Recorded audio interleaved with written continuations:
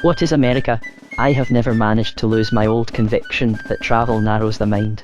At least a man must make a double effort of moral humility and imaginative energy to prevent it from narrowing his mind. Indeed, there is something touching and even tragic about the thought of the thoughtless tourist, who might have stayed at home loving Laplanders, embracing Chinamen, and clasping Patagonians to his heart in Hampstead or Surbiton, but for his blind and suicidal impulse to go and see what they looked like. This is not meant for nonsense, still less is it meant for the silliest sort of nonsense, which is cynicism. The human bond that he feels at home is not an illusion. On the contrary, it is rather an inner reality. Man is inside all men. In a real sense, any man may be inside any man. But to travel is to leave the inside and draw dangerously near the outside. So long as he thought of men in the abstract, like naked toiling figures in some classic frieze, merely as those who labour and love their children and die, he was thinking the fundamental truth about them. By going to look at their unfamiliar manners and customs, he is inviting them to disguise themselves in fantastic masks and costumes. Many modern internationalists talk as if men of different nationalities had only to meet and mix and understand each other. In reality, that is the moment of supreme danger, the moment when they meet. We might shiver, as at the old euphemism by which a meeting meant a duel. Travel ought to combine amusement with instruction, but most travellers are so much amused that they refuse to be instructed. I do not blame them for being amused. It is perfectly natural to be amused at a Dutchman for being Dutch or a Chinaman for being Chinese. Where they are wrong is that they take their own amusement seriously. They base on it their serious ideas of international instruction. It was said that the Englishman takes his pleasures sadly, and the pleasure of despising foreigners is one which he takes most sadly of all. He comes to scoff and does not remain to pray, but rather to excommunicate. Hence in international relations there is far too little laughing, and far too much sneering. But I believe that there is a better way, which largely consists of laughter, a form of friendship between nations which is actually founded on differences. To hint at some such better way is the only excuse of this book. Let me begin my American impressions with two impressions I had before I went to America. One was an incident and the other an idea, and when taken together they illustrate the attitude I mean. The first principle is that nobody should be ashamed of thinking a thing funny because it is foreign. The second is that he should be ashamed of thinking it wrong because it is funny. The reaction of his senses and superficial habits of mind against something new, and to him abnormal, is a perfectly healthy reaction. But the mind which imagines that mere unfamiliarity can possibly prove anything about inferiority is a very inadequate mind. It is inadequate even in criticizing things that may really be inferior to the things involved here. It is far better to laugh at a Negro for having a black face, than to sneer at him for having a sloping skull. It is proportionally even more preferable to laugh rather than judge in dealing with highly civilized peoples. Therefore I put at the beginning two working examples of what I felt about America before I saw it. The sort of thing that a man has a right to enjoy as a joke, and the sort of thing he has a duty to understand and respect, because it is the explanation of the joke. When I went to the American consulate to regularize my passports, I was capable of expecting the American consulate to be American. Embassies and consulates are by tradition like islands of the soil for which they stand, and I have often found the tradition corresponding to a truth. I have seen the unmistakable French official living on omelettes and a little wine and serving his sacred abstractions under the last palm trees, fringing a desert. In the heat and noise of quarreling Turks and Egyptians, I have come suddenly, as with the cool shock of his own shower bath, on the listless amiability of the English gentleman. The officials I interviewed were very American, especially in being very polite. For whatever may have been the mood or meaning of Martin Chuzzlewit, I have always found Americans by far the politest people in the world. They put in my hands a form to be filled up, to all appearance like other forms I had filled up in other passport offices. But in reality it was very different from any form I had ever filled up in my life. At least it was a little like a freer form of the game called Confessions, which my friends and I invented in our youth. An examination paper containing questions like, if you saw a rhinoceros in the front garden, what would you do? One of my friends, I remember, wrote, take the pledge. But that is another story, and might bring Mr. Pussyfoot Johnson on the scene before his time. One of the questions on the paper was, are you an anarchist?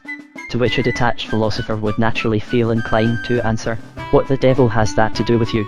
Are you an atheist?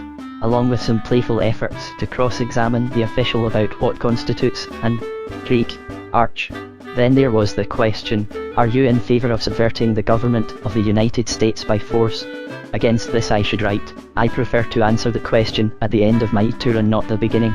The Inquisitor, in his more than morbid curiosity, had then written down, "Are you a polygamist?" The answer to this is, no such luck, or not such a fool, according to our experience of the other sex.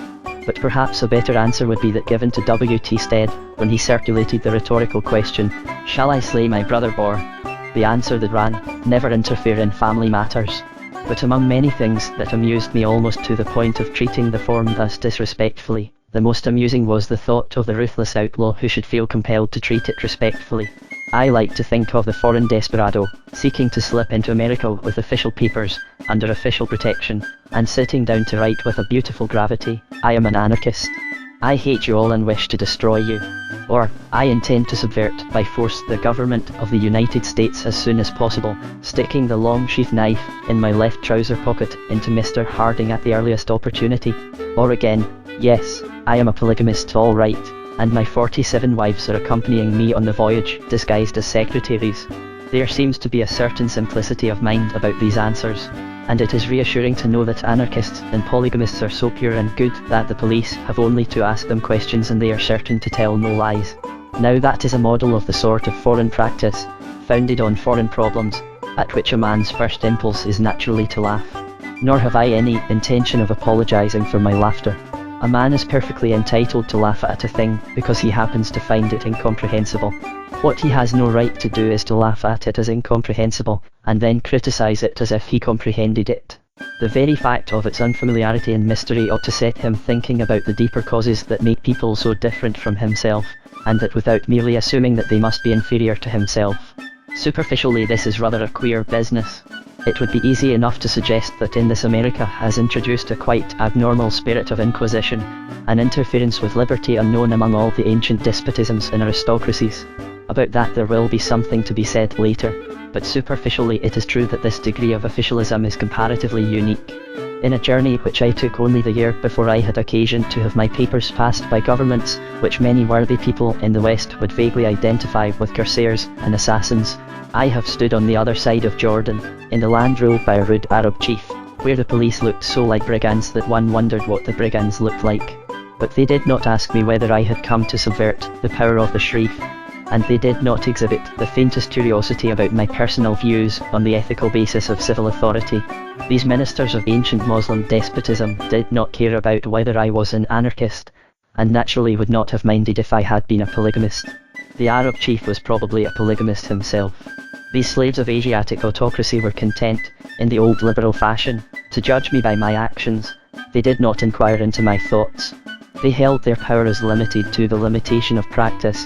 They did not forbid me to hold a theory. It would be easy to argue here that Western democracy persecutes, where even Eastern despotism tolerates or emancipates. It would be easy to develop the fancy that, as compared with the sultans of Turkey or Egypt, the American Constitution is a thing like the Spanish Inquisition.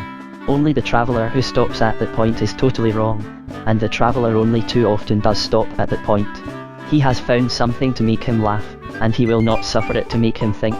And the remedy is not to unsay what he has said, not even, so to speak, to unlaw what he has laughed, not to deny that there is something unique and curious about this American Inquisition into our abstract opinions, but rather to continue the train of thought, and follow the admirable advice of Mr. H.G. Wells, who said, "It is not much good thinking of a thing unless you think it out."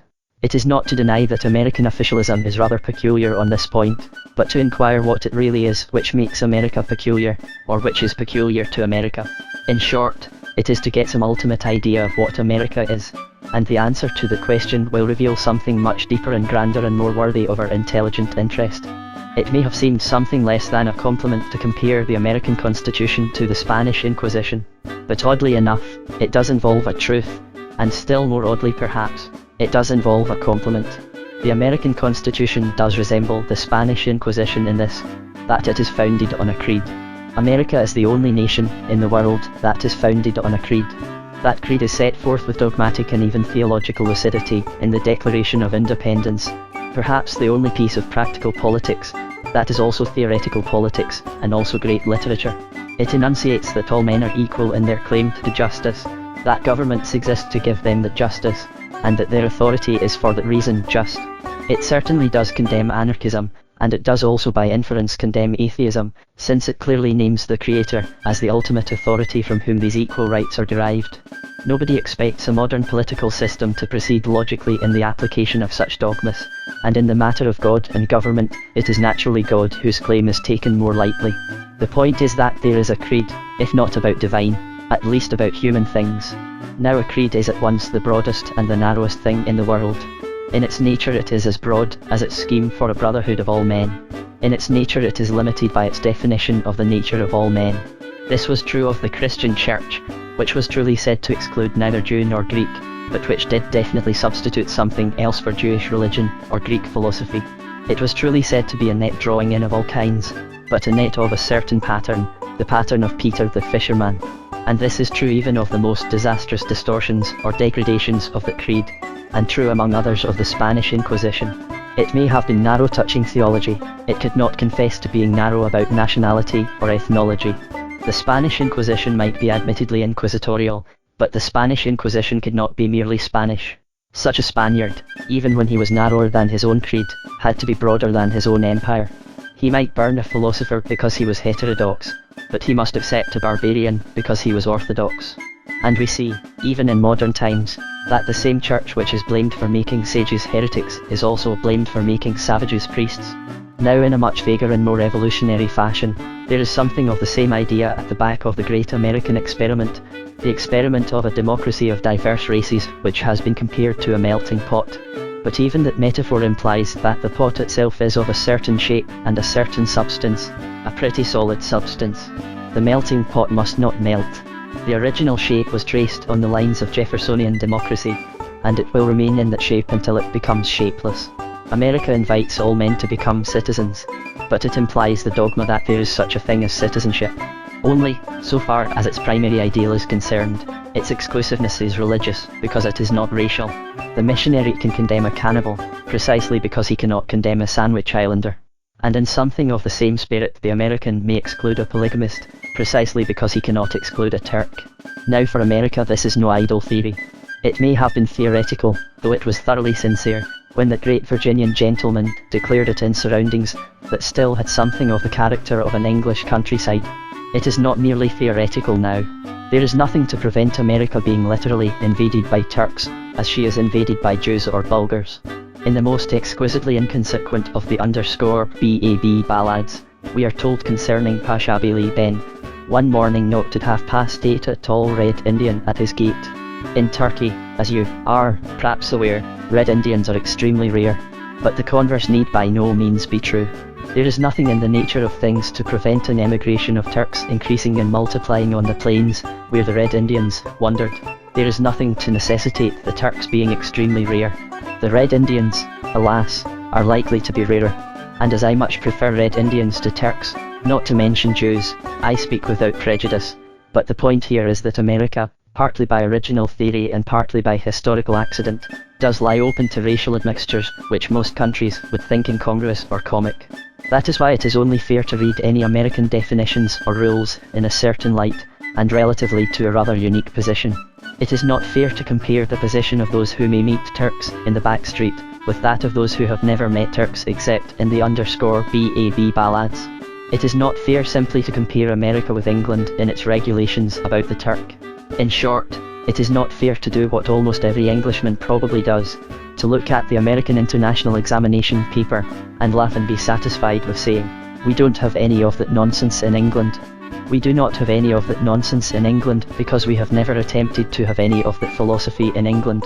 And, above all, because we have the enormous advantage of feeling it natural to be national, because there is nothing else to be.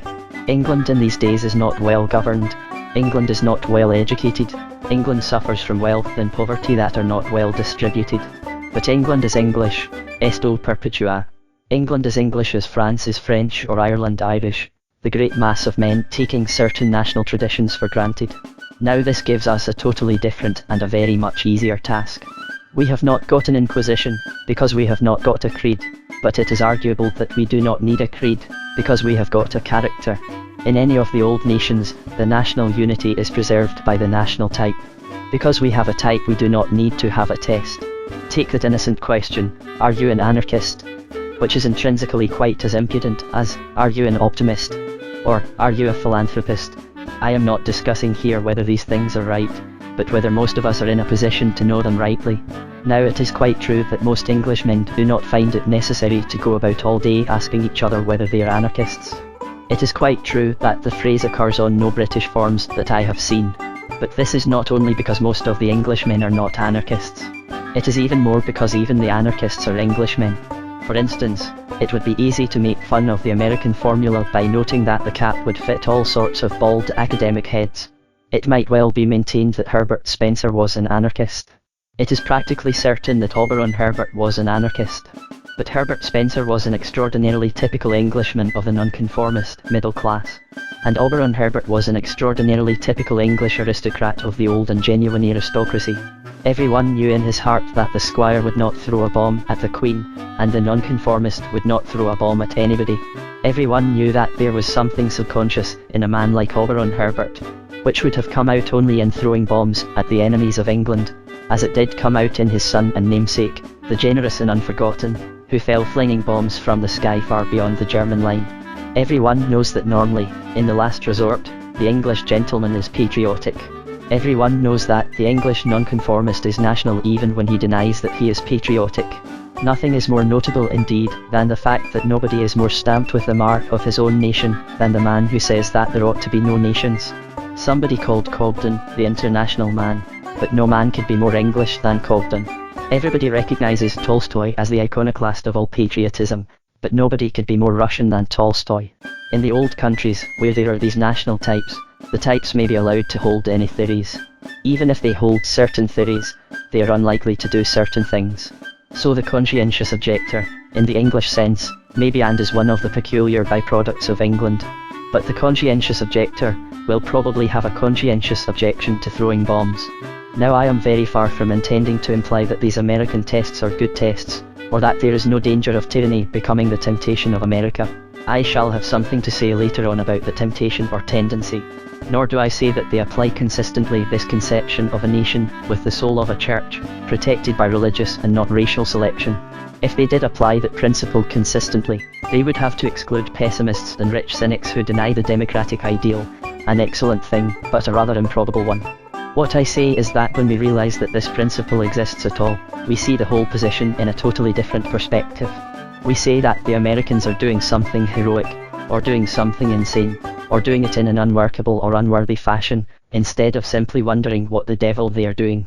When we realize the democratic design of such a cosmopolitan commonwealth, and compare it with their insular reliance or instincts, we see at once why such a thing has to be not only democratic but dogmatic. We see why in some points it tends to be inquisitive or intolerant.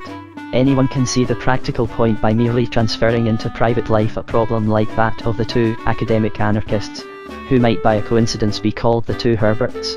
Suppose a man said, "Buffle, my old Oxford tutor, wants to meet you. I wish you'd ask him down for a day or two.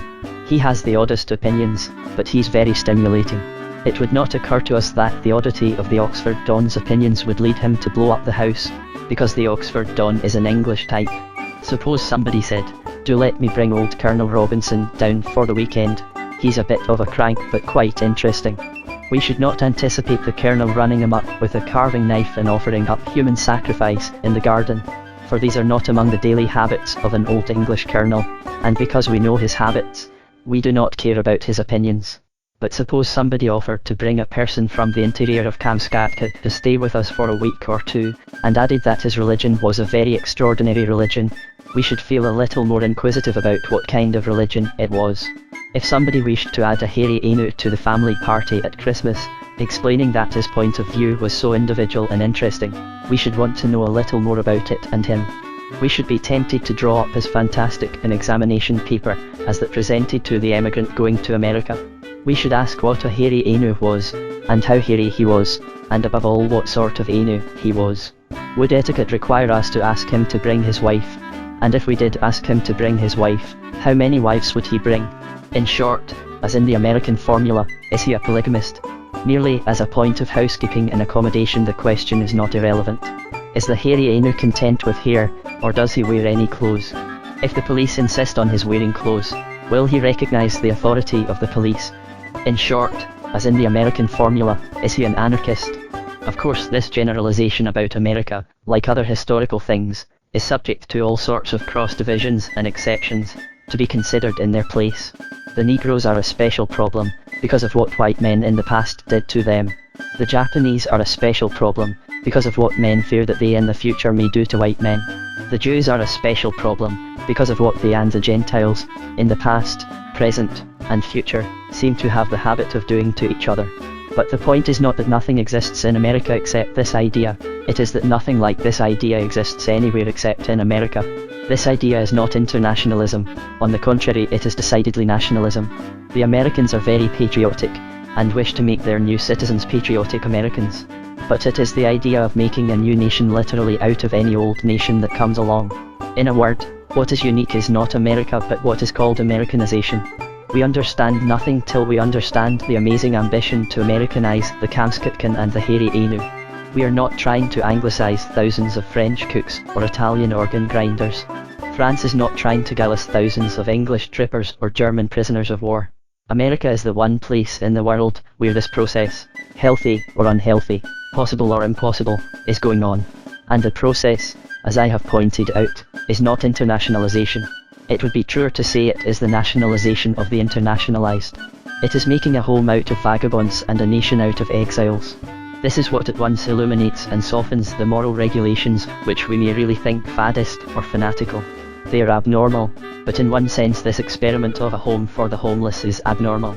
In short, it has long been recognized that America was an asylum. It is only since Prohibition that it has looked a little like a lunatic asylum. It was before sailing for America, as I have said, that I stood with the official paper in my hand and these thoughts in my head. It was while I stood on English soil that I passed through the two stages of smiling and then sympathizing, of realizing that my momentary amusement, at being asked if I were not an anarchist, was partly due to the fact that I was not an American. And in truth I think there are some things a man ought to know about America before he sees it. What we know of a country beforehand may not affect what we see that it is, but it will vitally affect what we appreciate it for being, because it will vitally affect what we expect it to be. I can honestly say that I had never expected America to be what 9/10 of the newspaper critics invariably assume it to be. I never thought it was a sort of Anglo-Saxon colony, knowing that it was more and more thronged with crowds of very different colonists. During the war I felt that the very worst propaganda for the Allies was the propaganda for the Anglo-Saxons. I tried to point out that in one way America is nearer to Europe than England is. If she is not nearer to Bulgaria, she is nearer to Bulgars. If she is not nearer to Bohemia, she is nearer to Bohemians. In my New York hotel the head waiter in the dining room was a Bohemian. The head waiter in the grill room was a Bulgar. Americans have nationalities at the end of the street, which for us are at the ends of the earth. I did my best to persuade my countrymen not to appeal to the American as if he were a rather dowdy Englishman, who had been rusticating in the provinces and had not heard the latest news about the town. I shall record later some of those arresting realities which the traveller does not expect, and which, in some cases I fear, he actually does not see because he does not expect. I shall try to do justice to the psychology of what Mr. Belloc has called eye-openers in travel. But there are some things about America that a man ought to see even with his eyes shut. One is that a state that came into existence solely through its repudiation and abhorrence of the British Crown is not likely to be a respectful copy of the British Constitution. Another is that the chief mark of the Declaration of Independence is something that is not only absent from the British Constitution, but something which all our constitutionalists have invariably thanked God, with the jolliest boasting and bragging, that they had kept out of the British Constitution. It is the thing called abstraction or academic logic. It is the thing which such jolly people call theory, and which those who can practice it call thought. And the theory or thought is the very last to which English people are accustomed, either by their social structure or their traditional teaching. It is the theory of equality. It is the pure classic conception that no man must aspire to be anything more than a citizen, and that no man should endure to be anything less. It is by no means especially intelligible to an Englishman, who tends at his best to the virtues of the gentleman and at his worst to the vices of the snob. The idealism of England, or if you will the romance of England, has not been primarily the romance of the citizen. But the idealism of America, we may safely say, still revolves entirely round the citizen and his romance. The realities are quite another matter, and we shall consider in its place the question of whether the ideal will be able to shape the realities or will merely be beaten shapeless by them. The ideal is besieged by inequalities of the most towering and insane description in the industrial and economic field. It may be devoured by modern capitalism, perhaps the worst inequality that ever existed among men. Of all that we shall speak later. But citizenship is still the American ideal. There is an army of actualities opposed to that ideal, but there is no ideal opposed to that ideal. American plutocracy has never got itself respected like English aristocracy. Citizenship is the American ideal, and it has never been the English ideal. But it is surely an ideal that may stir some imaginative generosity and respect in an Englishman, if he will condescend to be also a man. In this vision of moulding many peoples into the visible image of the citizen, he may see a spiritual adventure, which he can admire from the outside, at least as much as he admires the valor of the Muslims and much more than he admires the virtues of the Middle Ages. He need not set himself to develop equality, but he need not set himself to misunderstand it. He may at least understand what Jefferson and Lincoln meant, and he may possibly find some assistance in this task by reading what they said. He may realize that equality is not some crude fairy tale about all men being equally tall or equally tricky, which we not only cannot believe but cannot believe in anybody believing. It is an absolute of morals by which all men have a value invariable and indestructible and a dignity as intangible as death. He may at least be a philosopher and see that equality is an idea, and not merely one of these soft-headed skeptics who, having risen by low tricks to high places, drink bad champagne in tawdry hotel lounges, and tell each other 20 times over, with unwearied iteration, that equality is an illusion. In truth it is inequality that is the illusion. The extreme disproportion between men, that we seem to see in life, is a thing of changing lights and lengthening shadows, a twilight full of fancies and distortions. We find a man famous and cannot live long enough to find him forgotten. We see a race dominant and cannot linger to see it decay. It is the experience of men that always returns to the equality of men. It is the average that ultimately justifies the average man. It is when men have seen and suffered much and come at the end of more elaborate experiments, that they see men as men under an equal light of death and daily laughter, and none the less mysterious for being many. Nor is it in vain that these Western Democrats have sought the blasonry of their flag in that great multitude of immortal lights that endure behind the fires we see, and gathered them into the corner of Old Glory, whose ground is like the glittering night. For veritably, in the spirit as well as in the symbol, suns and moons and meteors pass and fill our skies with a fleeting and almost theatrical conflagration, and wherever the old shadow stoops upon the earth, the stars return. _A meditation in a New York hotel. All this must begin with an apology and not an apologia. When I went wandering about the States disguised as a lecturer, I was well aware that I was not sufficiently well disguised to be a spy. I was even in the worst possible position to be a sightseer. A lecturer to American audiences can hardly be in the holiday mood of a sightseer. It is rather the audience that is sightseeing, even if it is seeing a rather melancholy sight. Some say that people come to see the lecturer and not to hear him, in which case it seems rather a pity that he should disturb and distress their minds with a lecture. He might merely display himself on a stand or platform for a stipulated sum, or be exhibited like a monster in a menagerie. The circus elephant is not expected to make a speech, but it is equally true that the circus elephant is not allowed to write a book.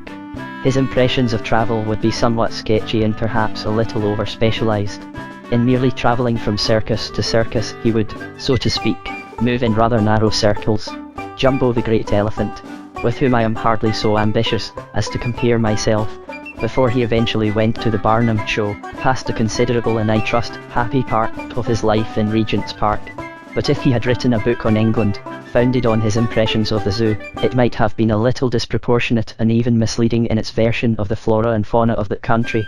He might imagine that lions and leopards were commoner than they are in our hedgerows and country lanes, or that the head and neck of a giraffe was as native to our landscapes as a village spire. And that is why I apologise in anticipation for a probable lack of proportion in this work. Like the elephant, I may have seen too much of a special enclosure where a special sort of lions are gathered together. I may exaggerate the territorial, as distinct from the vertical space occupied by the spiritual giraffe, for the giraffe may surely be regarded as an example of uplift, and is even, in a manner of speaking, a highbrow. Above all, I shall probably make generalizations that are much too general, and are insufficient through being exaggerative. To this sort of doubt all my impressions are subject, and among them the negative generalization with which I shall begin this rambling meditation on American hotels. In all my American wanderings, I never saw such a thing as an inn. They may exist, but they do not arrest the traveller upon every road as they do in England and in Europe. The saloons no longer existed when I was there, owing to the recent reform which restricted intoxicants to the wealthier classes. But we feel that the saloons have been there, if one may so express it. Their absence is still present. They remain in the structure of the street and the idiom of the language. But the saloons were not inns. If they had been inns, it would have been far harder even for the power of modern plutocracy to root them out. There will be a very different chase when the white hart is hunted to the forests, or when the red lion turns to bay. But people could not feel about the American saloon as they will feel about the English inns. They could not feel that the prohibitionist, that vulgar chucker out, was chucking Chaucer out of the Tabard and Shakespeare out of the Mermaid. In justice to the American prohibitionists, it must be realised that they were not doing quite such desecration, and that many of them felt the saloon a specially poisonous sort of place. They did feel that drinking places were used only as drug shops. So they have effected the Great Reconstruction, by which it will be necessary to use only drug shops as drinking places. But I am not dealing here with the problem of prohibition except in so far as it is involved in the statement that the saloons were in no sense inns. Secondly, of course, there are the hotels. There are indeed. There are hotels toppling to the stars, hotels covering the acreage of villages, hotels in multitudinous number like a mob of Babylonian or Assyrian monuments, but the hotels also are not inns. Broadly speaking, there is only one hotel in America. The pattern of it, which is a very rational pattern, is repeated in cities as remote from each other as the capitals of European empires. You may find that hotel rising among the red blooms of the warm spring woods of Nebraska, or whitened with Canadian snows near the eternal noise of Niagara.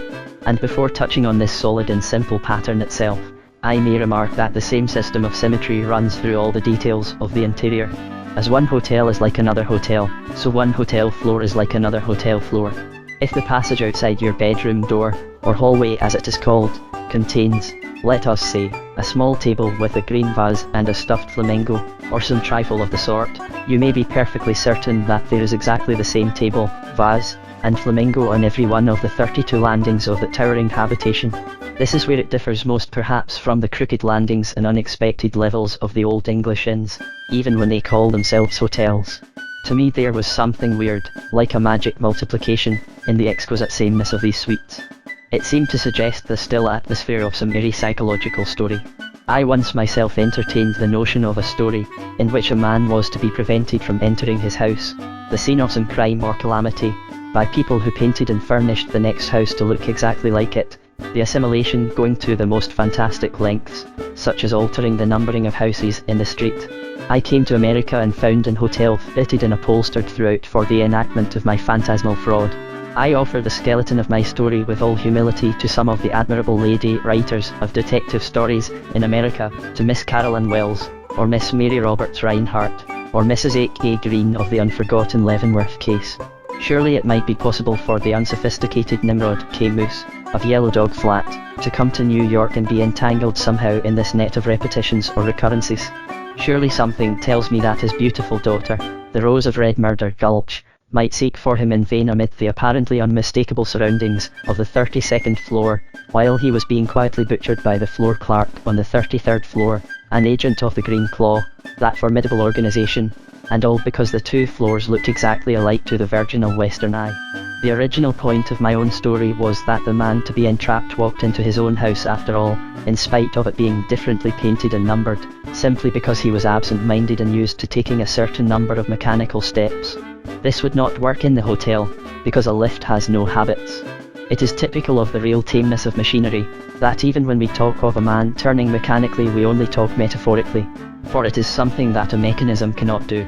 But I think there is only one real objection to my story of Mr. Moose in the New York hotel, and that is unfortunately a rather fatal one.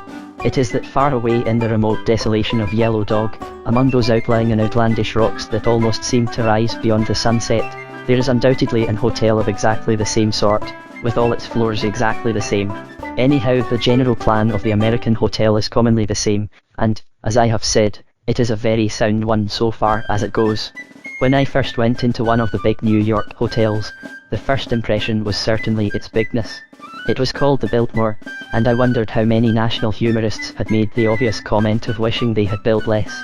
But it was not merely the Babylonian size and scale of such things, it was the way in which they are used. They are used almost as public streets, or rather as public squares. My first impression was that I was in some sort of high street or marketplace during a carnival or a revolution. True, the people looked rather rich for a revolution and rather grave for a carnival, but they were congested in great crowds that moved slowly like people passing through an overcrowded railway station. Even in the dizzy heights of such a skyscraper, there could not possibly be room for all those people to sleep in the hotel, or even to dine in it. And, as a matter of fact, they did nothing whatever except drift into it and drift out again. Most of them had no more to do with the hotel than I have with Buckingham Palace. I have never been in Buckingham Palace, and I have very seldom, thank God, been in the big hotels of this type that exist in London or Paris. But I cannot believe that mobs are perpetually pouring through the Hotel Cecil or the Savoy in this fashion, calmly coming in at one door and going out of the other.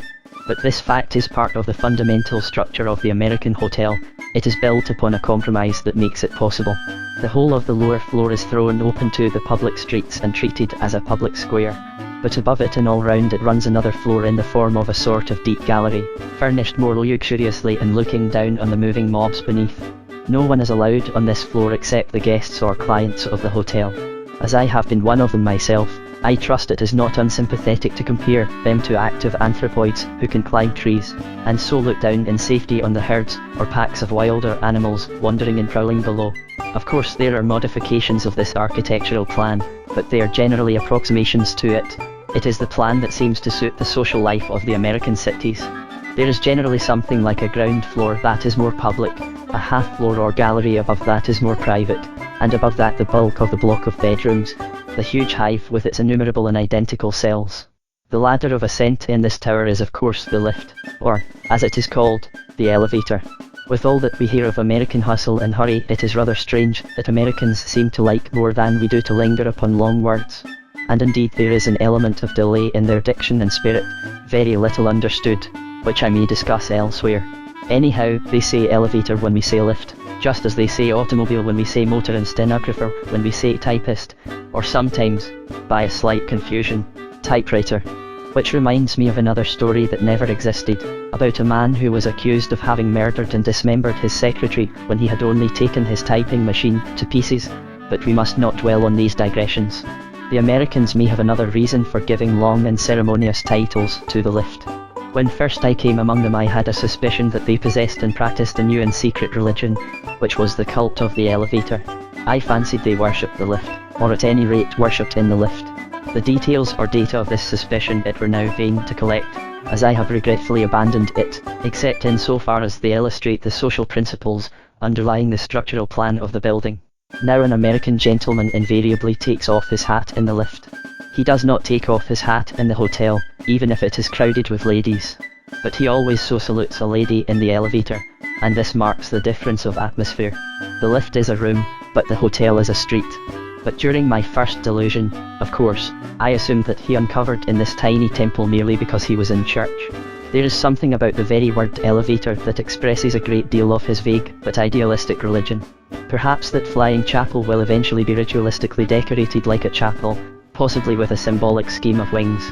Perhaps a brief religious service will be held in the elevator as it ascends, in a few well-chosen words touching the utmost for the highest. Possibly he would consent even to call the elevator a lift, if he could call it an uplift. There would be no difficulty, except what I cannot but regard as the chief moral problem of all optimistic modernism. I mean the difficulty of imagining a lift which is free to go up, if it is not also free to go down. I think I know my American friends and acquaintances too well to apologize for any levity in these illustrations. Americans make fun of their own institutions, and their own journalism is full of such fanciful conjectures. The tall building is itself artistically akin to the tall story. The very word skyscraper is an admirable example of an American lie. But I can testify quite as eagerly to the solid and sensible advantages of the symmetrical hotel. It is not only a pattern of vases and stuffed flamingos, it is also an equally accurate pattern of cupboards and baths. It is a dignified and humane custom to have a bathroom attached to every bedroom, and my impulse to sing the praises of it brought me once at least into a rather quaint complication. I think it was in the city of Dayton, Anyhow, I remembered there was a laundry convention going on in the same hotel, in a room very patriotically and properly festooned with the stars and stripes, and doubtless full of promise for the future of laundering. I was interviewed on the roof, within earshot of this debate, and may have been the victim of some association or confusion. Anyhow, after answering the usual questions about labour, the League of Nations, the length of ladies' dresses, and other great matters, I took refuge in a rhapsody of warm and well-deserved praise of American bathrooms. The editor, I understand, running a gloomy eye down the column of his contributor's story, and seeing nothing but metaphysical terms such as justice, freedom, the abstract disapproval of sweating, swindling, and the like, paused at last upon the ablutionary allusion, and his eye brightened. "That's the only copy in the whole thing," he said, "a bathtub in every home." So these words appeared in enormous letters above my portrait in the paper. It will be noted that, like many things that practical men make a great point of, they miss the point. What I had commended as new and national was a bathroom in every bedroom. Even feudal and moss-grown England is not entirely ignorant of an occasional bathtub in the home. But what gave me great joy was what followed. I discovered with delight that many people, glancing rapidly at my portrait, with its prodigious legend, imagined that it was a commercial advertisement, and that I was a very self-advertising commercial traveller. When I walked about the streets, I was supposed to be travelling in bathtubs. Consider the caption of the portrait, and you will see how similar it is to the true commercial slogan, "We offer a bathtub in every home." And this charming error was doubtless clinched by the fact that I had been found haunting the outer courts of the Temple of the Ancient Guild of Lavenders. I never knew how many shared the impression. I regret to say that I only traced it with certainty in 2 individuals. But I understand that it included the idea that I had come to the town to attend the laundry convention, and had made an eloquent speech to the Senate, no doubt exhibiting my tubs. Such was the penalty of too passionate and unrestrained an admiration for American bathrooms. Yet the connection of ideas, however inconsequent, does cover the part of social practice for which these American institutions can really be praised. About everything like laundry or hot and cold water, there is not only organisation, but what does not always or perhaps often go with it, efficiency. Americans are particular about these things of dress and decorum, and it is a virtue which I very seriously recognise, though I find it very hard to emulate. But with them it is a virtue. It is not a mere convention, still less a mere fashion. It is really related to human dignity rather than to social superiority. The really glorious thing about the American is that he does not dress like a gentleman, he dresses like a citizen or a civilized man. His puritanic particularity on certain points is really detachable from any definite social ambitions. These things are not a part of getting into society but merely of keeping out of savagery. Those millions and millions of middling people, that huge middle class especially of the Middle West, are not near enough to any aristocracy even to be sham aristocrats, or to be real snobs. But their standards are secure, and though I do not really travel in a bathtub, or believe in the bathtub philosophy and religion, I will not on this matter recoil misanthropically from them. I prefer the tub of Dayton to the tub of Diogenes. On these points there is really something a million times better than efficiency, and that is something like equality. In short, the American hotel is not America, but it is American. In some respects it is as American as the English inn is English. And it is symbolic of that society in this among other things, that it does tend too much to uniformity, but that very uniformity disguises not a little natural dignity. The old Romans boasted that their republic was a nation of kings. If we really walked abroad in such a kingdom, we might very well grow tired of the sight of a crowd of kings, of every man with a gold crown on his head or an ivory sceptre in his hand. But it is arguable that we ought not to grow tired of the repetition of crowns and sceptres, any more than of the repetition of flowers and stars. The whole imaginative effort of Walt Whitman was really an effort to absorb and animate these multitudinous modern repetitions, and Walt Whitman would be quite capable of including in his lyric litany of optimism a list of the 999 identical bathrooms. I do not sneer at the generous effort of the giant, though I think, when all is said, that it is a criticism of modern machinery, that the effort should be gigantic as well as generous. While there is so much repetition, there is little repose. It is the pattern of a kaleidoscope rather than a wallpaper, a pattern of figures running and even leaping like the figures in a zoetrope.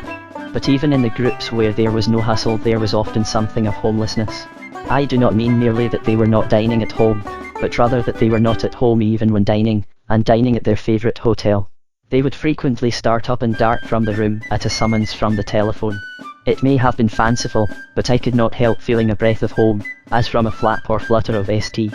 George's Cross, when I first sat down in a Canadian hostelry, and read the announcement that no such telephonic or other summonses were allowed in the dining room. It may have been a coincidence, and there may be American hotels with this merciful proviso and Canadian hotels without it, but the thing was symbolic even if it was not evidential.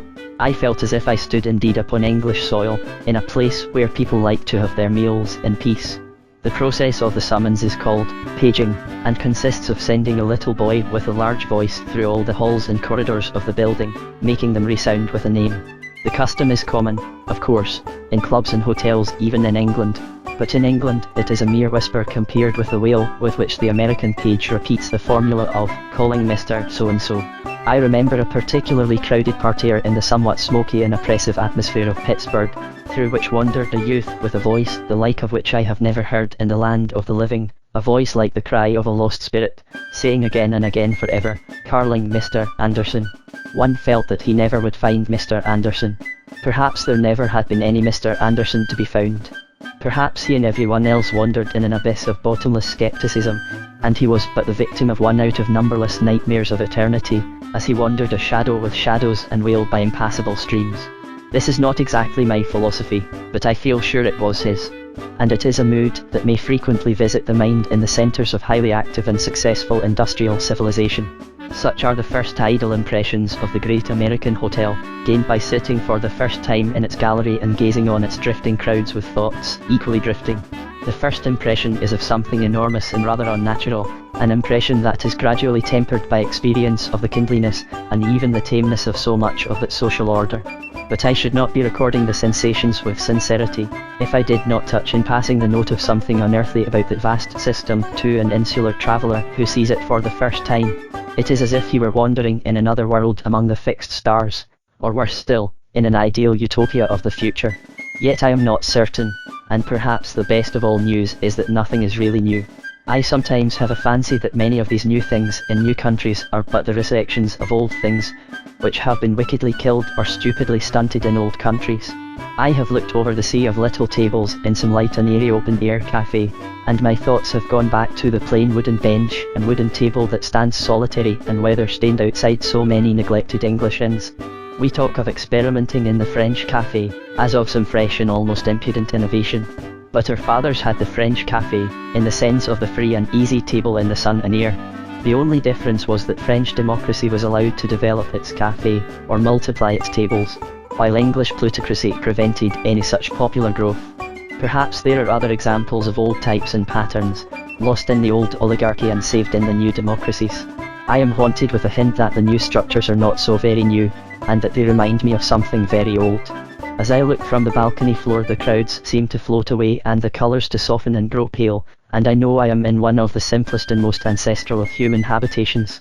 I am looking down from the old wooden gallery upon the courtyard of an inn. This new architectural model, which I have described, is after all one of the oldest European models, now neglected in Europe and especially in England. It was the theatre in which were enacted innumerable picaresque comedies and romantic plays, with figures ranging from Sancho Panza to Sam Weller. It served as the apparatus, like some gigantic toy set up in bricks and timber, for the ancient and perhaps eternal game of tennis. The very terms of the original game were taken from the inn courtyard, and the players scored accordingly as they hit the buttery hatch or the roof.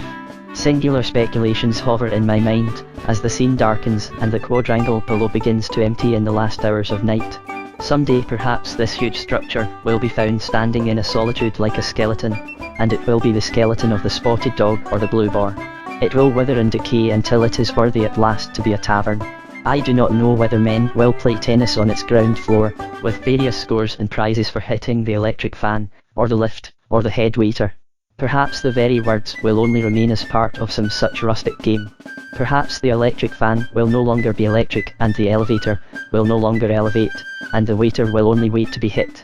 But at least it is only by the decay of modern plutocracy, which seems already to have begun, that the secret of the structure even of this plutocratic palace can stand revealed.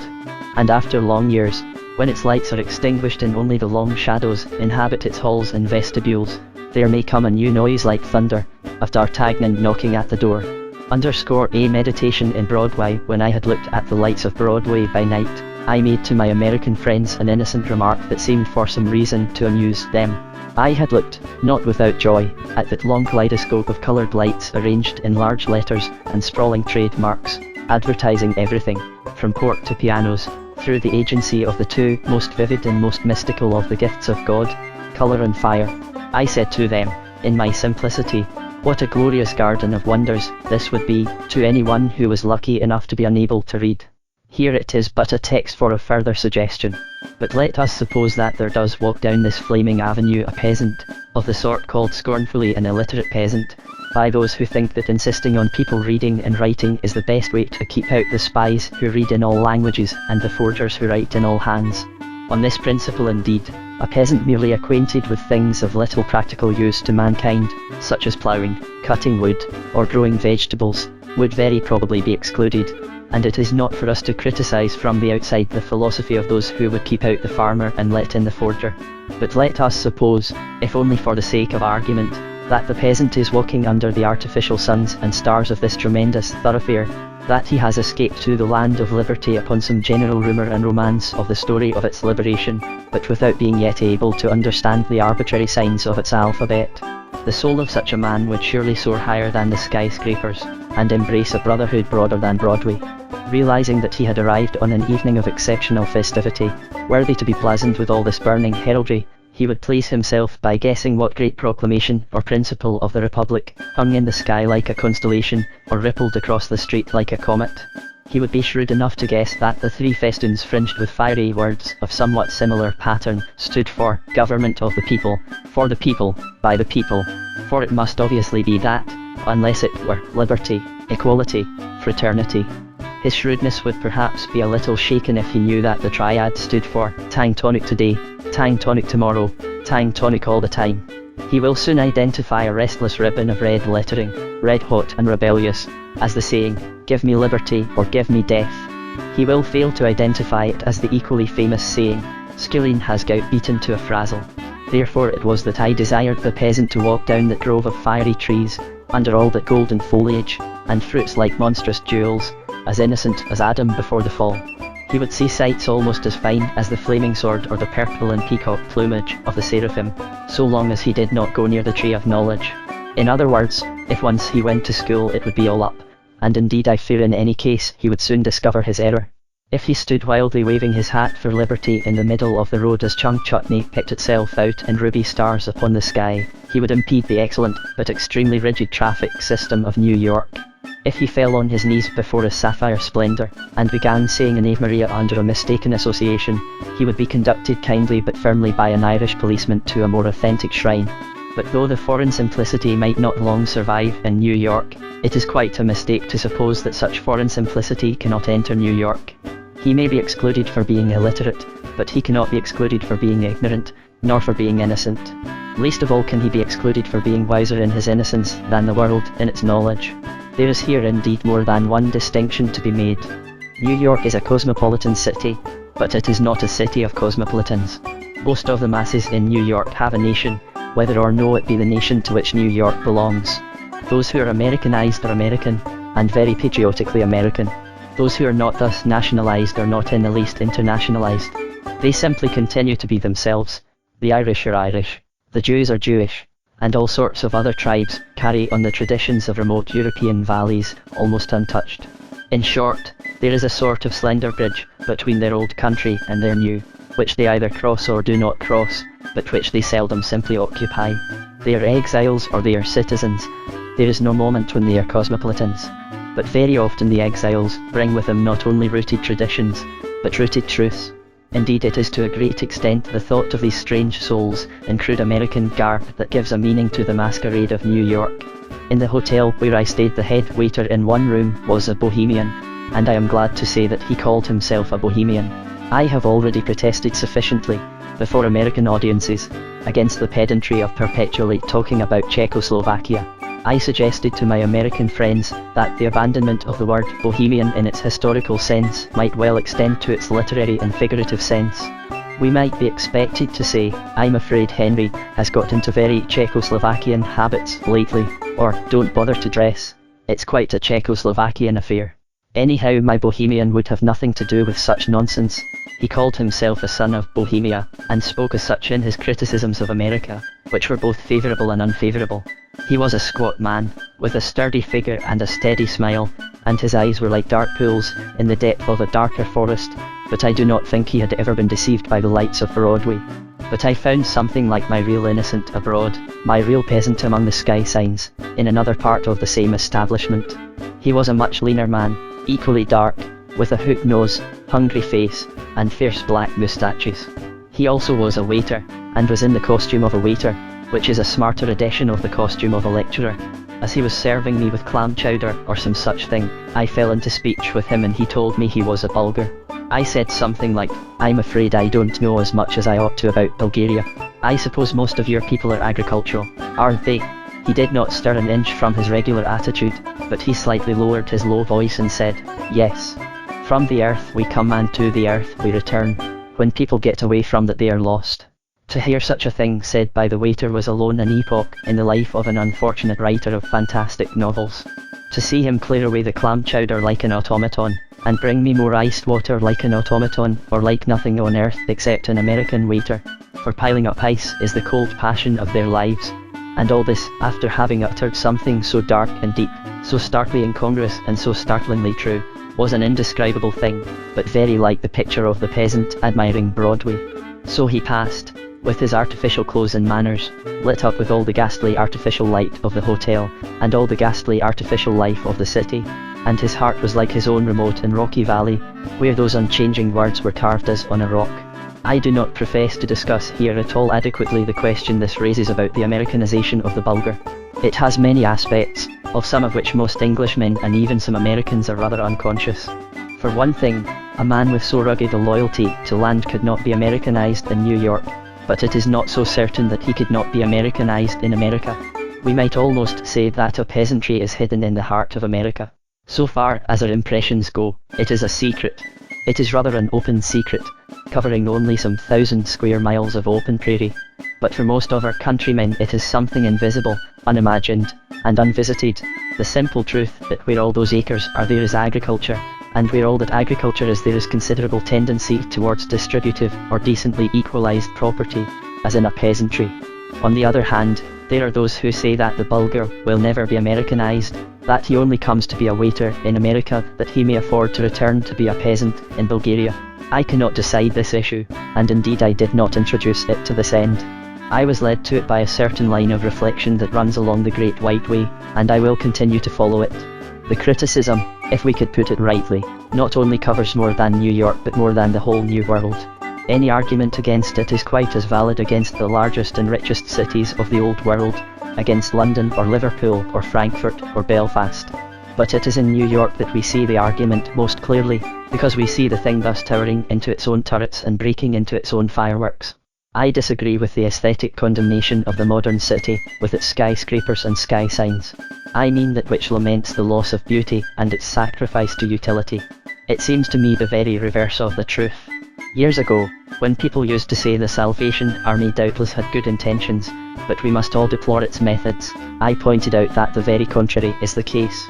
Its method, the method of drums and democratic appeal, is that of the Franciscans or any other march of the church militant. It was precisely its aims that were dubious, with their dissenting morality and despotic finance. It is somewhat the same with things like the sky signs in Broadway. The aesthete must not ask me to mingle my tears with his, because these things are merely useful and ugly.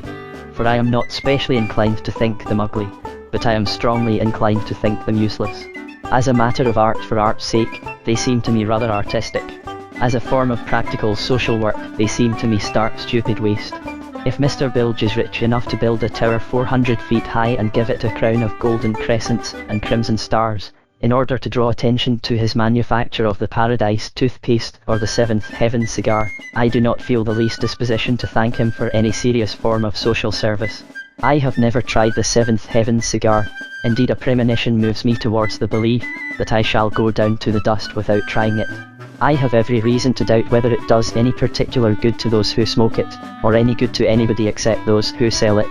In short, Mr. Bilge's usefulness consists in being useful to Mr. Bilge, and all the rest is illusion and sentimentalism. But because I know that bilge is only bilge, shall I stoop to the profanity of saying that fire is only fire? Shall I blaspheme crimson stars any more than crimson sunsets, or deny that those moons are golden any more than that this grass is green? If a child saw these coloured lights, he would dance with as much delight as at any other coloured toys, and it is the duty of every poet, and even of every critic, to dance in respectful imitation of the child. Indeed, I am in a mood of so much sympathy with the fairy lights of this pantomime city, that I should be almost sorry to see social sanity and a sense of proportion return to extinguish them. I fear the day is breaking, and the broad daylight of tradition and ancient truth is coming to end all this delightful nightmare of New York at night. Peasants and priests and all sorts of practical and sensible people are coming back into power, and their stern realism may wither all these beautiful, unsubstantial, useless things. They will not believe in the seventh heaven cigar, even when they see it shining as with stars in the seventh heaven. They will not be affected by advertisements, any more than the priests and peasants of the Middle Ages would have been affected by advertisements. Only a very soft-headed, sentimental, and rather servile generation of men could possibly be affected by advertisements at all. People who are a little more hard-headed, humorous, and intellectually independent, see the rather simple joke, and are not impressed by this or any other form of self-praise. Almost any other men in almost any other age would have seen the joke. If you had said to a man in the Stone Age, "Ugg says Ugg makes the best stone hatchets," he would have perceived a lack of detachment and disinterestedness about the testimonial. If you had said to a medieval peasant, "Robert the bowyer proclaims, with 3 blasts of a horn, that he makes good bows," the peasant would have said, "Well, of course he does," and thought about something more important. It is only among people whose minds have been weakened by a sort of mesmerism that so transparent a trick as that of advertisement could ever have been tried at all. And if ever we have again, as for other reasons I cannot but hope we shall, a more democratic distribution of property, and a more agricultural basis of national life, it would seem at first sight only too likely that all this beautiful superstition will perish, and the fairyland of Broadway with all its varied rainbows fade away. For such people the seventh heaven cigar, like the 19th century city, will have ended in smoke, and even the smoke of it will have vanished. But the next stage of reflection brings us back to the peasant looking at the lights of Broadway. It is not true to say in the strict sense that the peasant has never seen such things before. The truth is that he has seen them on a much smaller scale, but for a much larger purpose. Peasants also have their ritual and ornament, but it is to adorn more real things. Apart from our first fancy about the peasant who could not read, there is no doubt about what would be apparent to a peasant who could read, and who could understand. For him also fire is sacred, for him also colour is symbolic. But where he sets up a candle to light the little shrine of St. Joseph, he finds it takes 1200 candles to light the seventh heaven cigar. He is used to the colours in church windows showing red for martyrs, or blue for Madonnas. But here he can only conclude that all the colours of the rainbow belong to Mr. Bilge. Now upon the aesthetic side he might well be impressed, but it is exactly on the social and even scientific side that he has a right to criticise. If he were a Chinese peasant, for instance, and came from a land of fireworks, he would naturally suppose that he had happened to arrive at a great firework display in celebration of something, perhaps the sacred emperor's birthday, or rather birth night. It would gradually dawn on the Chinese philosopher that the emperor could hardly be born every night. And when he learned the truth, the philosopher, if he was a philosopher, would be a little disappointed, possibly a little disdainful. Compare, for instance, these everlasting fireworks with the damp squibs and dying bonfires of Guy Fawkes Day. That quaint and even queer national festival has been fading for some time out of English life. Still, it was a national festival, in the double sense that it represented some sort of public spirit pursued by some sort of popular impulse. People spent money on the display of fireworks. They did not get money by it. And the people who spent money were often those who had very little money to spend. It had something of the glorious and fanatical character of making the poor poorer. It did not, like the advertisements, have only the mean and materialistic character of making the rich richer. In short, it came from the people and it appealed to the nation. The historical and religious cause in which it originated is not mine, and I think it has perished partly through being tied to a historical theory for which there is no future. I think this is illustrated in the very fact that the ceremonial is merely negative and destructive. Negation and destruction are very noble things as far as they go, and when they go in the right direction, and the popular expression of them has always something hearty and human about it. I shall not therefore bring any fine or fastidious criticism, whether literary or musical, to bear upon the little boys who drag about a bolster and a paper mask, calling out Guy Fawkes, Guy hit him in the eye. But I admit it is a disadvantage that they have not a saint or hero to crown in effigy, as well as a traitor to burn in effigy. I admit that popular Protestantism has become too purely negative for people to in flowers the statue of Mr. Kensett or even of Dr. Clifford. I do not disguise my preference for popular Catholicism, which still has statues that can be read in flowers. I wish our national feast of fireworks revolved round something positive and popular. I wish the beauty of a Catherine wheel were displayed to the glory of St. Catherine. I should not especially complain if Roman candles were really Roman candles. But this negative character does not destroy the national character, which began at least in disinterested faith and has ended at least in disinterested fun. There is nothing disinterested at all about the new commercial fireworks. There is nothing so dignified as a dingy guy among the lights of Broadway. In that thoroughfare, indeed, the very word guy has another and milder significance. An American friend congratulated me on the impression I produced on a lady interviewer, observing, "She says you're a regular guy." This puzzled me a little at the time. Her description is no doubt correct, I said, but I confess that it would never have struck me as specially complimentary. But it appears that it is one of the most graceful of compliments, in the original American. A guy in America is a colourless term for a human being. All men are guys, being endowed by their creator with certain. But I am misled by another association. And a regular guy means, I presume, a reliable or respectable guy. The point here, however, is that the guy in the grotesque English sense does represent the dilapidated remnant of a real human tradition of symbolizing real historic ideals by the sacramental mystery of fire. It is a great fall from the lowest of these lowly bonfires to the highest of the modern sky signs. The new illumination does not stand for any national ideal at all, and what is yet more to the point, it does not come from any popular enthusiasm at all. That is where it differs from the narrowest national Protestantism of the English institution. Mobs have risen in support of no popery, no mobs are likely to rise in defence of the new puffery. Many a poor crazy orangeman has died saying, "To hell with the Pope." It is doubtful whether any man will ever, with his last breath, frame the ecstatic words, "Try Hugby's chewing gum." These modern and mercantile legends are imposed upon us by a mercantile minority, and we are merely passive to the suggestion. The hypnotist of high finance or big business merely writes his commands in heaven with a finger of fire. All men really are guys, in the sense of dummies. We are only the victims of his pyrotechnic violence, and it is he who hits us in the eye. This is the real case against that modern society that is symbolized by such art and architecture. It is not that it is toppling, but that it is top-heavy. It is not that it is vulgar, but rather that it is not popular. In other words, the democratic ideal of countries like America, while it is still generally sincere and sometimes intense, is at issue with another tendency, an industrial progress, which is of all things on earth the most undemocratic. America is not alone in possessing the industrialism, but she is alone in emphasizing the ideal that strives with industrialism. Industrial capitalism and ideal democracy are everywhere in controversy, but perhaps only here are they in conflict. France has a democratic ideal, but France is not industrial. England and Germany are industrial, but England and Germany are not really democratic. Of course, when I speak here of industrialism, I speak of great industrial areas. There is, as will be noted later, another side to all these countries. There is in America itself not only a great deal of agricultural society, but a great deal of agricultural equality, just as there are still peasants in Germany and may someday again be peasants in England. But the point is that the ideal and its enemy, the reality, are here crushed very close to each other in the high, narrow city, and that the skyscraper is truly named because its top, towering in such insolence, is scraping the stars off the American sky, the very heaven of the American spirit. That seems to me the main outline of the whole problem. In the first chapter of this book, I have emphasized the fact that equality is still the ideal though no longer the reality of America. I should like to conclude this one by emphasizing the fact that the reality of modern capitalism is menacing that ideal with terrors and even splendors that might well stagger the wavering and impressionable modern spirit. Upon the issue of that struggle depends the question of whether this new great civilization continues to exist, and even whether anyone cares if it exists or not.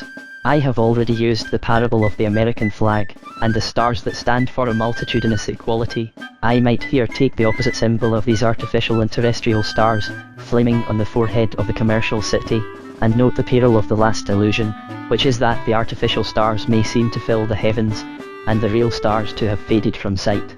But I am content for the moment to reaffirm the merely imaginative pleasure of those dizzy turrets and dancing fires. If those nightmare buildings were really all built for nothing, how noble they would be. The fact that they were really built for something need not unduly depress us for a moment, or drag down our soaring fancies. There is something about these vertical lines that suggests a sort of rush upwards, as of great cataracts topsy-turvy. I have spoken of fireworks, but here I should rather speak of rockets. There is only something underneath the mind murmuring that nothing remains at last of a flaming rocket except a falling stick. I have spoken of Babylonian perspectives, and of words written with a fiery finger, like that huge unhuman finger that wrote on Belshazzar's wall. But what did it write on Belshazzar's wall? I am content once more to end on a note of doubt and a rather dark sympathy with those many-coloured solar systems, turning so dizzily, far up in the divine vacuum of the night. From the earth we come and to the earth we return. When people get away from that they are lost. _IRISH In other interviews it is often asked what should be the first thing that a man sees when he lands in a foreign country, but I think it should be the vision of his own country.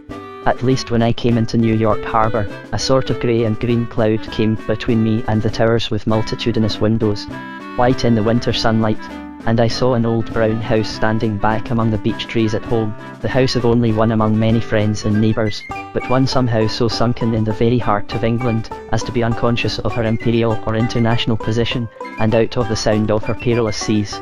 But what made most clear the vision that revisited me was something else.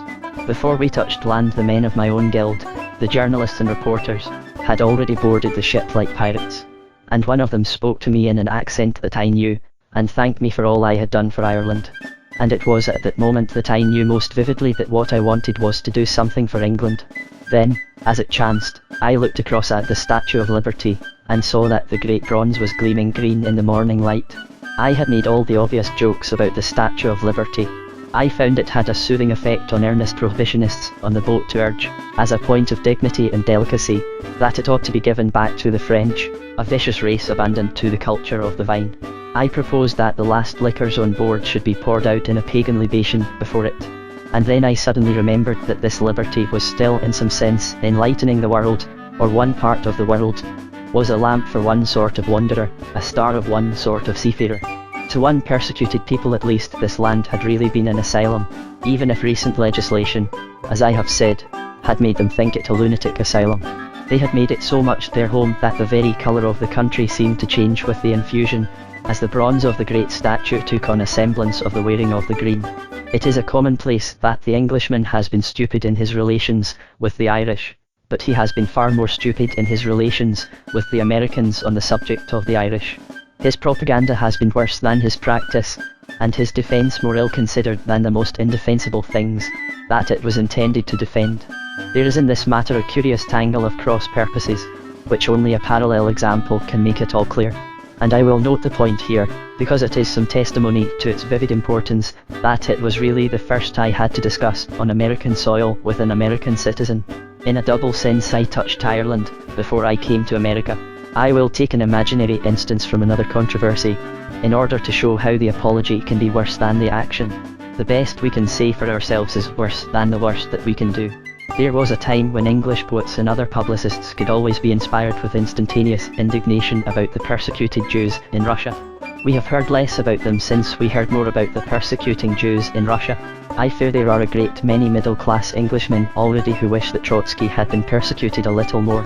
But even in those days Englishmen divided their minds in a curious fashion, and unconsciously distinguished between the Jews whom they had never seen in Warsaw, and the Jews whom they had often seen in Whitechapel. It seemed to be assumed that, by a curious coincidence, Russia possessed not only the very worst anti-Semites, but the very best Semites.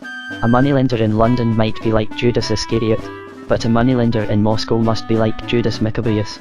Nevertheless there remained in our common sense an unconscious but fundamental comprehension of the unity of Israel, a sense that some things could be said, and some could not be said, about the Jews as a whole. Suppose that even in those days, to say nothing of these, an English protest against Russian anti-Semitism had been answered by the Russian anti-Semites, and suppose the answer had been somewhat as follows: it is all very well for foreigners to complain over denying civic rights to our Jewish subjects, but we know the Jews better than they do. They are a barbarous people, entirely primitive, and very like the simple savages, who cannot count beyond 5 on their fingers.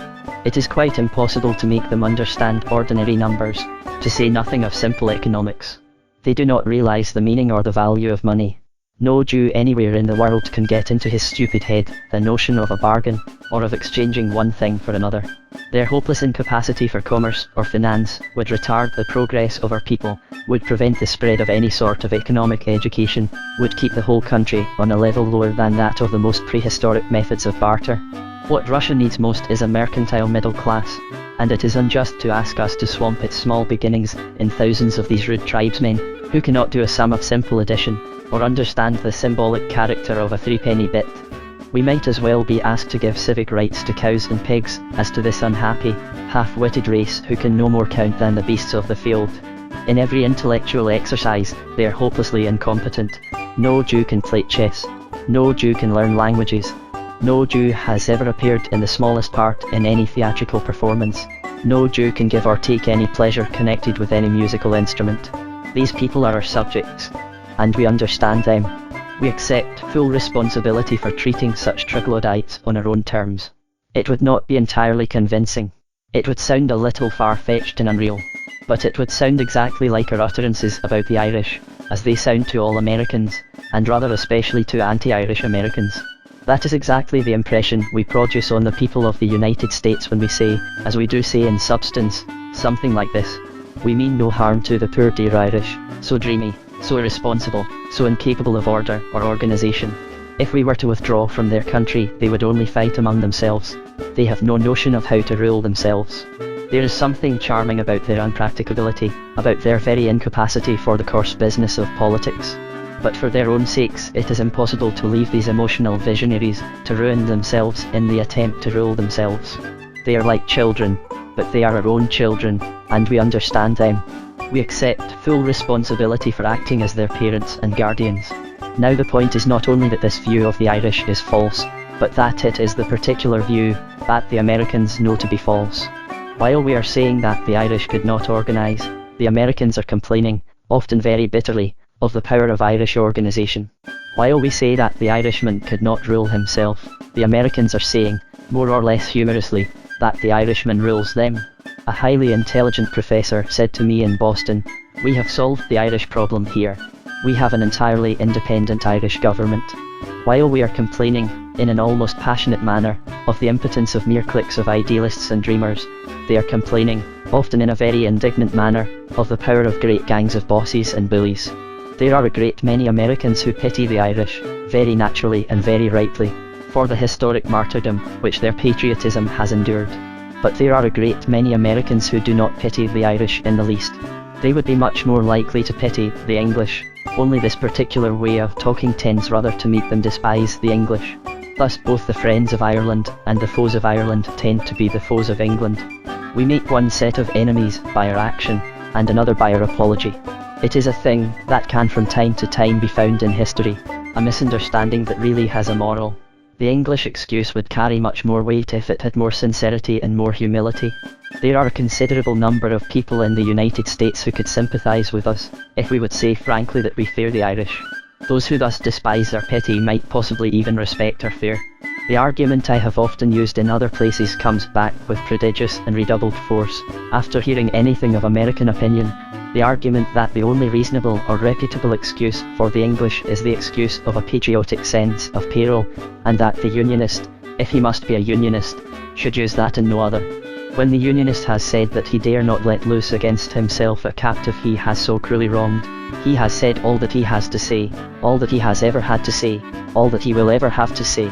He is like a man who has sent a virile and rather vindictive rival unjustly to penal servitude, and who connives at the continuance of the sentence, not because he himself is particularly vindictive, but because he is afraid of what the convict will do when he comes out of prison. This is not exactly a moral strength, but it is a very human weakness, and that is the most that can be said for it. All other talk, about Celtic frenzy or Catholic superstition, is cant invented to deceive himself or to deceive the world. But the vital point to realise is that it is cant that cannot possibly deceive the American world. In the matter of the Irishman, the American is not to be deceived. It is not merely true to say that he knows better. It is equally true to say that he knows worse. He knows vices and evils in the Irishman that are entirely hidden in the hazy vision of the Englishman. He knows that our unreal slanders are inconsistent even with the real sins.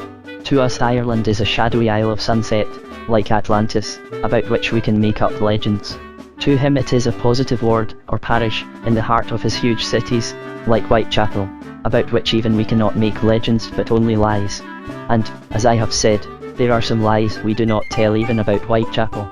We do not say it is inhabited by Jews too stupid to count or know the value of a coin. The first thing for any honest Englishman to send across the sea is this: that the English have not the shadow of a notion of what they are up against in America. They have never even heard of the batteries of almost brutal energy, of which I had thus touched a live wire even before I landed. People talk about the hypocrisy of England in dealing with a small nationality. What strikes me is the stupidity of England in supposing that she is dealing with a small nationality, when she is really dealing with a very large nationality. She is dealing with a nationality that often threatens, even numerically, to dominate all the other nationalities of the United States. The Irish are not decaying. They are not unpractical. They are scarcely even scattered. They are not even poor. They are the most powerful and practical world combination with whom we can decide to be friends or foes. And that is why I thought first of that still and solid brown house in Buckinghamshire, standing back in the shadow of the trees. Among my impressions of America I have deliberately put first the figure of the Irish-American interviewer, standing on the shore, more symbolic than the Statue of Liberty. The Irish interviewer's importance for the English lay in the fact of his being an Irishman, but there was also considerable interest in the circumstance of his being an interviewer. And as certain wild birds sometimes wing their way far out to sea and are the first signal of the shore, so the first Americans the traveller meets are often American interviewers, and they are generally birds of a feather, and they certainly flock together.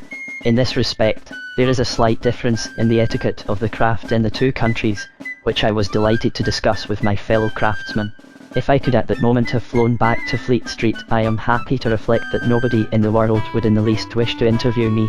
I should attract no more attention than the stone griffin opposite the law courts, both monsters being grotesque but also familiar. But supposing for the sake of argument that anybody did want to interview me, it is fairly certain that the fact of one paper publishing such an interview would rather prevent the other papers from doing so. The repetition of the same views of the same individual in two places would be considered rather bad journalism. It would have an air of stolen thunder, not to say stage thunder. But in America the fact of my landing and lecturing was evidently regarded in the same light as a murder or a great fire, or any other terrible but incurable catastrophe, a matter of interest to all pressmen concerned with practical events. One of the first questions I was asked was how I should be disposed to explain the wave of crime in New York.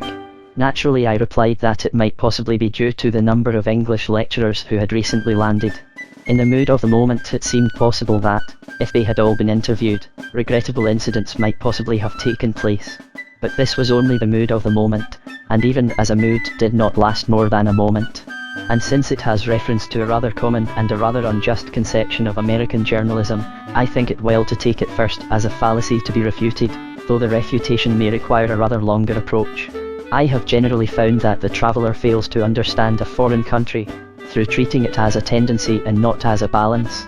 But if a thing were always tending in one direction it would soon tend to destruction. Everything that merely progresses finally perishes.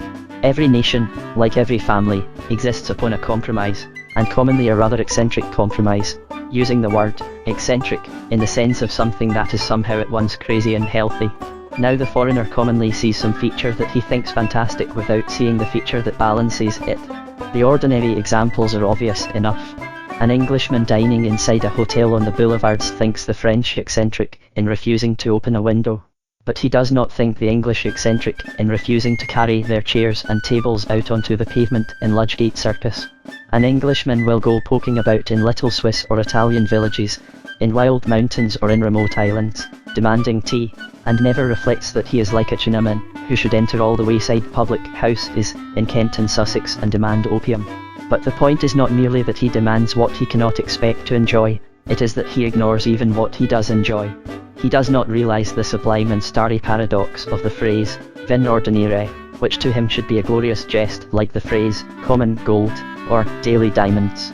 These are the simple and self-evident cases, but there are many more subtle cases of the same thing. of the tendency to see that the nation fills up its own gap with its own substitute, or corrects its own extravagance with its own precaution. The national antidote generally grows wild in the woods side by side with the national poison. If it did not, all the natives would be dead. For it is so, as I have said, that nations necessarily die of the undiluted poison called progress. It is so in this much abused and over-abused example of the American journalist. The American interviewers really have exceedingly good manners for the purposes of their trade, granted that it is necessary to pursue their trade. And even what is called their hustling method can truly be said to cut both ways, or hustle both ways, for if they hustle in, they also hustle out. It may not at first sight seem the very warmest compliment to a gentleman to congratulate him on the fact that he soon goes away, but it really is a tribute to his perfection in a very delicate social art, and I am quite serious when I say that in this respect the interviewers are artists. It might be more difficult for an Englishman to come to the point, particularly the sort of point which American journalists are supposed, with some exaggeration, to aim at. It might be more difficult for an Englishman to ask a total stranger on the spur of the moment for the exact inscription on his mother's grave, but I really think that if an Englishman once got so far as that he would go very much farther, and certainly go on very much longer. The Englishman would approach the churchyard by a rather more wandering woodland path, but if once he had got to the grave I think he would have much more disposition, so to speak, to sit down on it. Our own national temperament would find it decidedly more difficult to disconnect when connections had really been established. Possibly that is the reason why our national temperament does not establish them. I suspect that the real reason that an Englishman does not talk is that he cannot leave off talking. I suspect that my solitary countrymen, hiding in separate railway compartments, are not so much retiring as a race of Trappists as escaping from a race of talkers. However this may be, there is obviously something of practical advantage in the ease with which the American butterfly flits from flower to flower. He may in a sense force his acquaintance on us, but he does not force himself on us. Even when, to our prejudices, he seems to insist on knowing us, at least he does not insist on our knowing him. It may be, to some sensibilities, a bad thing that a total stranger should talk as if he were a friend, but it might possibly be worse if he insisted on being a friend before he would talk like one. To a great deal of the interviewing, indeed much the greater part of it, even this criticism does not apply. There is nothing which even an Englishman of extreme sensibility could regard as particularly private. The questions involved are generally entirely public, and treated with not a little public spirit. But my only reason for saying here what can be said even for the worst exceptions is to point out this general and neglected principle, that the very thing that we complain of in a foreigner generally carries with it its own foreign cure. American interviewing is generally very reasonable, and it is always very rapid. And even those to whom talking to an intelligent fellow creature is as horrible as having a tooth out may still admit that American interviewing has many of the qualities of American dentistry. Another effect that has given rise to this fallacy, this exaggeration of the vulgarity and curiosity of the press, is the distinction between the articles and the headlines, or rather the tendency to ignore that distinction. The few really untrue and unscrupulous things I have seen in American stories have always been in the headlines. And the headlines are written by somebody else, some solitary and savage cynic locked up in the office, hating all mankind, and raging and revenging himself at random, while the neat, polite, and rational pressman can safely be let loose to wander about the town. For instance, I talked to two decidedly thoughtful fellow journalists immediately on my arrival at a town in which there had been some labour troubles. I told them my general view of labour in the very largest and perhaps the vaguest historical outline, pointing out that the one great truth to be taught to the middle classes was that capitalism was itself a crisis, and a passing crisis, that it was not so much that it was breaking down as that it had never really stood up. Slaveries could last, and peasantries could last, but wage-earning communities could hardly even live, and were already dying. All this moral and even metaphysical generalization was most fairly and most faithfully reproduced by the interviewer, who had actually heard it casually and idly spoken.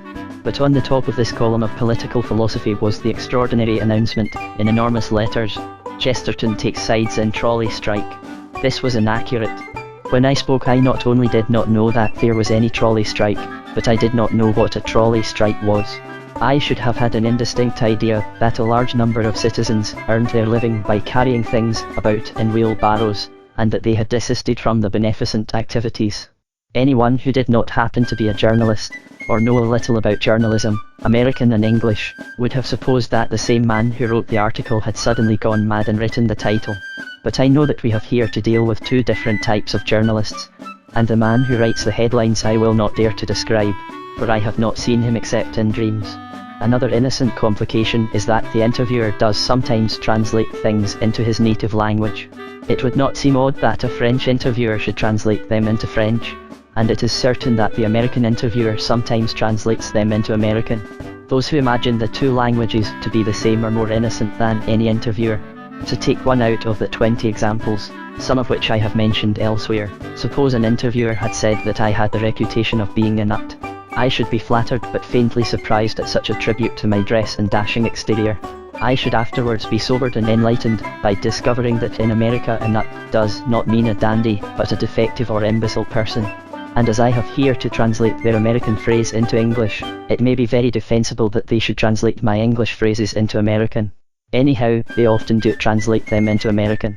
In answer to the usual question about prohibition, I had made the usual answer, obvious to the point of dullness to those who are in daily contact with it, that it is a law that the rich make knowing they can always break it. From the printed interview it appeared that I had said, prohibition, all matter of $sign.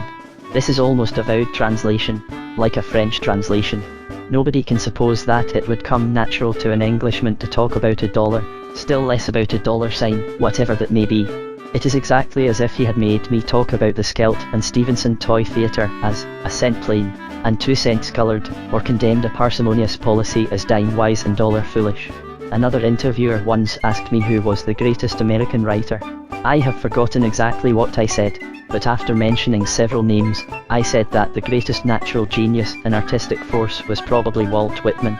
The printed interview is more precise, and students of my literary and conversational style will be interested to know that I said, see here, Walt Whitman was your one real red-blooded man.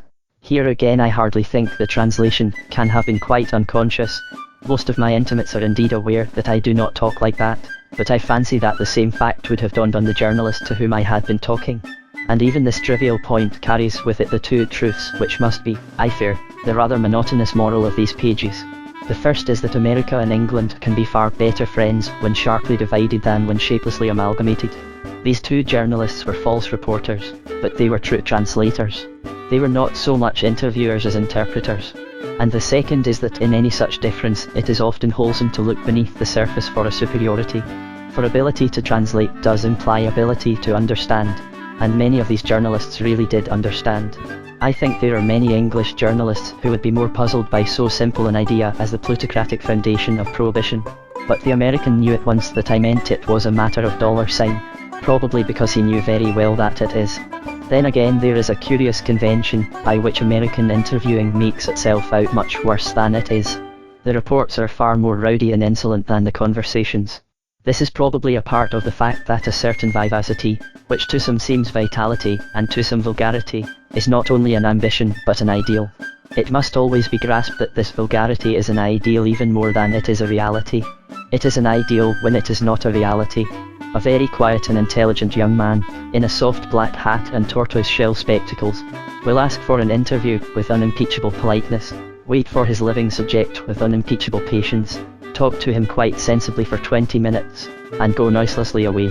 Then in the newspaper next morning you will read how he beat the bedroom door in, and pursued his victim onto the roof or dragged him from under the bed, and tore from him replies to all sorts of bold and ruthless questions printed in large black letters.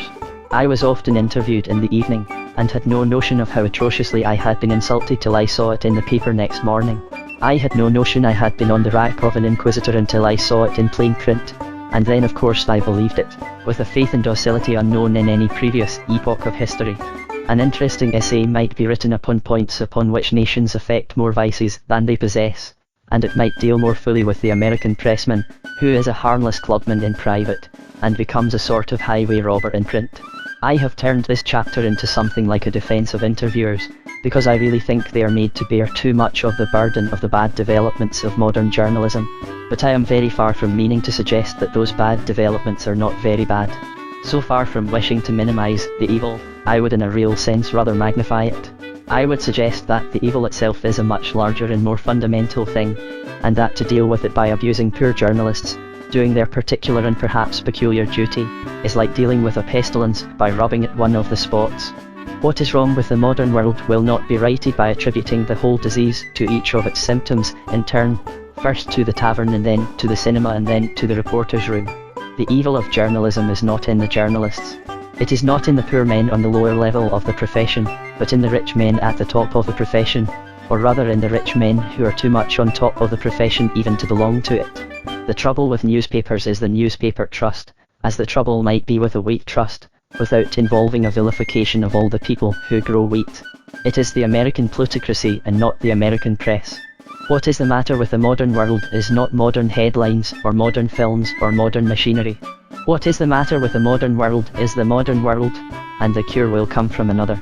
_SOME American cities. There is one point, almost to be called a paradox, to be noted about New York, and that is that in one sense it is really new.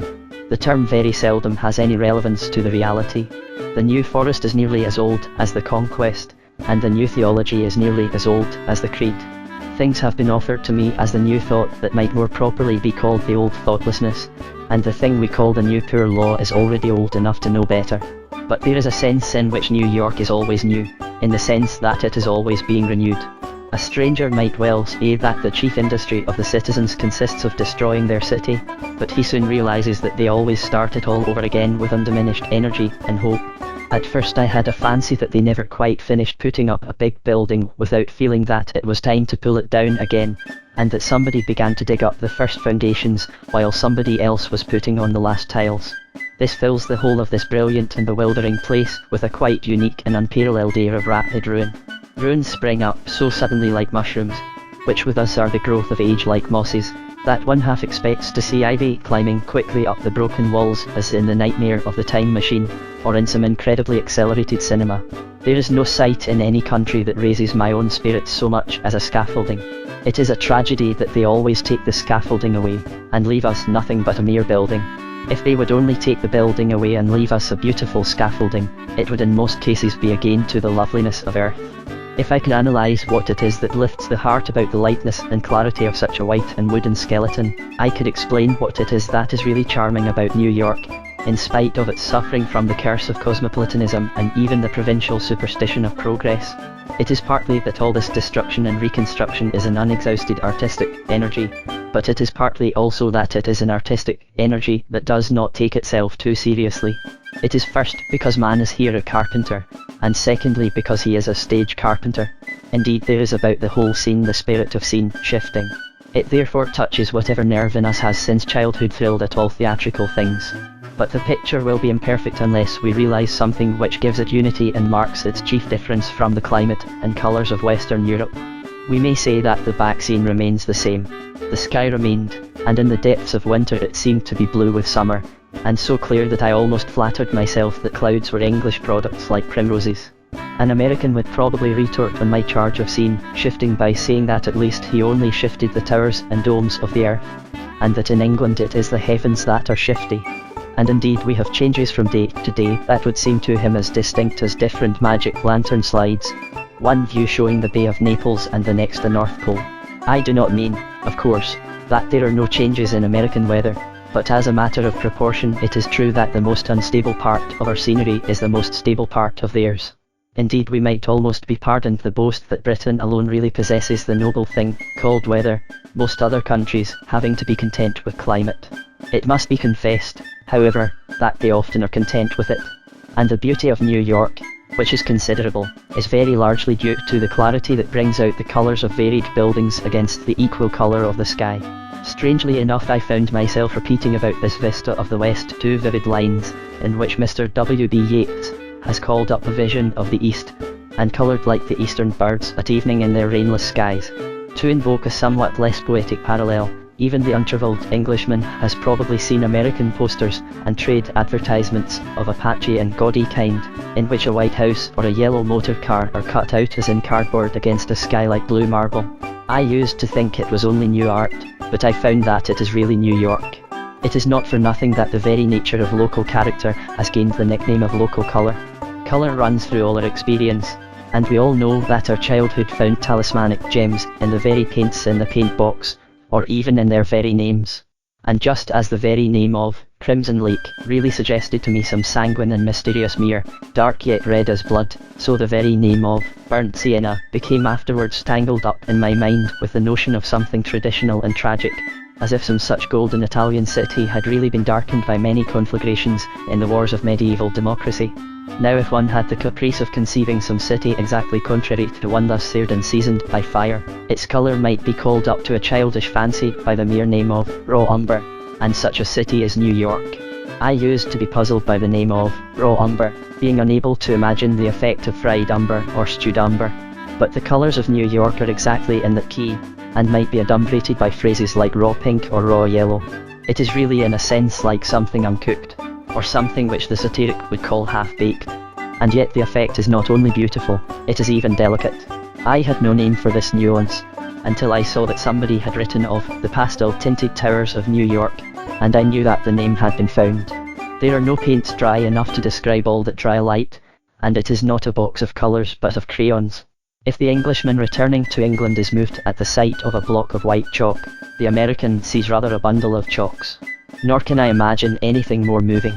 Fairy tales are told to children about a country where the trees are like sugar sticks, and the lakes like treacle, but most children would feel almost as greedy for a fairyland where the trees were like brushes of green paint, and the hills were of coloured chalks. But here what accentuates this arid freshness is the fragmentary look of the continual reconstruction and change. The strong daylight finds everywhere the broken edges of things, and the sort of hues we see in newly turned earth or the white sections of trees. And it is in this respect that the local colour can literally be taken as local character.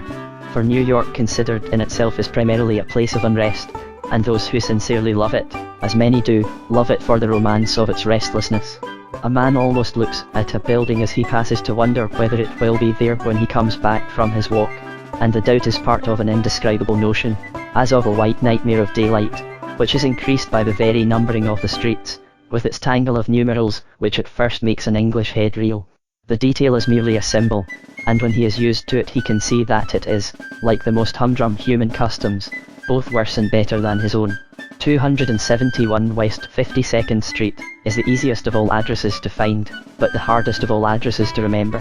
He who is, like myself, so constituted as necessarily to lose any piece of paper he has particular reason to preserve, will find himself wishing the place were called Pinecrest, or Heathercrag, like any unobtrusive villa in Streatham. But his sense of some sort of incalculable calculations, as of the vision of a mad mathematician, is rooted in a more real impression. His first feeling that his head is turning round is due to something really dizzy in the movement of a life that turns dizzily like a wheel. If there be in the modern mind something paradoxical that can find peace in change, it is here that it has indeed built its habitation, or rather is still building and unbuilding it. One might fancy that it changes in everything, and that nothing endures but its invisible name, and even its name, as I have said, seems to make a boast of novelty. That is something like a sincere first impression of the atmosphere of New York. Those who think that is the atmosphere of America have never got any farther than New York.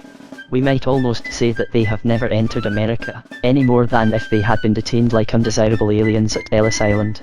And indeed there are a good many undesirable aliens detained in Manhattan Island too. But of that I will not speak, being myself an alien with no particular pretensions to be desirable. Anyhow, such is New York, but such is not the New World. The great American Republic contains very considerable varieties, and of these varieties I necessarily saw far too little to allow me to generalize. But from the little I did see, I should venture on the generalization that the great part of America is singularly and even strikingly unlike New York. It goes without saying that New York is very unlike the vast agricultural plains and small agricultural towns of the Middle West, which I did see. It may be conjectured with some confidence that it is very unlike what is called the wild and sometimes the woolly West, which I did not see. But I am here comparing New York, not with the newer states of the prairie or the mountains, but with the other older cities of the Atlantic coast. And New York, as it seems to me, is quite vitally different from the other historic cities of America. It is so different that it shows them all for the moment in a false light, as a long white searchlight will throw a light that is fantastic and theatrical upon ancient and quiet villages folded in the everlasting hills. Philadelphia and Boston and Baltimore are more like those quiet villages than they are like New York. If I were to call this book The Antiquities of America, I should give rise to misunderstanding and possibly to annoyance. And yet the double sense in such words is an undeserved misfortune for them. We talk of Plato or the Parthenon or the Greek passion for beauty as parts of the antique, but hardly of the antiquated. When we call them ancient, it is not because they have perished, but rather because they have survived. In the same way I heard some New Yorkers refer to Philadelphia or Baltimore as dead towns. They mean by a dead town a town that has had the impudence not to die. Such people are astonished to find an ancient thing alive, just as they are now astonished, and will be increasingly astonished, to find Poland or the papacy, or the French nation still alive. And what I mean by Philadelphia and Baltimore being alive is precisely what these people mean by their being dead. It is continuity. It is the presence of the life first breathed into them and of the purpose of their being. It is the benediction of the founders of the colonies and the fathers of the Republic. This tradition is truly to be called life, for life alone can link the past and the future. It merely means that as what was done yesterday makes some difference today, so what is done today will make some difference tomorrow. In New York it is difficult to feel that any day will make any difference. These moderns only die daily without power to rise from the dead.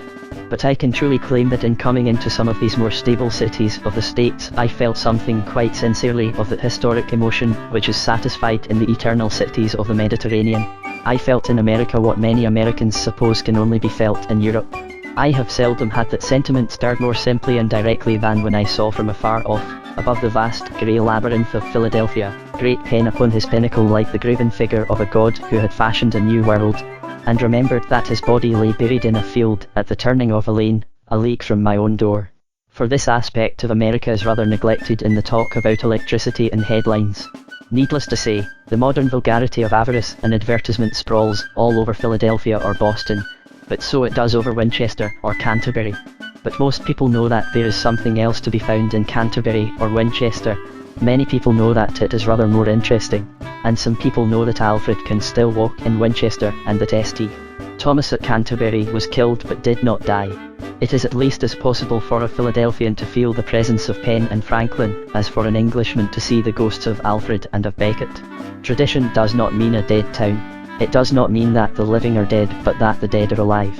It means that it still matters what Penn did 200 years ago or what Franklin did 100 years ago.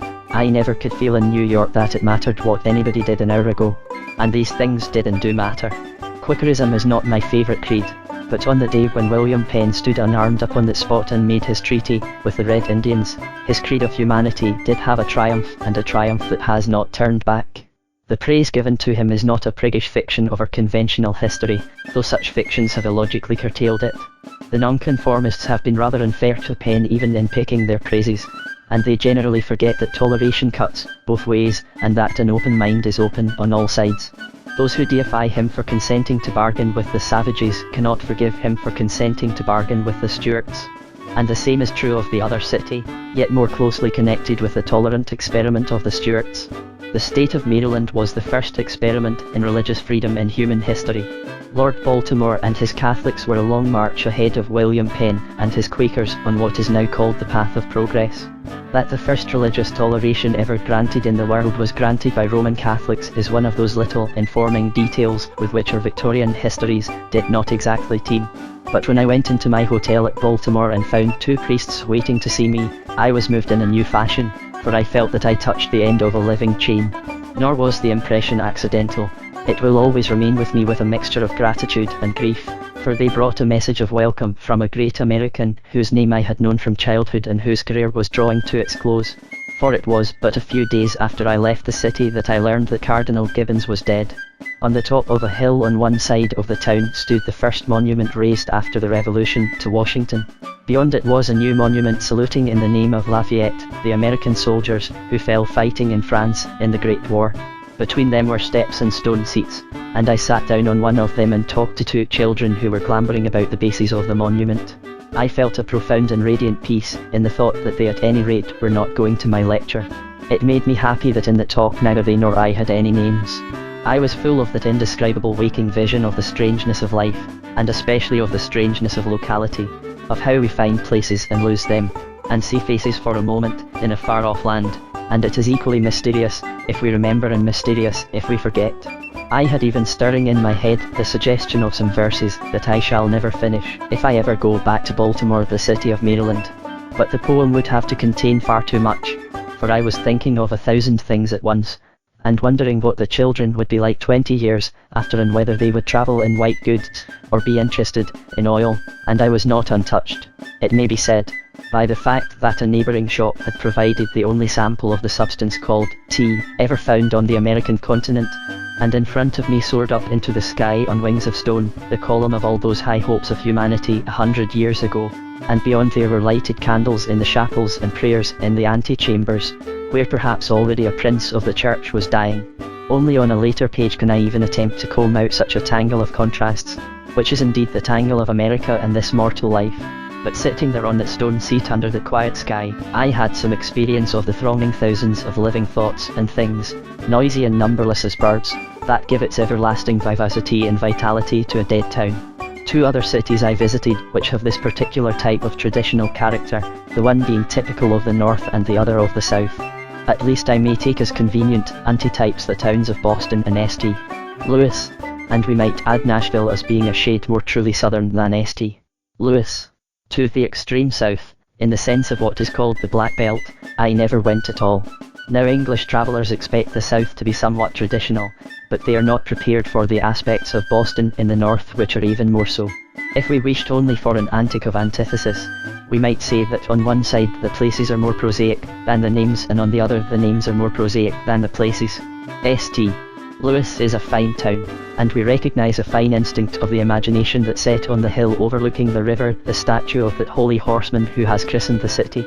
But the city is not as beautiful as its name, it could not be. Indeed, these titles set up a standard to which the most splendid spires and turrets could not rise, and below which the commercial chimneys and sky signs conspicuously sink. We should think it odd if Belfast had borne the name of Joan of Arc. We should be slightly shocked if the town of Johannesburg happened to be called Jesus Christ. But few have noted a blasphemy, or even a somewhat challenging benediction, to be found in the very name of San Francisco. But on the other hand, a place like Boston is much more beautiful than its name. And, as I have suggested, an Englishman's general information, or lack of information, leaves him in some ignorance of the type of beauty that turns up in the type of place.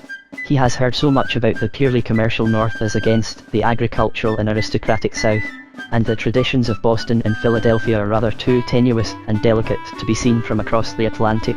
But here also there are traditions and a great deal of traditionalism. The circle of old families, which still meets with a certain exclusiveness in Philadelphia, is the sort of thing that we in England should expect to find rather in New Orleans. The academic aristocracy of Boston, which Oliver Wendell Holmes called the Brahmins, is still a reality, though it was always a minority and is now a very small minority. An epigram, invented by Yale at the expense of Harvard, describes it as very small indeed. Here is to jolly old Boston, the home of the bean and the cod, where Gibbets speak only to Lowells, and Lowells speak only to God. But an aristocracy must be a minority, and it is arguable that the smaller it is the better. I am bound to say, however, that the distinguished Dr. Cabot, the present representative of the family, broke through any taboo that may tie his affections to his creator and to Miss Amy Lowell, and broadened his sympathies so indiscriminately as to show kindness and hospitality to so lost a being as an English lecturer. But if the thing is hardly a limit, it is very living as a memory, and Boston on this side is very much a place of memories. It would be paying it a very poor compliment merely to say that parts of it reminded me of England, for indeed they reminded me of English things that have largely vanished from England.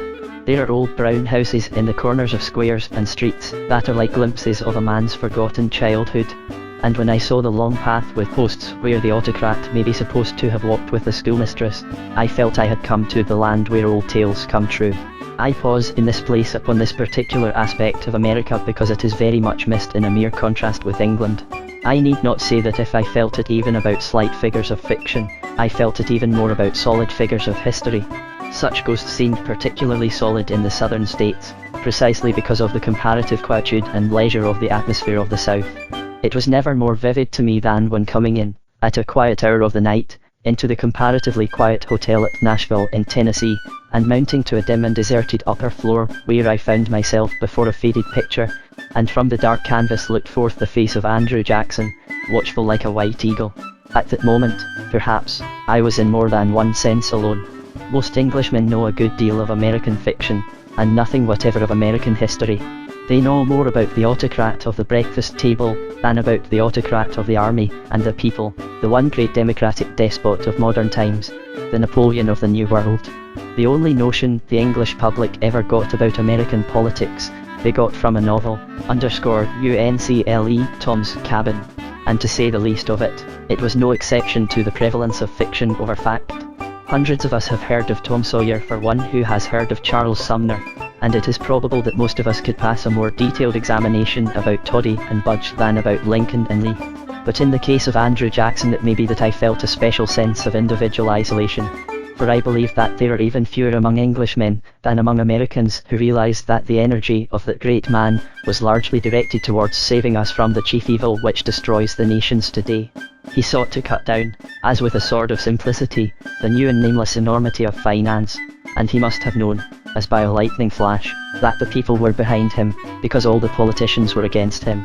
The end of that struggle is not yet, but if the bank is stronger than the sword or the sceptre of popular sovereignty, the end will be the end of democracy. It will have to choose between accepting an acknowledged dictator and accepting dictation which it dare not acknowledge. The process will have begun by giving power to people and refusing to give them their titles, and it will have ended by giving the power to people who refuse to give us their names. But I have a special reason for ending this chapter on the name of the great popular dictator who made war on the politicians and the financiers. This chapter does not profess to touch on 1 in 20 of the interesting cities of America, even in this particular aspect of their relation to the history of America, which is so much neglected in England. If that were so, there would be a great deal to say even about the newest of them. Chicago, for instance, is certainly something more than the mere pork packing yard that English tradition suggests, and it has been building a boulevard not unworthy of its splendid position on its splendid lake. But all these cities are defiled and even diseased with industrialism.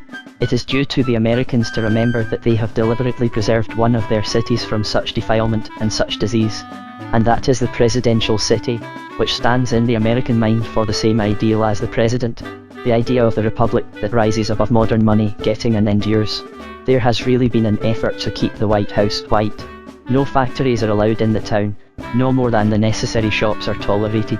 It is a beautiful city, and really retains something of the classical serenity of the 18th century in which the fathers of the Republic moved. With all respect to the colonial place of that name, I do not suppose that Wellington is particularly like Wellington, but Washington really is like Washington. In this, as in so many things, there is no harm in our criticising foreigners, if only we would also criticise ourselves. In other words, the world might need even less of its new charity, if it had a little more of the old humility. When we complain of American individualism, we forget that we have fostered it by ourselves having far less of this impersonal ideal of the Republic, or Commonwealth as a whole. When we complain, very justly, for instance, of great pictures passing into the possession of American magnates, we ought to remember that we paved the way for it by allowing them all to accumulate in the possession of English magnates. It is bad that a public treasure should be in the possession of a private man in America, but we took the first step in lightly letting it disappear into the private collection of a man in England. I know all about the genuine national tradition, which treated the aristocracy as constituting the state, but these very foreign purchases go to prove that we ought to have had a state independent of the aristocracy. It is true that rich Americans do sometimes covet the monuments of our culture in a fashion that rightly revolts us as vulgar and irrational. They are said sometimes to want to take whole buildings away with them, and too many of such buildings are private and for sale. There were wilder stories of a millionaire wishing to transplant Glastonbury Abbey and similar buildings as if they were portable shrubs in pots. It is obvious that it is nonsense as well as vandalism to separate Glastonbury Abbey from Glastonbury. I can understand a man venerating it as a ruin, and I can understand a man despising it as a rubbish heap. But it is senseless to insult a thing in order to idolatrize it. It is meaningless to desecrate the shrine in order to worship the stones. That sort of thing is the bad side of American appetite and ambition, and we are perfectly right to see it not only as a deliberate blasphemy, but as an unconscious buffoonery. But there is another side to the American tradition, which is really too much lacking in our own tradition. And it is illustrated in this idea of preserving Washington as a sort of paradise of impersonal politics without personal commerce. Nobody could buy the White House or the Washington Monument. It may be hinted, as by an inhabitant of Glastonbury, that nobody wants to, but nobody could if he did want to. There is really a certain air of serenity and security about the place, lacking in every other American town. It is increased, of course, by the clear blue skies of that half-southern province, from which smoke has been banished. The effect is not so much in the mere buildings, though they are classical and often beautiful. But whatever else they have built a great blue dome, the largest dome in the world. And the place does express something in the inconsistent idealism of this strange people, and here at least they have lifted it higher than all the skyscrapers, and set it in a stainless sky. In the American country, the sharpest pleasure of a traveller is in finding the things which he did not expect, but which he might have expected to expect. I mean the things that are at once so strange and so obvious that they must have been noticed, yet somehow they have not been noted. Thus I had heard 1,000 things about Jerusalem before I ever saw it. I had heard rhapsodies and disparagements of every description. Modern rationalistic critics, with characteristic consistency, had blamed it for its accumulated rubbish, and its modern restoration, for its antiquated superstition and its up-to-date vulgarity. But somehow the one impression that had never pierced through their description was the simple and single impression of a city on a hill, with walls coming to the very edge of slopes that were almost as steep as walls. The turreted city which crowns a cone-shaped hill in so many medieval landscapes. One would suppose that this was at once the plainest and most picturesque of all the facts, yet somehow, in my reading, I had always lost it amid a mass of minor facts that were merely details. We know that a city that is set upon a hill cannot be hid, and yet it would seem that it is exactly the hill that is hid, though perhaps it is only hid from the wise and the understanding. I had a similar and simple impression when I discovered America. I cannot avoid the phrase, for it would really seem that each man discovers it for himself. Thus I had heard a great deal, before I saw them, about the tall and dominant buildings of New York. I agree that they have an instant effect on the imagination, which I think is increased by the situation in which they stand, and out of which they arose. They are all the more impressive because the building, while it is vertically so vast, is horizontally almost narrow. New York is an island, and has all the intensive romance of an island. It is a thing of almost infinite height upon very finite foundations. It is almost like a lofty lighthouse upon a lonely rock. But this story of the skyscrapers, which I had often heard, would by itself give a curiously false impression of the freshest and most curious characteristic of American architecture. Told only in terms of these great towers of stone and brick in the big industrial cities, the story would tend too much to an impression of something cold and colossal like the monuments of Asia. It would suggest a modern Babylon altogether too Babylonian. It would imply that a man of the New World was a sort of new pharaoh, who built not so much a pyramid as a pagoda of pyramids. It would suggest houses built by mammoths out of mountains, the cities ruled by elephants in their own elephantine school of architecture. And New York does recall the most famous of all skyscrapers, the Tower of Babel. She recalls it nonetheless because there is no doubt about the confusion of tongues. But in truth the very reverse is true of most of the buildings in America. I had no sooner passed out into the suburbs of New York on the way to Boston than I began to see something else quite contrary and far more curious.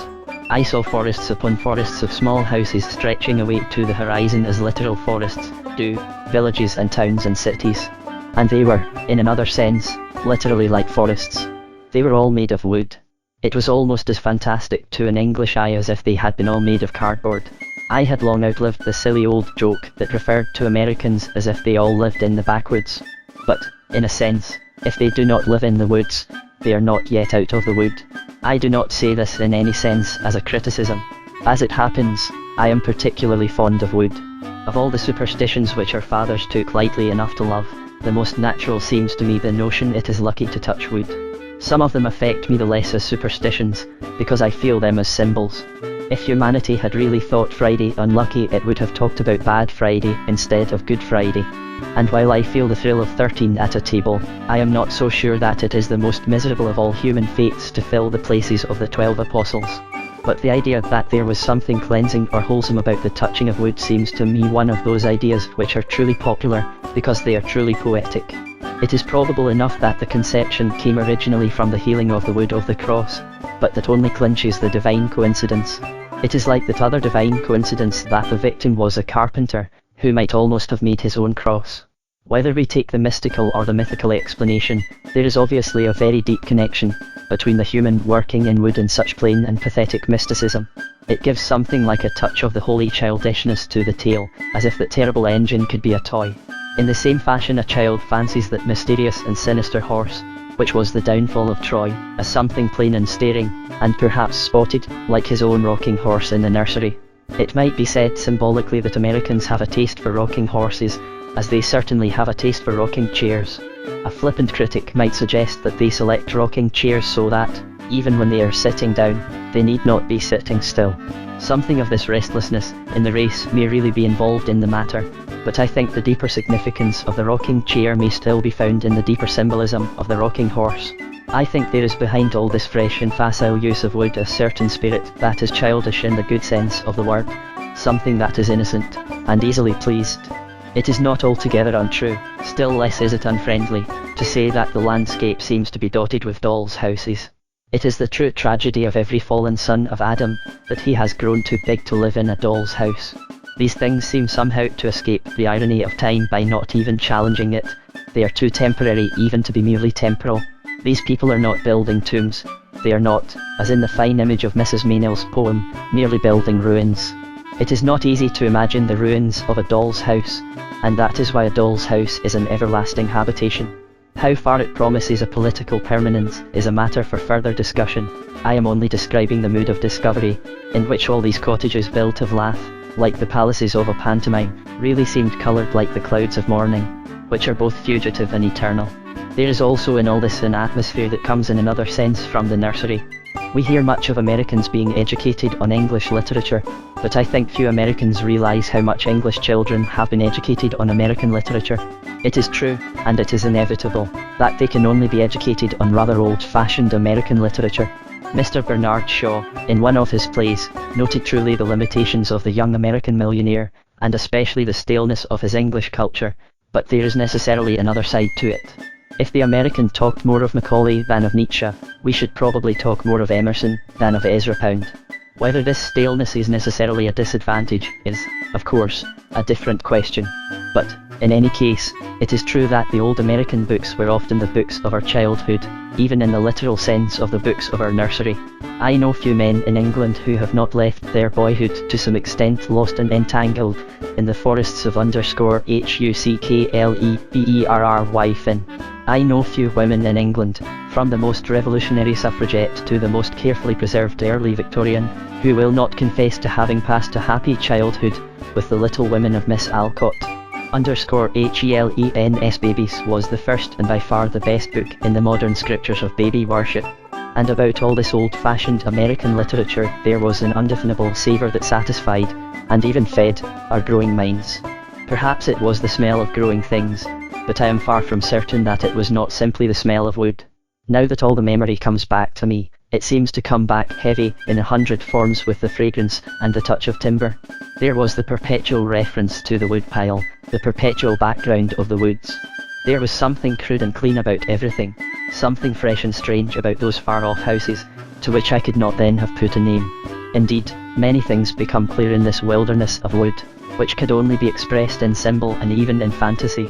I will not go so far as to say that it shortened the transition from log cabin to White House, as if the White House were itself made of white wood. As Oliver Wendell Holmes said, that cuts like cheese, but lasts like iron for things like these.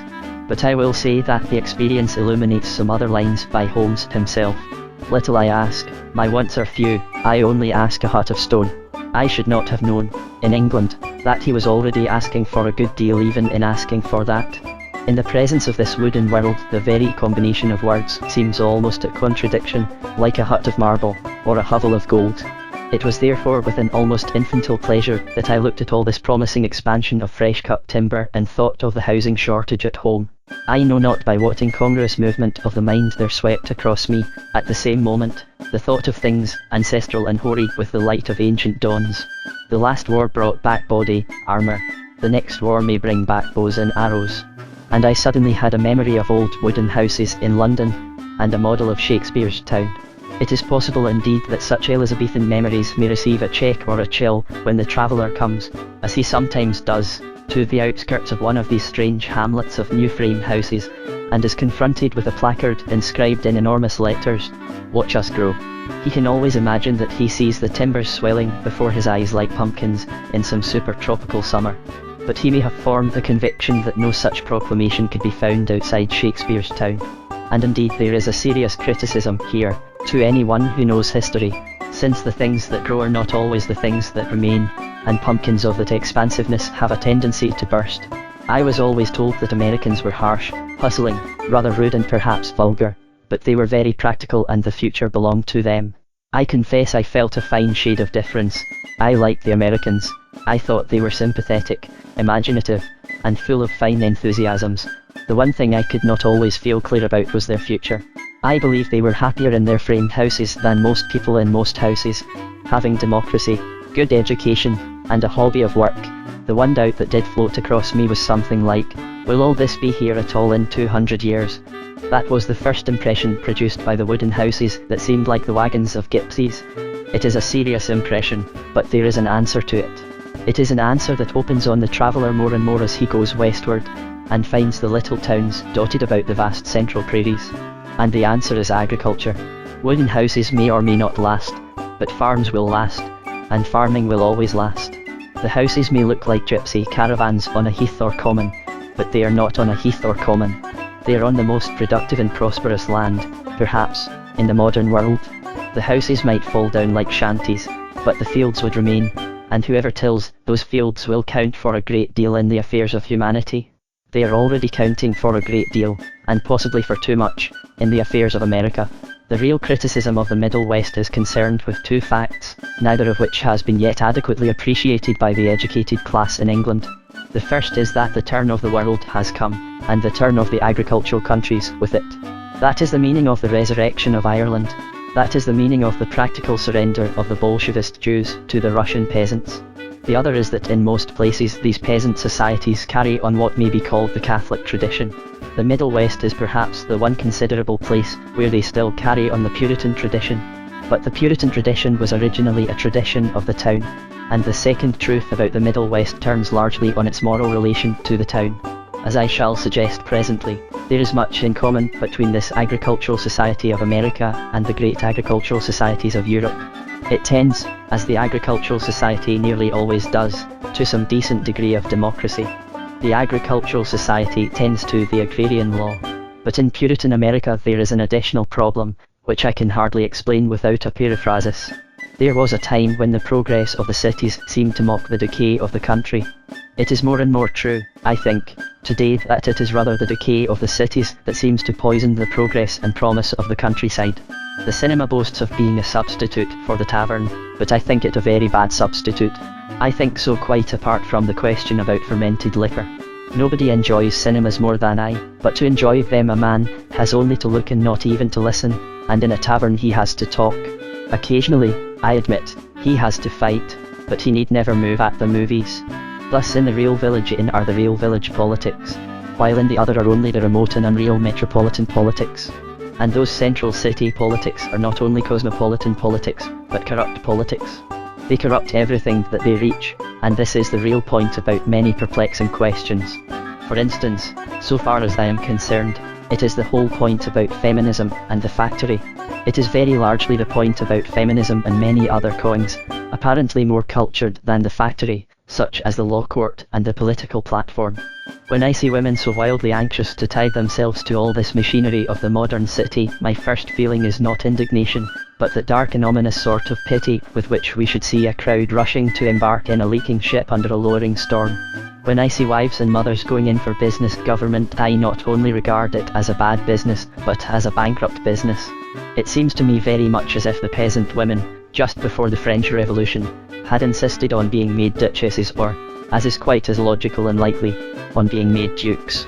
It is as if those ragged women, instead of crying out for bread, had cried out for powder and patches.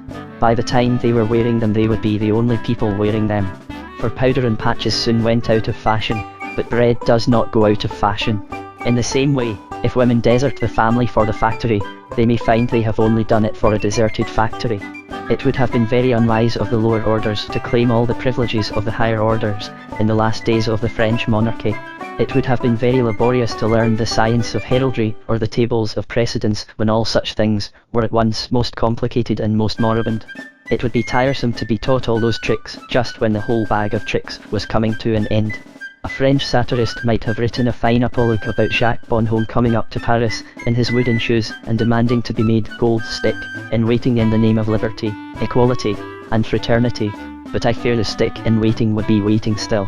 One of the first topics on which I heard conversation turning in America was that of a very interesting book called _Main Street, which involves many of these questions of the modern industrial and the eternal feminine. It is simply the story, or perhaps rather the study than the story, of a young married woman in one of the multitudinous little towns on the great central plains of America, and of a sort of struggle between her own more restless culture and the provincial prosperity of her neighbours. There are a number of true and telling suggestions in the book, but the one touch which I found tingling in the memory of many readers was the last sentence, in which the master of the house, with unshaken simplicity, merely asks for the whereabouts of some domestic implement. I think it was a screwdriver. It seems to me a harmless request, but from the way people talked about it one might suppose he had asked for a screwdriver to screw down the wife in her coffin. And a great many advanced persons would tell us that wooden house in which she lived really was like a wooden coffin. But this appears to me to be taking a somewhat funereal view of the life of humanity. For, after all, on the face of it at any rate, this is merely the life of humanity, and even the life which all humanitarians have striven to give to humanity. Revolutionists have treated it not only as the normal but even as the ideal. Revolutionary wars have been waged to establish this. Revolutionary heroes have fought, and revolutionary martyrs have died, only to build such a wooden house for such a worthy family. Men have taken the sword and perished by the sword in order that the poor gentleman might have liberty to look for his screwdriver. For there is here a fact about America that is almost entirely unknown in England. The English have not in the least realised the real strength of America. We in England hear a great deal, we hear far too much, about the economic energy of industrial America, about the money of Mr. Morgan, or the machinery of Mr. Edison. We never realise that while we in England suffer from the same sort of successes in capitalism and clockwork, we have not got what the Americans have got, something at least to balance it in the way of a free agriculture, a vast field of free farms dotted with small freeholders. For the reason I shall mention in a moment, they are not perhaps in the fullest and finest sense a peasantry, but they are in the practical and political sense a pure peasantry, in that their comparative equality is a true counterweight to the toppling injustice of the towns. And, even in places like that described as Main Street, that comparative equality can immediately be felt. The men may be provincials, but they are certainly citizens. They consult on a common basis. And I repeat that in this, after all, they do achieve what many prophets and righteous men have died to achieve. This plain village, fairly prosperous, fairly equal, untaxed by tyrants and untroubled by wars, is after all the place which reformers have regarded as their aim, whenever reformers have used their wits sufficiently to have any aim. The march to utopia, the march to the earthly paradise, the march to the New Jerusalem, has been very largely the march to Main Street. And the latest modern sensation is a book written to show how wretched it is to live there. All this is true, and I think the lady might be more contented in her coffin, which is more comfortably furnished than most of the coffins where her fellow creatures live. Nevertheless, there is an answer to this, or at least a modification of it. There is a case for the lady, and a case against the gentleman and the screwdriver. And when we have noted what it really is, we have noted the real disadvantage in a situation like that of modern America, and especially the Middle West. And with it we come back to the truth with which I started this speculation, the truth that few have yet realised, but of which I, for one, am more and more convinced, that industrialism is spreading because it is decaying, that only the dust and ashes of its dissolution are choking up the growth of natural things everywhere and turning the green world grey. In this relative agricultural equality, the Americans of the Middle West are far in advance of the English of the 20th century. It is not their fault if they are still some centuries behind the English of the 12th century. But the defect by which they fall short of being a true peasantry is that they do not produce their own spiritual food, in the same sense as their own material food. They do not, like some peasantries, create other kinds of culture besides the kind called agriculture. Their culture comes from the great cities, and that is where all the evil comes from. If a man had gone across England in the Middle Ages, or even across Europe in more recent times, he would have found a culture which showed its vitality by its variety. We know the adventures of the three brothers in the old fairy tales who passed across the endless plain from city to city, and found one kingdom ruled by a wizard and another wasted by a dragon, one people living in castles of crystal and another sitting by fountains of wine. These are but legendary enlargements of the real adventures of a traveller passing from one patch of peasantry to another, and finding women wearing strange headdresses and men singing new songs. A traveller in America would be somewhat surprised if he found the people in the city of St. Louis all wearing crowns and crusading armour in honour of their patron saint. He might even feel some faint surprise if he found all the citizens of Philadelphia clad in a composite costume, combining that of a Quaker with that of a Red Indian, in honour of the noble treaty of William Penn. Yet these are the sort of local and traditional things that would really be found giving variety to the valleys of medieval Europe. I myself felt a perfectly genuine and generous exhilaration of freedom and fresh enterprise in new places like Oklahoma. But you would hardly find in Oklahoma what was found in Oberammergau. What goes to Oklahoma is not the peasant play, but the cinema. And the objection to the cinema is not so much that it goes to Oklahoma as that it does not come from Oklahoma. In other words, these people have on the economic side a much closer approach than we have to economic freedom. It is not for us, who have allowed our land to be stolen by squires and then vulgarised by sham squires, to sneer at such colonists as merely crude and prosaic. They at least have really kept something of the simplicity and, therefore, the dignity of democracy, and that democracy may yet save their country even from the calamities of wealth and science. But, while these farmers do not need to become industrial in order to become industrious, they do tend to become industrial insofar as they become intellectual. Their culture, and to some great extent their creed, do come along the railroads from the great modern urban centres, and bring with them a blast of death and a reek of rotting things. It is that influence that alone prevents the Middle West from progressing towards the Middle Ages. For, after all, linked up in 100 legends of the Middle Ages, may be found a symbolic pattern of hammers and nails and saws, and there is no reason why they should not have also sanctified screwdrivers. There is no reason why the screwdriver that seemed such a trifle to the author should not have been born in triumph down Main Street like a sword of state, in some pageant of the Guild of St. Joseph of the Carpenters or St. Dunstan of the Smiths. It was the Catholic poetry and piety that filled common life with something that is lacking in the worthy and virile democracy of the West. Nor are Americans of intelligence so ignorant of this as some may suppose. There is an admirable society called the Medievalists in Chicago, whose name and address will strike many as suggesting a certain struggle of the soul against the environment. With the national heartiness they blazon their notepaper with heraldry and the hues of Gothic windows. With the national high spirits they assume the fancy dress of friars, but anyone who should essay to laugh at them instead of with them would find out his mistake. For many of them do really know a great deal about medievalism, much more than I do, or most other men brought up on an island that is crowded with its cathedrals. Something of the same spirit may be seen in the beautiful new plans and buildings of Yale, deliberately modelled not on classical harmony, but on Gothic irregularity and surprise. The grace and energy of the medieval architecture resurrected by a man like Mr. R.A. Cram of Boston has behind it not merely artistic but historical and ethical enthusiasm, an enthusiasm for the Catholic creed, which made medieval civilization. Even on the huge Puritan plains of the Middle West the influence strays in the strangest fashion. And it is notable that among the pessimistic epitaphs of the Spoon River anthology, in the churchyard compared with which most churchyards are cheery, among the suicides and secret drinkers and monomaniacs and hideous hypocrites of that happy village, almost the only record of respect and a recognition of wider hopes is dedicated to the Catholic priest. But Main Street is Main Street in the main. Main Street is modern street in its multiplicity of mildly half-educated people, and all these historic things are 1,000 miles from them. They have not heard the ancient noise either of arts or arms, the building of the cathedral or the marching of the crusade. But at least they have not deliberately slandered the crusade and defaced the cathedral. And if they have not produced the peasant arts, they can still produce the peasant crafts. They can sow and plough and reap and live by these everlasting things, nor shall the foundations of their state be moved.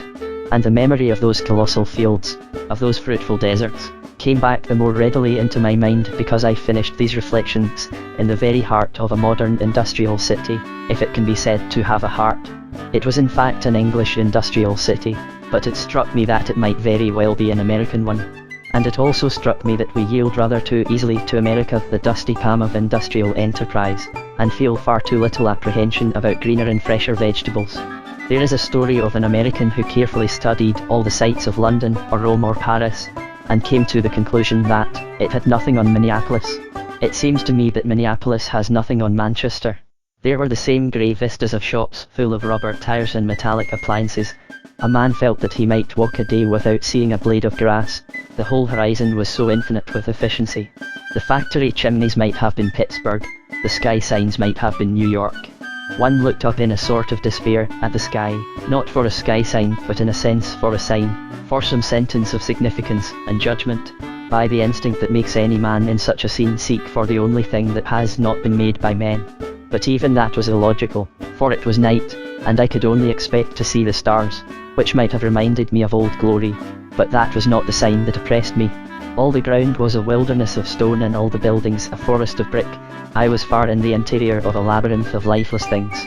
Only, looking up, between two black chimneys and a telegraph pole, I saw vast and far and faint, as the first men saw it, the silver pattern of the plough. Underscore the American businessman. It is a commonplace that men are all agreed in using symbols, and all differ about the meaning of the symbols.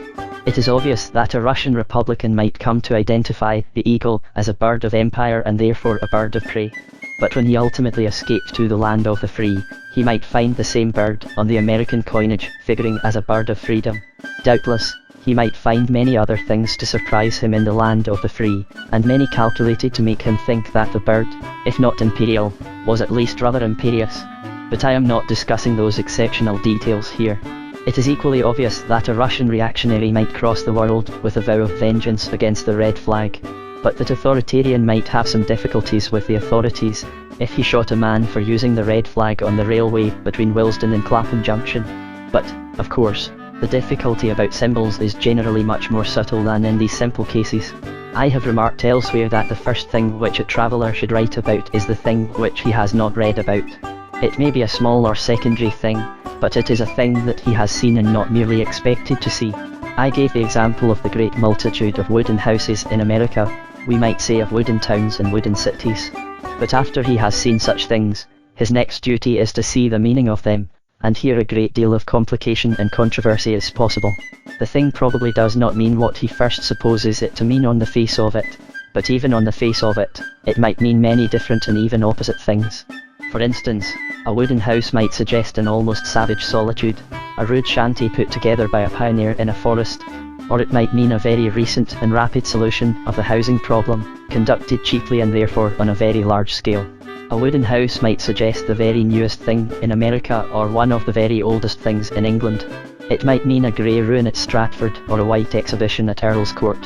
It is when we come to this interpretation of international symbols that we make most of the international mistakes. Without the smallest error of detail, I will promise to prove that Oriental women are independent because they wear trousers, or Oriental men subject because they wear skirts. Merely to apply it to this case, I will take the example of two very commonplace and trivial objects of modern life, a walking stick and a fur coat. As it happened, I travelled about America with two sticks, like a Japanese nobleman with his two swords. I fear the simile is too stately. I bore more resemblance to a cripple with two crutches or a highly ineffectual version of the devil on two sticks. I carried them both because I valued them both, and did not wish to risk losing either of them in my erratic travels. One is a very plain grey stick from the woods of Buckinghamshire, but as I took it with me to Palestine it partakes of the character of a pilgrim's staff. When I can say that I have taken the same stick to Jerusalem and to Chicago, I think the stick and I may both have a rest. The other, which I value even more, was given me by the Knights of Columbus at Yale, and I wish I could think that their chivalric title allowed me to regard it as a sword. Now, I do not know whether the Americans I met, struck by the fastidious foppery of my dress and appearance, concluded that it is the custom of elegant English dandies to carry two walking sticks. But I do know that it is much less common among Americans than among Englishmen to carry even one. The point, however, is not merely that more sticks are carried by Englishmen than by Americans. It is that the sticks which are carried by Americans stand for something entirely different. In America a stick is commonly called a cane, and it has about it something of the atmosphere which the poet described as the nice conduct of the clouded cane. It would be an exaggeration to say that when the citizens of the United States see a man carrying a light stick, they deduce that if he does that he does nothing else. but there is about it a faint flavour of luxury and lounging, and most of the energetic citizens of this energetic society avoid it by instinct. Now, in an Englishman like myself, carrying a stick may imply lounging, but it does not imply luxury, and I can say with some firmness that it does not imply dandyism. In a great many Englishmen it means the very opposite even of lounging. By one of those fantastic paradoxes, which are the mystery of nationality, a walking stick often actually means walking. It frequently suggests the very reverse of the beau with his clouded cane. It does not suggest a town type, but rather specially a country type. It rather implies the kind of Englishman who tramps about in lanes and meadows and knocks the tops off thistles. It suggests the sort of man who has carried the stick through his native woods, and perhaps even cut it in his native woods. There are plenty of these vigorous loungers, no doubt, in the rural parts of America, but the idea of a walking stick would not especially suggest them to Americans. It would not call up such figures like a fairy wand. It would be easy to trace back the difference to many English origins, possibly to aristocratic origins, to the idea of the old squire, a man vigorous and even rustic, but trained to hold a useless staff rather than a useful tool. It might be suggested that American citizens do at least so far love freedom as to like to have their hands free. It might be suggested, on the other hand, that they keep their hands for the handles of many machines, and that the hand on a handle is less free than the hand on a stick or even a tool. But these again are controversial questions, and I am only noting a fact. If an Englishman wished to imagine more or less exactly what the impression is, and how misleading it is, he could find something like a parallel in what he himself feels about a fur coat. When I first found myself among the crowds on the main floor of a New York hotel, my rather exaggerated impression of the luxury of the place was largely produced by the number of men in fur coats, and what we should consider rather ostentatious fur coats, with all the fur outside. Now an Englishman has a number of atmospheric but largely accidental associations in connection with a fur coat. I will not say that he thinks a man in a fur coat must be a wealthy and wicked man, but I do say that in his own ideal and perfect vision, a wealthy and wicked man would wear a fur coat. Thus I had the sensation of standing in a surging mob of American millionaires, or even African millionaires, for the millionaires of Chicago must be like the Knights of the Round Table compared with the millionaires of Johannesburg. But, as a matter of fact, the man in the fur coat was not even an American millionaire, but simply an American. It did not signify luxury, but rather necessity, and even a harsh and almost heroic necessity. Orson probably wore a fur coat, and he was brought up by bears, but not the bears of Wall Street. Eskimos are generally represented as a furry folk, but they are not necessarily engaged in delicate financial operations, even in the typical and appropriate occupation called freezing out. And if the American is not exactly an Arctic traveller rushing from pole to pole, at least he is often literally fleeing from ice to ice. He has to make a very extreme distinction between outdoor and indoor clothing. He has to live in an ice house outside and a hothouse inside, so hot that he may be said to construct an ice house inside that. He turns himself into an ice house and warms himself against the cold until he is warm enough to eat ices. But the point is that the same coat of fur, which in England would indicate the sybarite life, may here very well indicate the strenuous life, just as the same walking stick, which would here suggest a lounger, would in England suggest a plodder and almost a pilgrim. And these two trifles are types which I should like to put, by way of proviso and apology, at the very beginning of any attempt at a record of any impressions of a foreign society. They serve merely to illustrate the most important impression of all, the impression of how false all impressions may be. I suspect that most of the very false impressions have come from the careful record of very true facts. They have come from the fatal power of observing the facts without being able to observe the truth. They came from seeing the symbol with the most vivid clarity and being blind to all that it symbolizes. It is as if a man who knew no Greek should imagine that he could read a Greek inscription because he took the Greek R for an English B or the Greek long E for an English H. I do not mention this merely as a criticism on other people's impressions of America, but as a criticism on my own. I wish it to be understood that I am well aware that all my views are subject to this sort of potential criticism, and that even when I am certain of the facts I do not profess to be certain of the deductions. In this chapter I hope to point out how a misunderstanding of this kind affects the common impression, not altogether unfounded, that the Americans talk about dollars. But for the moment I am merely anxious to avoid a similar misunderstanding when I talk about Americans, about the dogmas of democracy, about the right of a people to its own symbols, whether they be coins or customs. I am convinced, and no longer to be shaken. But about the meaning of those symbols, in silver or other substances, I am always open to correction. That error is the price we pay for the great glory of nationality. And in this sense I am quite ready, at the start, to warn my own readers against my own opinions. The fact without the truth is futile. Indeed, the fact without the truth is false. I have already noted that this is especially true touching our observations of a strange country, and it is certainly true touching one small fact which has swelled into a large fable. I mean the fable about America, commonly summed up in the phrase about the almighty dollar. I do not think the dollar is almighty in America. I fancy many things are mightier, including many ideals and some rather insane ideals. But I think it might be maintained that the dollar has another of the attributes of deity. If it is not omnipotent, it is in a sense omnipresent. Whatever Americans think about dollars, it is, I think, relatively true that they talk about dollars. If a mere mechanical record could be taken by the modern machinery of dictaphones and stenography, I do not think it probable that the mere word, dollars, would occur more often in any given number of American conversations than the mere word, pounds, or shillings, in a similar number of English conversations. And these statistics, like nearly all statistics, would be utterly useless and even fundamentally false. It is as if we should calculate that the word, elephant, had been mentioned a certain number of times in a particular London street, or so many times more often than the word, thunderbolt, had been used in Stoke Poges. Doubtless there are statisticians capable of carefully collecting those statistics also, and doubtless there are scientific social reformers capable of legislating on the basis of them. They would probably argue from the elephantine imagery of the London street that such and such a percentage of the householders were megalomaniacs and required medical care and police coercion. And doubtless their calculations, like nearly all such calculations, would leave out the only important point, as that the street was in the immediate neighbourhood of the zoo, or was yet more happily situated under the benignant shadow of the Elephant and Castle. And in the same way the mechanical calculation about the mention of dollars is entirely useless unless we have some moral understanding of why they are mentioned.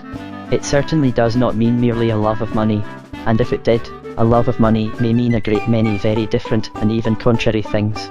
The love of money is very different in a peasant or in a pirate, in a miser or in a gambler, in a great financier or in a man doing some practical and productive work. Now this difference in the conversation of American and English businessmen arises, I think, from certain much deeper things in the American which are generally not understood by the Englishman. It also arises from much deeper things in the Englishman, of which the Englishman is even more ignorant. To begin with, I fancy that the American, quite apart from any love of money, has a great love of measurement. He will mention the exact size or weight of things, in a way which appears to us as irrelevant. It is as if we were to say that a man came to see us carrying 3 feet of walking stick and 4 inches of cigar. It is so in cases that have no possible connection with any avarice or greed for gain. An American will praise the prodigal generosity of some other man in giving up his own estate for the good of the poor. But he will generally say that the philanthropist gave them a 200-acre park, where an Englishman would think it quite sufficient to say that he gave them a park. There is something about this precision which seems suitable to the American atmosphere, to the hard sunlight, and the cloudless skies, and the glittering detail of the architecture and the landscape, just as the vaguer English version is consonant to our mistier and more impressionist scenery.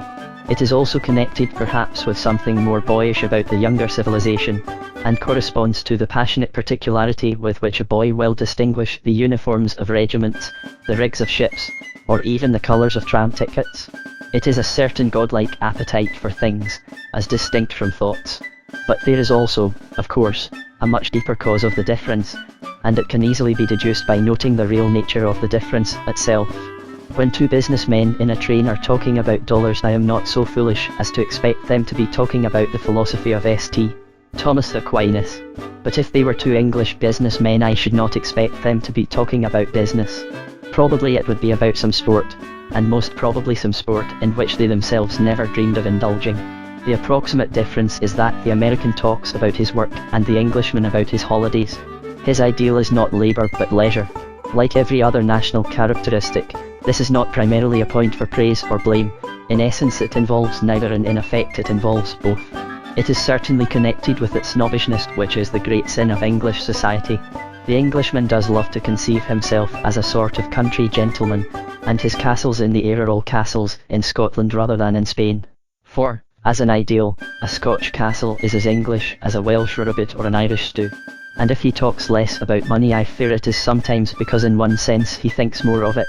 Money is a mystery in the old and literal sense of something too sacred for speech. Gold is a god, and like the god of some agnostics, has no name and is worshipped only in his works. It is true in a sense that the English gentleman wishes to have enough money to be able to forget it. But it may be questioned whether he does entirely forget it. As against this weakness, the American has succeeded, at the price of a great deal of crudity and clatter, in making general a very real respect for work. He has partly disenchanted the dangerous glamour of the gentleman, and in that sense has achieved some degree of democracy, which is the most difficult achievement in the world. On the other hand, there is a good side to the Englishman's daydream of leisure, and one which the American spirit tends to miss. It may be expressed in the word holiday, or still better in the word hobby. The Englishman, in his character of Robin Hood, really has got two strings to his bow.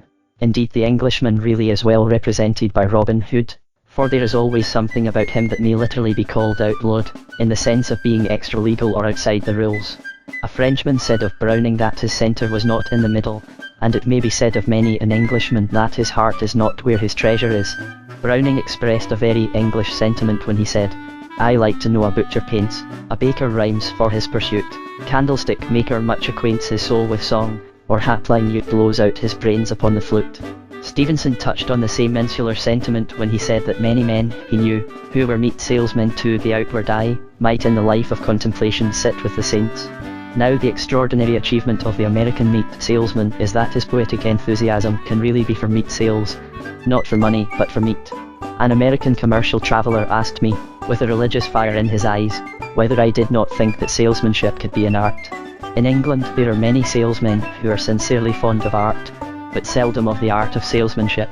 Art is with them a hobby, a thing of leisure and liberty. That is why the English traveller talks, if not of art, then of sport. That is why the two city men in the London train, if they are not talking about golf, may be talking about gardening. If they are not talking about dollars, or the equivalent of dollars, the reason lies much deeper than any superficial praise or blame touching the desire for wealth. In the English case, at least, it lies very deep in the English spirit. Many of the greatest English things have had this lighter and looser character of a hobby or a holiday experiment. Even a masterpiece has often been a byproduct. The works of Shakespeare come out so casually that they can be attributed to the most improbable people, even to Bacon. The sonnets of Shakespeare are picked up afterwards as if out of a wastepaper basket. The immortality of Dr. Johnson does not rest on the written leaves he collected, but entirely on the words he wasted, the words he scattered to the winds. So great a thing as Pickwick is almost a kind of accident. It began as something secondary and grew into something primary and preeminent. It began with mere words written to illustrate somebody else's pictures, and swelled like an epic expanded from an epigram. It might almost be said that in the case of Pickwick, the author began as the servant of the artist. But, as in the same story of Pickwick, the servant became greater than the master. This incalculable and accidental quality, like all national qualities, has its strength and weakness, but it does represent a certain reserve fund of interests in the Englishman's life, and distinguishes him from the other extreme type of the millionaire who works till he drops, or who drops because he stops working. It is the great achievement of American civilization that in that country it really is not cant to talk about the dignity of labour. There is something that might almost be called the sanctity of labour, but it is subject to the profound law that when anything less than the highest becomes a sanctity, it tends also to become a superstition. When the candlestick maker does not blow out his brains upon the flute, there is always a danger that he may blow them out somewhere else, owing to depressed conditions in the candlestick market. Now certainly one of the first impressions of America, or at any rate of New York, which is by no means the same thing as America, is that of a sort of mob of businessmen, behaving in many ways in a fashion very different from that of the swarms of London city men who go up every day to the city. They sit about in groups with red Indian gravity, as if passing the pipe of peace, though, in fact, most of them are smoking cigars and some of them are eating cigars. The latter strikes me as one of the most peculiar of transatlantic tastes, more peculiar than that of chewing gum. A man will sit for hours consuming a cigar as if it were a sugar stick, but I should imagine it to be a very disagreeable sugar stick. Why he attempts to enjoy a cigar without lighting it I do not know, whether it is a more economical way of carrying a mere symbol of commercial conversation, or whether something of the same queer outlandish morality that draws such a distinction between beer and ginger beer draws an equally ethical distinction between touching tobacco and lighting it. For the rest, it would be easy to make a merely external sketch full of things equally strange, for this can always be done in a strange country. I allow for the fact of all foreigners looking alike, but I fancy that all those hard-featured faces, with spectacles and shaven jaws, do look rather alike, because they all like to make their faces hard. And with the mention of their mental attitude, we realise the futility of any such external sketch. Unless we can see that these are something more than men smoking cigars and talking about dollars, we had much better not see them at all. It is customary to condemn the American as a materialist because of his worship of success. But indeed this very worship, like any worship, even devil worship, proves him rather a mystic than a materialist. The Frenchman who retires from business when he has money enough to drink his wine and eat his omelette in peace might much more plausibly be called a materialist by those who do not prefer to call him a man of sense. But Americans do worship success in the abstract, as a sort of ideal vision. They follow success rather than money. They follow money rather than meat and drink. If their national life in one sense is a perpetual game of poker, they are playing excitedly for chips or counters as well as for coins. And by the ultimate test of material enjoyment, like the enjoyment of an omelette, even a coin is itself a counter. The Yankee cannot eat chips as the Frenchman can eat chipped potatoes, but neither can he swallow red cents as the Frenchman swallows red wine. Thus when people say of a Yankee that he worships the dollar, they pay a compliment to his fine spirituality more true and delicate than they imagine. The dollar is an idol because it is an image, but it is an image of success and not of enjoyment.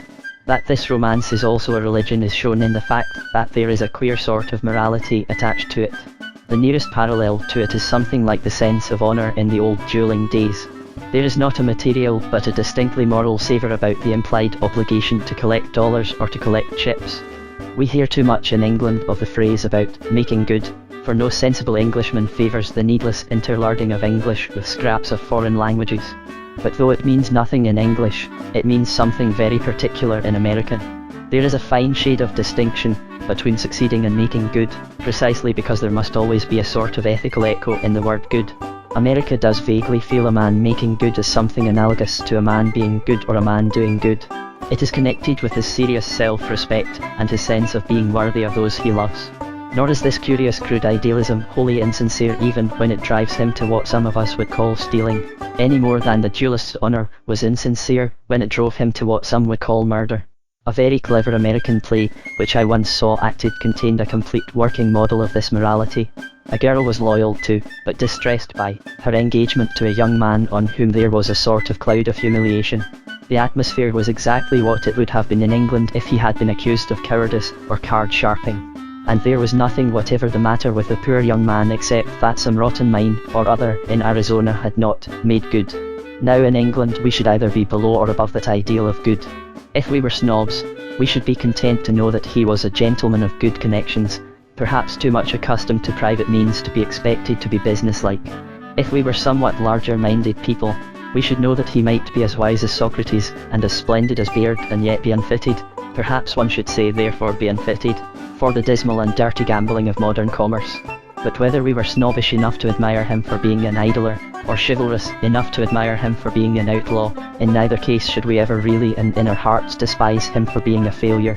For it is this inner verdict of instinctive idealism that is the point at issue. Of course there is nothing new, or peculiar to the New World, about a man's engagement practically failing through his financial failure. An English girl might easily drop a man because he was poor, or she might stick to him faithfully and defiantly although he was poor. The point is that this girl was faithful but she was not defiant. That is, she was not proud. The whole psychology of the situation was that she shared the weird worldly idealism of her family, and it was wounded as her patriotism would have been wounded if he had betrayed his country.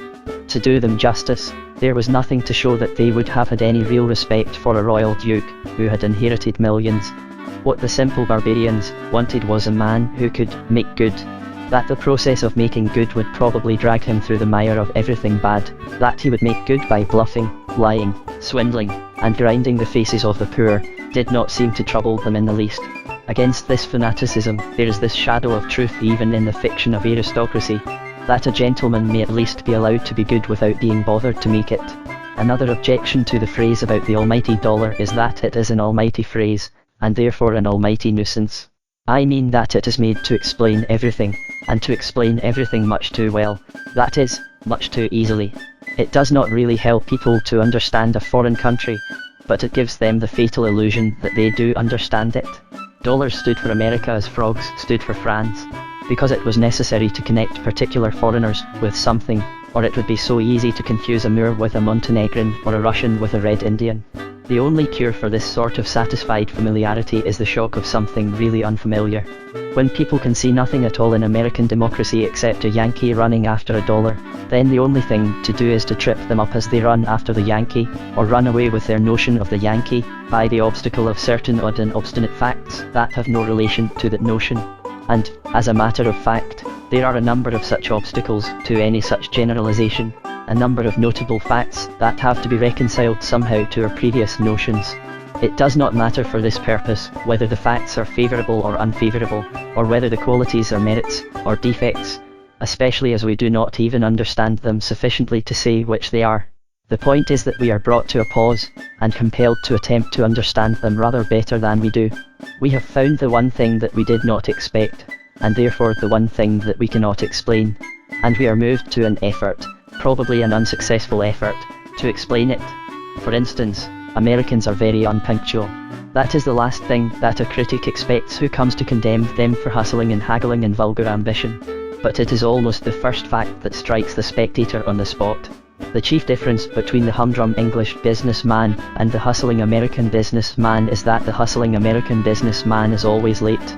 Of course, there is a great deal of difference between coming late and coming too late. But I noticed the fashion first in connection with my own lectures, touching which I could heartily recommend the habit of coming too late. I could easily understand a crowd of commercial Americans not coming to my lectures at all, but there was something odd about their coming in a crowd, and the crowd being expected to turn up some time after the appointed hour. The managers of these lectures, I continue to call them lectures out of courtesy to myself, often explained to me that it was quite useless to begin properly until about half an hour after time. Often people were still coming in 3/4 of an hour or even an hour after time. Not that I objected to that, as some lecturers are said to do. It seemed to me an agreeable break in the monotony, but as a characteristic of a people mostly engaged in practical business, it struck me as curious and interesting. I have grown accustomed to being the most unbusinesslike person in any given company, and it gave me a sort of dizzy exultation to find I was not the most unpunctual person in the company. I was afterwards told by many Americans that my impression was quite correct, that American unpunctuality was really very prevalent, and extended to much more important things. But at least I was not content to lump this along with all sorts of contrary things that I did not happen to like, and call it America. I am not sure of what it really means, but I rather fancy that though it may seem the very reverse of the hustling, it has the same origin as the hustling. The American is not punctual because he is not punctilious. He is impulsive, and has an impulse to stay as well as an impulse to go. For, after all, punctuality belongs to the same order of ideas as punctuation, and there is no punctuation in telegrams. The order of clocks and set hours which English business has always observed is a good thing in its own way. Indeed, I think that in a larger sense it is better than the other way. But it is better because it is a protection against hustling, not a promotion of it. In other words, it is better because it is more civilized, as a great Venetian merchant prince clad in cloth of gold was more civilized, or an old English merchant drinking port in an oak-panelled room was more civilized, or a little French shopkeeper shutting up his shop to play dominoes is more civilized. And the reason is that the American has the romance of business and is monomaniac, while the Frenchman has the romance of life and is sane. But the romance of business really is a romance, and the Americans are really romantic about it. And that romance, though it revolves round pork or petrol, is really like a love affair in this, that it involves not only rushing but also lingering. The American is too busy to have business habits. He is also too much in earnest to have business rules. If we wish to understand him, we must compare him not with the French shopkeeper when he plays dominoes, but with the same French shopkeeper when he works the guns or mans the trenches as a conscript soldier. Everybody used to the punctilious Prussian standard of uniform and parade has noticed the roughness and apparent laxity of the French soldier, the looseness of his clothes, the unsightliness of his heavy knapsack, In short, his inferiority in every detail of the business of war except fighting. There he is much too swift to be smart. He is much too practical to be precise. By a strange illusion which can lift poor packing almost to the level of patriotism, the American has the same free rhythm in his romance of business. He varies his conduct not to suit the clock but to suit the case. He gives more time to more important and less time to less important things, and he makes up his timetable as he goes along. Suppose he has 3 appointments. The first, let us say, is some mere trifle of erecting a tower 20 stories high and exhibiting a sky sign on the top of it. The second is a business discussion about the possibility of printing advertisements of soft drinks on the table napkins at a restaurant. The third is attending a conference to decide how the populace can be prevented from using chewing gum and the manufacturers can still manage to sell it. He will be content merely to glance at the sky sign as he goes by in a trolley car or an automobile.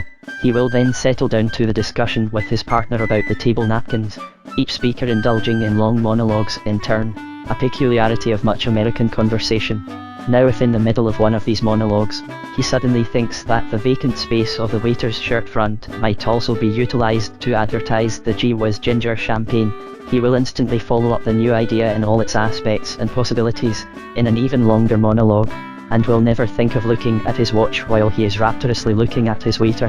The consequence is that he will come late into the great social movement against chewing gum, where an Englishman would probably have arrived at the proper hour. But though the Englishman's conduct is more proper, it need not be in all respects more practical.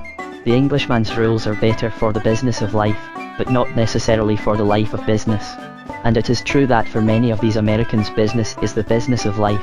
It is really also, as I have said, the romance of life. We shall admire or deplore this spirit, accordingly as we are glad to see trade irradiated with so much poetry, or sorry to see so much poetry wasted on trade. But it does make many people happy, like any other hobby, and one is disposed to add that it does fill their imaginations like any other delusion. For the true criticism of all this commercial romance would involve a criticism of this historic phase of commerce. These people are building on the sand, though it shines like gold, and for them like fairy gold, but the world will remember the legend about fairy gold. Half the financial operations they follow deal with things that do not even exist, for in that sense all finance is a fairy tale. Many of them are buying and selling things that do nothing but harm, but it does them good to buy and sell them. The claim of the romantic salesman is better justified than he realizes. Business really is romance, for it is not reality. There is one real advantage that America has over England, largely due to its livelier and more impressionable ideal. America does not think that stupidity is practical. It does not think that ideas are merely destructive things. It does not think that a genius is only a person to be told to go away and blow his brains out. Rather, it would open all its machinery to the genius and beg him to blow his brains in. It might attempt to use a natural force like Blake or Shelley for very ignoble purposes. It would be quite capable of asking Blake to take his tiger and his golden lions round as a sort of Barnum's show, or Shelley to hang his stars and hallowed clouds among the lights of Broadway. But it would not assume that a natural force is useless, any more than that Niagara is useless. And there is a very definite distinction here touching the intelligence of the trader, whatever we may think of either course touching the intelligence of the artist. It is one thing that Apollo should be employed by Admetus, although he is a god. It is quite another thing that Apollo should always be sacked by Admetus, because he is a god. Now in England, largely owing to the accident of a rivalry and therefore a comparison with France, there arose about the end of the 18th century an extraordinary notion that there was some sort of connection between dullness and success. What the Americans call a bonehead became what the English call a hard-headed man. The merchants of London evinced their contempt for the fantastic logicians of Paris by living in a permanent state of terror lest somebody should set the Thames on fire. In this as in much else, it is much easier to understand the Americans if we connect them with the French who were their allies than with the English who were their enemies. There are a great many Franco-American resemblances, which the practical Anglo-Saxons are of course too hard-headed, or boneheaded, to see. American history is haunted with the shadow of the plebiscitary president. They have a tradition of classical architecture for public buildings. Their cities are planned upon the squares of Paris and not upon the labyrinth of London. They call their cities Corinth and Syracuse, as the French called their citizens Epaminondas and Timoleon. Their soldiers wore the French kepi, and they make coffee admirably, and do not make tea at all. But of all the French elements in America, the most French is this real practicality. They know that at certain times the most businesslike of all qualities is laudes, et encore des laudes, et toujours des laudes. The publisher may induce the poet to do a pot boiler, but the publisher would cheerfully allow the poet to set the Mississippi on fire, if it would boil his particular pot. It is not so much that Englishmen are stupid as that they are afraid of being clever, and it is not so much that Americans are clever as that they do not try to be any stupider than they are. The fire of French logic has burnt it out of America as it has burnt it out of Europe, and of almost every place except England. This is one of the few points on which English insularity really is a disadvantage. It is the fatal notion that the only sort of common sense is to be found in compromise, and that the only sort of compromise is to be found in confusion. This must be clearly distinguished from the commonplace about the utilitarian world not rising to the invisible values of genius. Under this philosophy, the utilitarian does not see the utility of genius, even when it is quite visible. He does not see it, not because he is a utilitarian, but because he is an idealist whose ideal is dullness. For some time the English aspired to be stupid, prayed in hope with soaring spiritual ambition to be stupid. But with all their worship of success, they did not succeed in being stupid. The natural talents of a great and traditional nation were always breaking out in spite of them. In spite of the merchants of London, Turner did set the Thames on fire. In spite of a repeatedly explained preference for realism to romance, Europe persisted in resounding with the name of Byron. And just when we had made it perfectly clear to the French that we despised all their flamboyant tricks, that we were a plain prosaic people, and there was no fantastic glory or chivalry about us, the very shaft we sent against them shone with the name of Nelson, a shooting and a falling star. _presidents and problems. All good Americans wish to fight the representatives they have chosen. All good Englishmen wish to forget the representatives they have chosen. This difference, deep and perhaps ineradicable in the temperaments of the two peoples, explains 1,000 things in their literature and their laws. The American national poet praised his people for their readiness to essay against the never-ending audacity of elected persons. The English national anthem is content to say heartily, but almost hastily, confound their politics, and then more cheerfully, as if changing the subject, God save the King. For this is especially the secret of the monarch or chief magistrate in the two countries. They arm the president with the powers of a king, that he may be a nuisance in politics. We deprive the king even of the powers of a president, lest he should remind us of a politician. We desire to forget the never-ending audacity of elected persons, and with us therefore it really never does end. That is the practical objection to our own habit of changing the subject, instead of changing the ministry. The king, as the Irish wit observed, is not a subject, but in that sense the English crowned head is not a king. He is a popular figure intended to remind us of the England that politicians do not remember, the England of horses and ships and gardens and good fellowship. The Americans have no such purely social symbol, and it is rather the root than the result of this that their social luxury, and especially their sport, are a little lacking in humanity and humour. It is the American, much more than the Englishman, who takes his pleasures sadly, not to say savagely. The genuine popularity of constitutional monarchs, in parliamentary countries, can be explained by any practical example. Let us suppose that great social reform, the Compulsory Haircutting Act, has just begun to be enforced. The Compulsory Haircutting Act, as every good citizen knows, is a statute which permits any person to grow his hair to any length, in any wild or wonderful shape, so long as he is registered with a hairdresser who charges a shilling. But it imposes a universal close shave, like that which is found so hygienic during a curative detention at Dartmoor, on all who are registered only with a barber who charges 3d. Thus, while the ornamental classes can continue to ornament the street with Piccadilly weepers or chinbeards if they choose, the working classes demonstrate the care with which the state protects them by going about in a fresher, cooler, and cleaner condition, a condition which has the further advantage of revealing at a glance that outline of the criminal skull, which is so common among them. The Compulsory Haircutting Act is thus in every way a compact and convenient example of all our current laws about education, sport, liquor and liberty in general. Well, the law has passed and the masses, insensible to its scientific value, are still murmuring against it. The ignorant peasant maiden is averse to so extreme a fashion of bobbing her hair, and does not see how she can even be a flapper with nothing to flap. Her father, his mind already poisoned by Bolshevists, begins to wonder who the devil does these things, and why. In proportion as he knows the world of today, he guesses that the real origin may be quite obscure, or the real motive quite corrupt. The pressure may have come from anybody who has gained power or money anyhow. It may come from the foreign millionaire who owns all the expensive hairdressing saloons. It may come from some swindler in the cutlery trade who has contracted to sell 1 million bad razors. Hence the poor man looks about him with suspicion in the street, knowing that the lowest sneak or the loudest snob he sees may be directing the government of his country. Anybody may have to do with politics, and this sort of thing is politics. Suddenly he catches sight of a crowd, stops, and begins wildly to cheer a carriage that is passing. The carriage contains the one person who has certainly not originated any great scientific reform. He is the only person in the Commonwealth who is not allowed to cut off other people's hair, or to take away other people's liberties.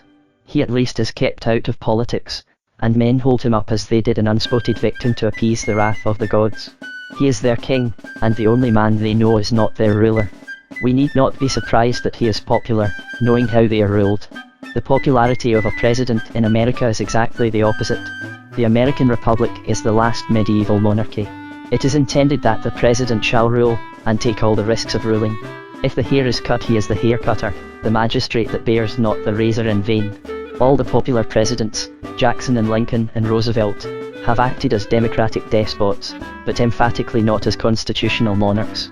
In short, the names have become curiously interchanged, and as a historical reality it is the president who ought to be called a king. But it is not only true that the president could correctly be called a king, it is also true that the king might correctly be called a president. We could hardly find a more exact description of him than to call him a president. What is expected in modern times of a modern constitutional monarch is emphatically that he should preside. We expect him to take the throne exactly as if he were taking the chair. The chairman does not move the motion or resolution, far less vote it. He is not supposed even to favour it. He is expected to please everybody by favouring nobody. The primary essentials of a president or chairman are that he should be treated with ceremonial respect, that he should be popular in his personality and yet impersonal in his opinions, and that he should actually be a link between all the other persons by being different from all of them. This is exactly what is demanded of the constitutional monarch in modern times.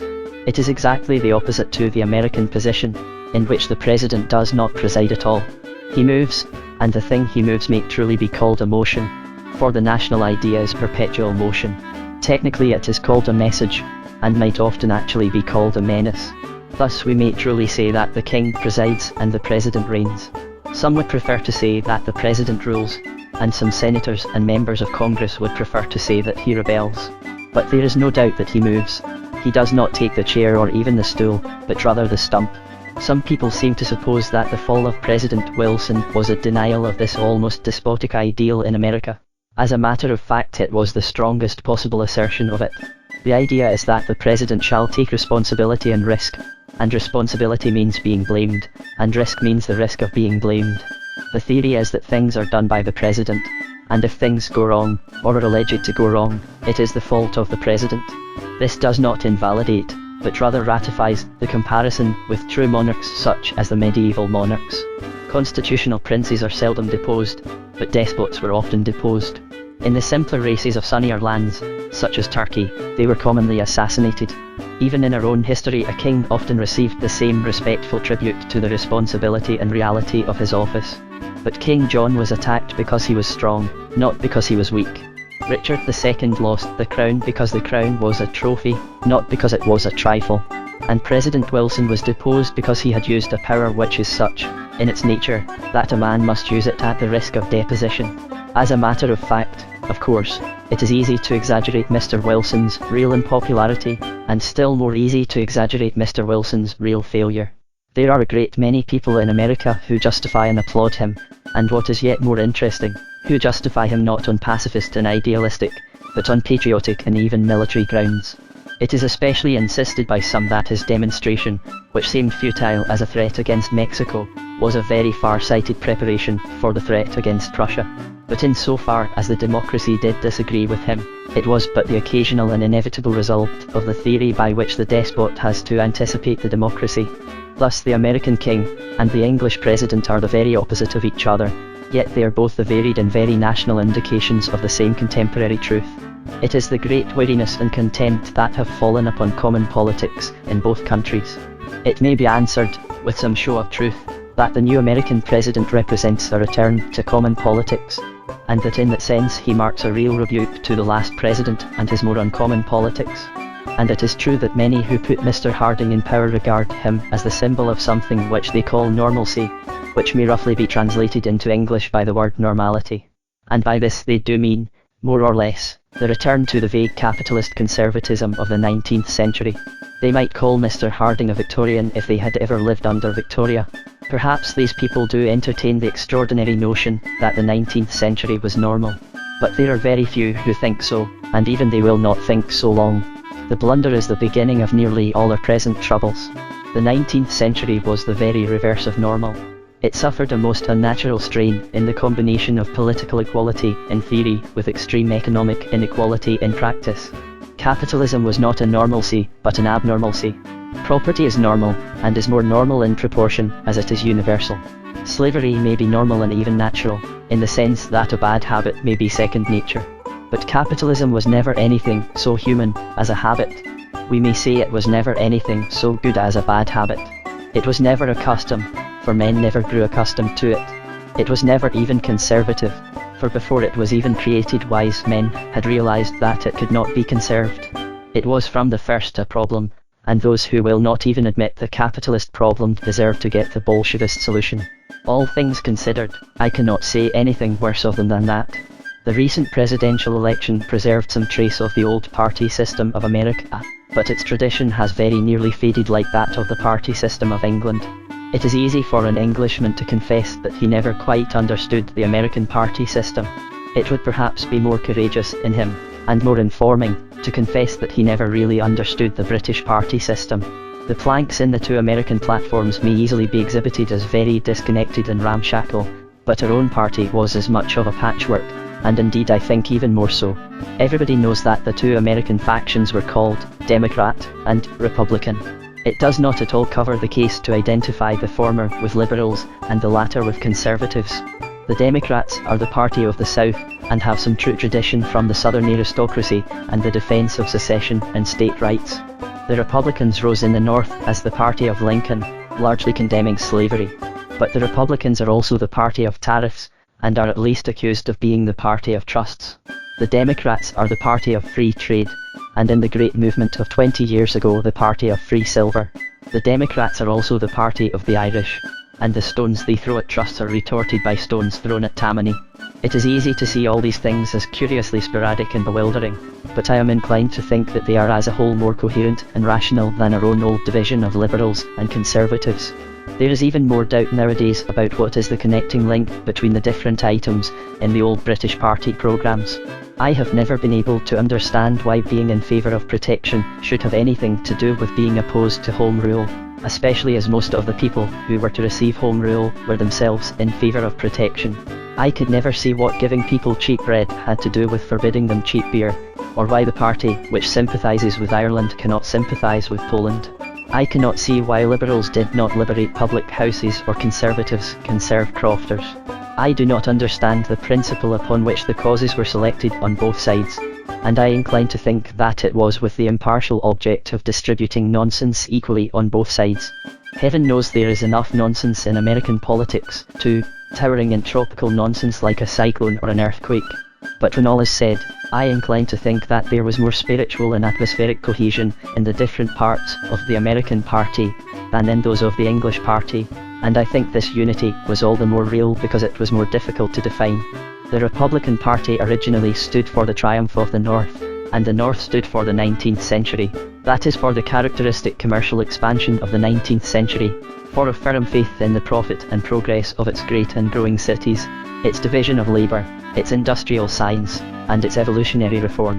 The Democratic Party stood more loosely for all the elements that doubted whether this development was democratic or was desirable, all that looked back to Jeffersonian idealism and the serene abstractions of the 18th century, or forward to Brownite idealism and some simplified utopia founded on grain rather than gold. Along with this went, not at all unnaturally, the last and lingering sentiment of the Southern squires, who remembered a more rural civilization that seemed by comparison romantic. Along with this went, quite logically, the passions and the pathos of the Irish, themselves a rural civilization, whose basis is a religion, or what the 19th century tended to call a superstition. Above all, it was perfectly natural that this tone of thought should favour local liberties, and even a revolt on behalf of local liberties, and should distrust the huge machine of centralised power called the Union. In short, something very near the truth was said by a suicidally silly Republican orator, who was running Blaine for the presidency, when he denounced the Democratic Party as supported by Rome, rum, and rebellion. They seem to me to be three excellent things in their place, and that is why I suspect that I should have belonged to the Democratic Party if I had been born in America when there was a Democratic Party. But I fancy that by this time even this general distinction has become very dim. If I had been an American 20 years ago, in the time of the Great Free Silver campaign, I should certainly never have hesitated for an instant about my sympathies or my side. My feelings would have been exactly those that are nobly expressed by Mr. Victor Lindsay, in a poem bearing the characteristic title of Brian, Brian, Brian, Brian. And, by the way, nobody can begin to sympathise with America whose soul does not to some extent begin to swing and dance to the drums and gongs of Mr. Victor Lindsay's great orchestra, which has the note of his whole nation in this, that a refined person can revile it 100 times over as violent and brazen and barbarous and absurd, but not as insincere. There is something in it, and that something is the soul of many million men. But the poet himself, in the political poem referred to, speaks of Brian's fall over free silver as defeat of my boyhood, defeat of my dream, and it is only too probable that the cause has fallen as well as the candidate.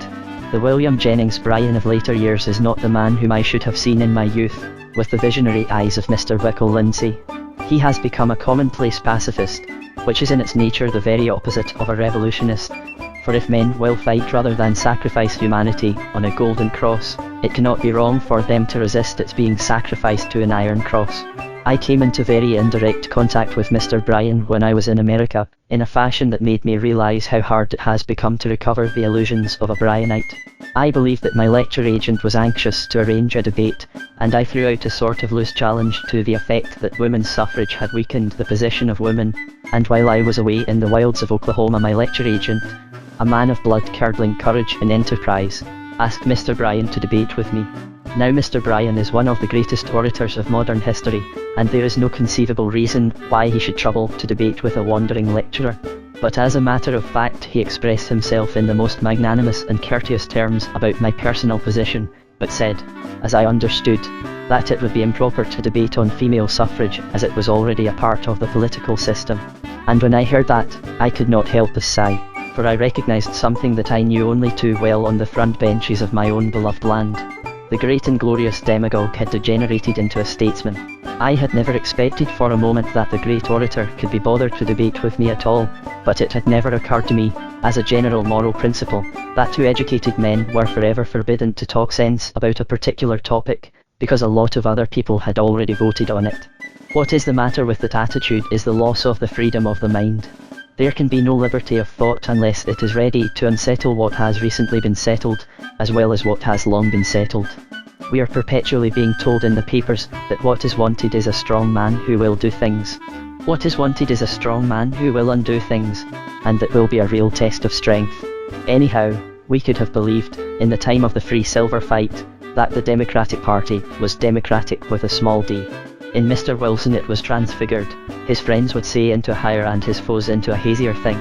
And the Republican reaction against him, even where it has been healthy, has also been hazy.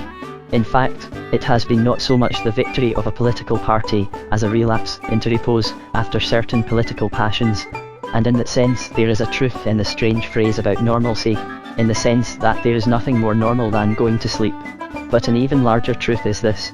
It is most likely that America is no longer concentrated on these faction fights at all, but is considering certain large problems upon which those factions hardly trouble to take sides. They are too large even to be classified as foreign policy, distinct from domestic policy. They are so large as to be inside as well as outside the state. From an English standpoint the most obvious example is the Irish. For the Irish problem is not a British problem, but also an American problem. And this is true even of the great external enigma of Japan. The Japanese question may be a part of foreign policy for America, but it is a part of domestic policy for California. And the same is true of that other intense and intelligent Eastern people, the genius and limitations of which have troubled the world so much longer. What the Japs are in California, the Jews are in America. That is, they are a piece of foreign policy that has become embedded in domestic policy, something which is found inside but still has to be regarded from the outside. On these great international matters, I doubt if Americans got much guidance from their party system, especially as most of these questions have grown very recently and rapidly to enormous size. Men are left free to judge of them with fresh minds. And that is the truth in the statement that the Washington Conference has opened the gates of a new world. On the relations to England and Ireland, I will not attempt to dwell adequately here. I have already noted that my first interview was with an Irishman, and my first impression from that interview a vivid sense of the importance of Ireland in Anglo-American relations, and I have said something of the Irish problem, prematurely and out of its proper order, under the stress of that sense of urgency. Here I will only add 2 remarks about the 2 countries respectively. A great many British journalists have recently imagined that they were pouring oil upon the troubled waters, when they were rather pouring out oil to smooth the downward path, and to turn the broad road to destruction into a butter slide. They seem to have no notion of what to do, except to say what they imagine the very stupidest of their readers would be pleased to hear, and conceal whatever the most intelligent of their readers would probably like to know. They therefore informed the public that the majority of Americans had abandoned all sympathy with Ireland because of its alleged sympathy with Germany, and that this majority of Americans was now ardently in sympathy with its English brothers across the sea. Now, to begin with, such critics have no notion of what they are saying when they talk about the majority of Americans. To anybody who has happened to look in, let us say, on the city of Omaha, Nebraska, the remark will have something enormous and overwhelming about it. It is like saying that the majority of the inhabitants of China would agree with the Chinese ambassador in a preference for dining at the Savoy rather than the Ritz. There are millions and millions of people living in those great central plains of the North American continent of whom it would be nearer the truth to say that they have never heard of England, or of Ireland either, than to say that their first emotional movement is a desire to come to the rescue of either of them. It is perfectly true that the more monomaniac sort of Sinn Féiner might sometimes irritate this innocent and isolated American spirit by being pro-Irish. It is equally true that a traditional Bostonian or Virginian might irritate it by being pro-English. The only difference is that large numbers of pure Irishmen are scattered in those far places, and large numbers of pure Englishmen are not. But it is truest of all to say that neither England nor Ireland so much as crosses the mind of most of them once in 6 months. Painting up large notices of "Watch us grow, making money by farming with machinery," together with an occasional hold up with 6-shooters and photographs of a beautiful murderess or divorcee, fill up the round of their good and happy lives, and fleet the time carelessly as in the golden age. But putting aside all this vast and distant democracy, which is the real majority of Americans, and confining ourselves to the older culture on the eastern coast, which the critics probably had in mind, we shall find the case more comforting, but not to be covered with cheap and false comfort. Now, it is perfectly true that any Englishman coming to this eastern coast, as I did, finds himself not only most warmly welcomed as a guest, but most cordially complimented as an Englishman. Men recall with pride the branches of their family that belong to England or the English counties where they were rooted, and their enthusiasms for English literature and history which are as spontaneous as patriotism itself. Something of this may be put down to a certain promptitude and flexibility in all American kindness, which is never sufficiently stodgy to be called good nature. The Englishman does sometimes wonder whether if he had been a Russian, his hosts would not have remembered remote Russian aunts and uncles and disinterred a Muscovite great-grandmother, or whether if he had come from Iceland, they would not have known as much about Icelandic sagas and been as sympathetic about the absence of Icelandic snakes. But with a fair review of the proportions of the case, he will dismiss this conjecture, and come to the conclusion that a number of educated Americans are very warmly and sincerely sympathetic with England. What I began to feel, with a certain creeping chill, was that they were only too sympathetic with England. The word sympathetic has sometimes rather a double sense. The impression I received was that all these chivalrous Southerners and men mellow with Bostonian memories were relying to England. They were on the defensive, and it was poor old England that they were defending. Their attitude implied that somebody or something was leaving her undefended, or finding her indefensible. The burden of that hearty chorus was that England was not so black as she was painted. It seemed clear that somewhere or other she was being painted pretty black. But there was something else that made me uncomfortable. It was not only the sense of being somewhat boisterously forgiven, it was also something involving questions of power as well as morality. Then it seemed to me that a new sensation turned me hot and cold, and I felt something I have never before felt in a foreign land. Never had my father or my grandfather known that sensation. Never during the great and complex and perhaps perilous expansion of our power and commerce in the last 100 years had an Englishman heard exactly that note in a human voice. England was being pitied. I, as an Englishman, was not only being pardoned but pitied. My country was beginning to be an object of compassion, like Poland or Spain. My first emotion, full of the mood and movement of 100 years, was one of furious anger. But the anger has given place to anxiety, and the anxiety is not yet at an end. It is not my business here to expound my view of English politics, still less of European politics, or the politics of the world, but to put down a few impressions of American travel. On many points of European politics, the impression will be purely negative. I am sure that most Americans have no notion of the position of France or the position of Poland. But if English readers want the truth, I am sure this is the truth about their notion of the position of England. They are wondering, or those who are watching are wondering, whether the term of her success is come and she is going down the dark road after Prussia. Many are sorry if this is so, some are glad if it is so, but all are seriously considering the probability of its being so. And herein lay especially the horrible folly of our black and tan terrorism over the Irish people. I have noted that the newspapers told us that America had been chilled in its Irish sympathies by Irish detachment during the war. It is the painful truth that any advantage we might have had from this we ourselves immediately proceeded to destroy. Ireland might have put herself wrong with America by her attitude about Belgium, if England had not instantly proceeded to put herself more wrong by her attitude towards Ireland. It is quite true that two blacks do not make a white, but you cannot send a black to reproach people with tolerating blackness, and this is quite as true when one is a black Brunswicker and the other a black and tan. It is true that since then England has made surprisingly sweeping concessions so large as to increase the amazement that the refusal should have been so long. But unfortunately the combination of the two rather clinches the conception of our decline. If the concession had come before the terror, it would have looked like an attempt to emancipate, and would probably have succeeded. Coming so abruptly after the terror, it looked only like an attempt to tyrannize, and an attempt that failed.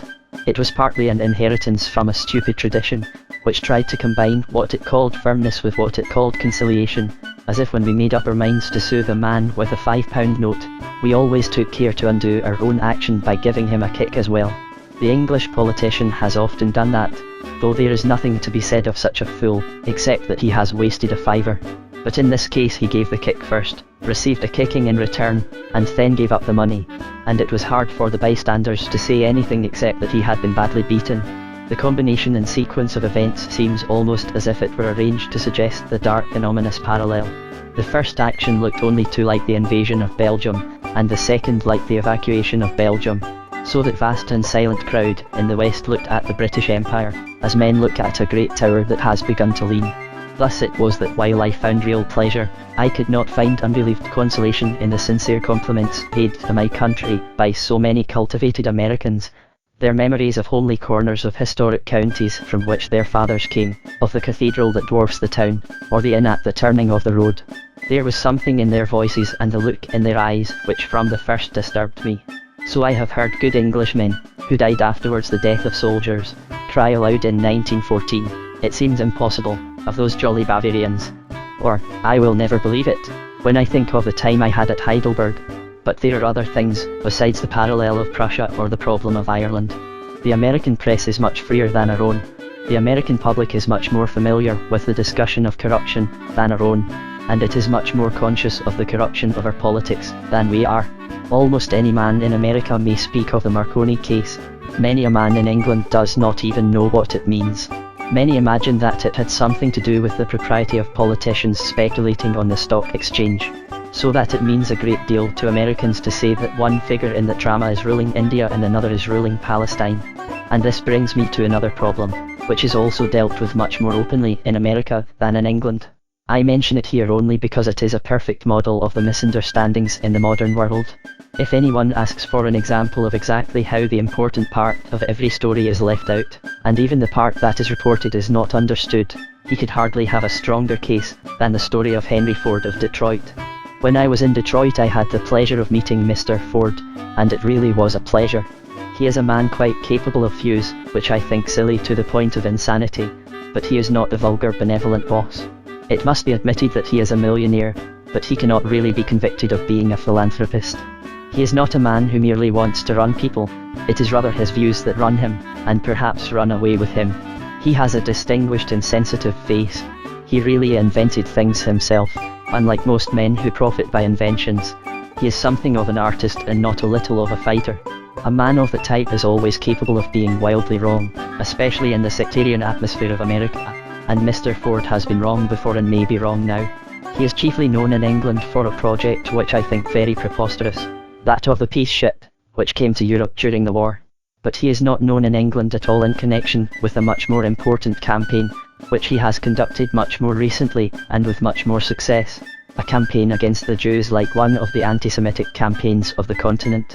Now anyone who knows anything of America knows exactly what the peace ship would be like.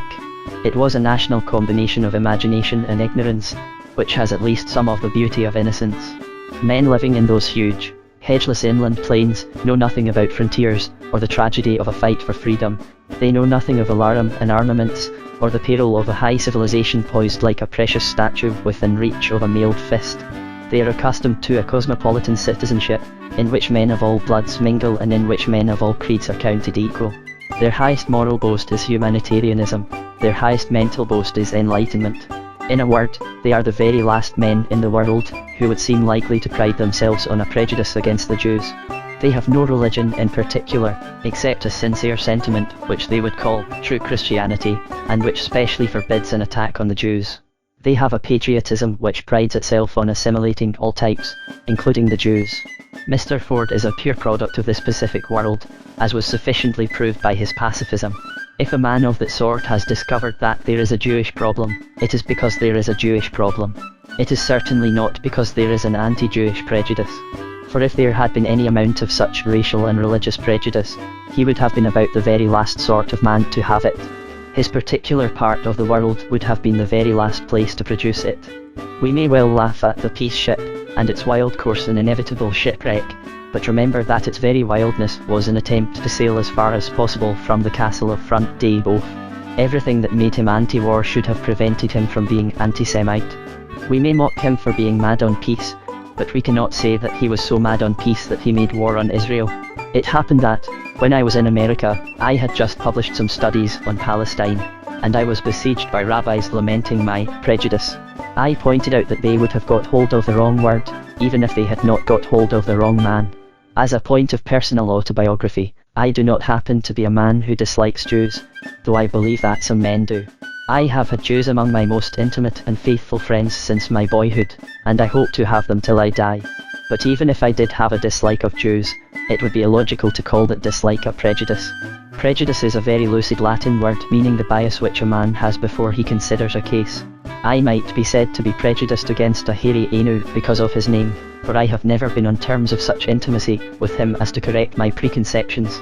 But if after moving about in the modern world and meeting Jews, knowing Jews, doing business with Jews, and reading and hearing about Jews, I came to the conclusion that I did not like Jews, my conclusion certainly would not be a prejudice.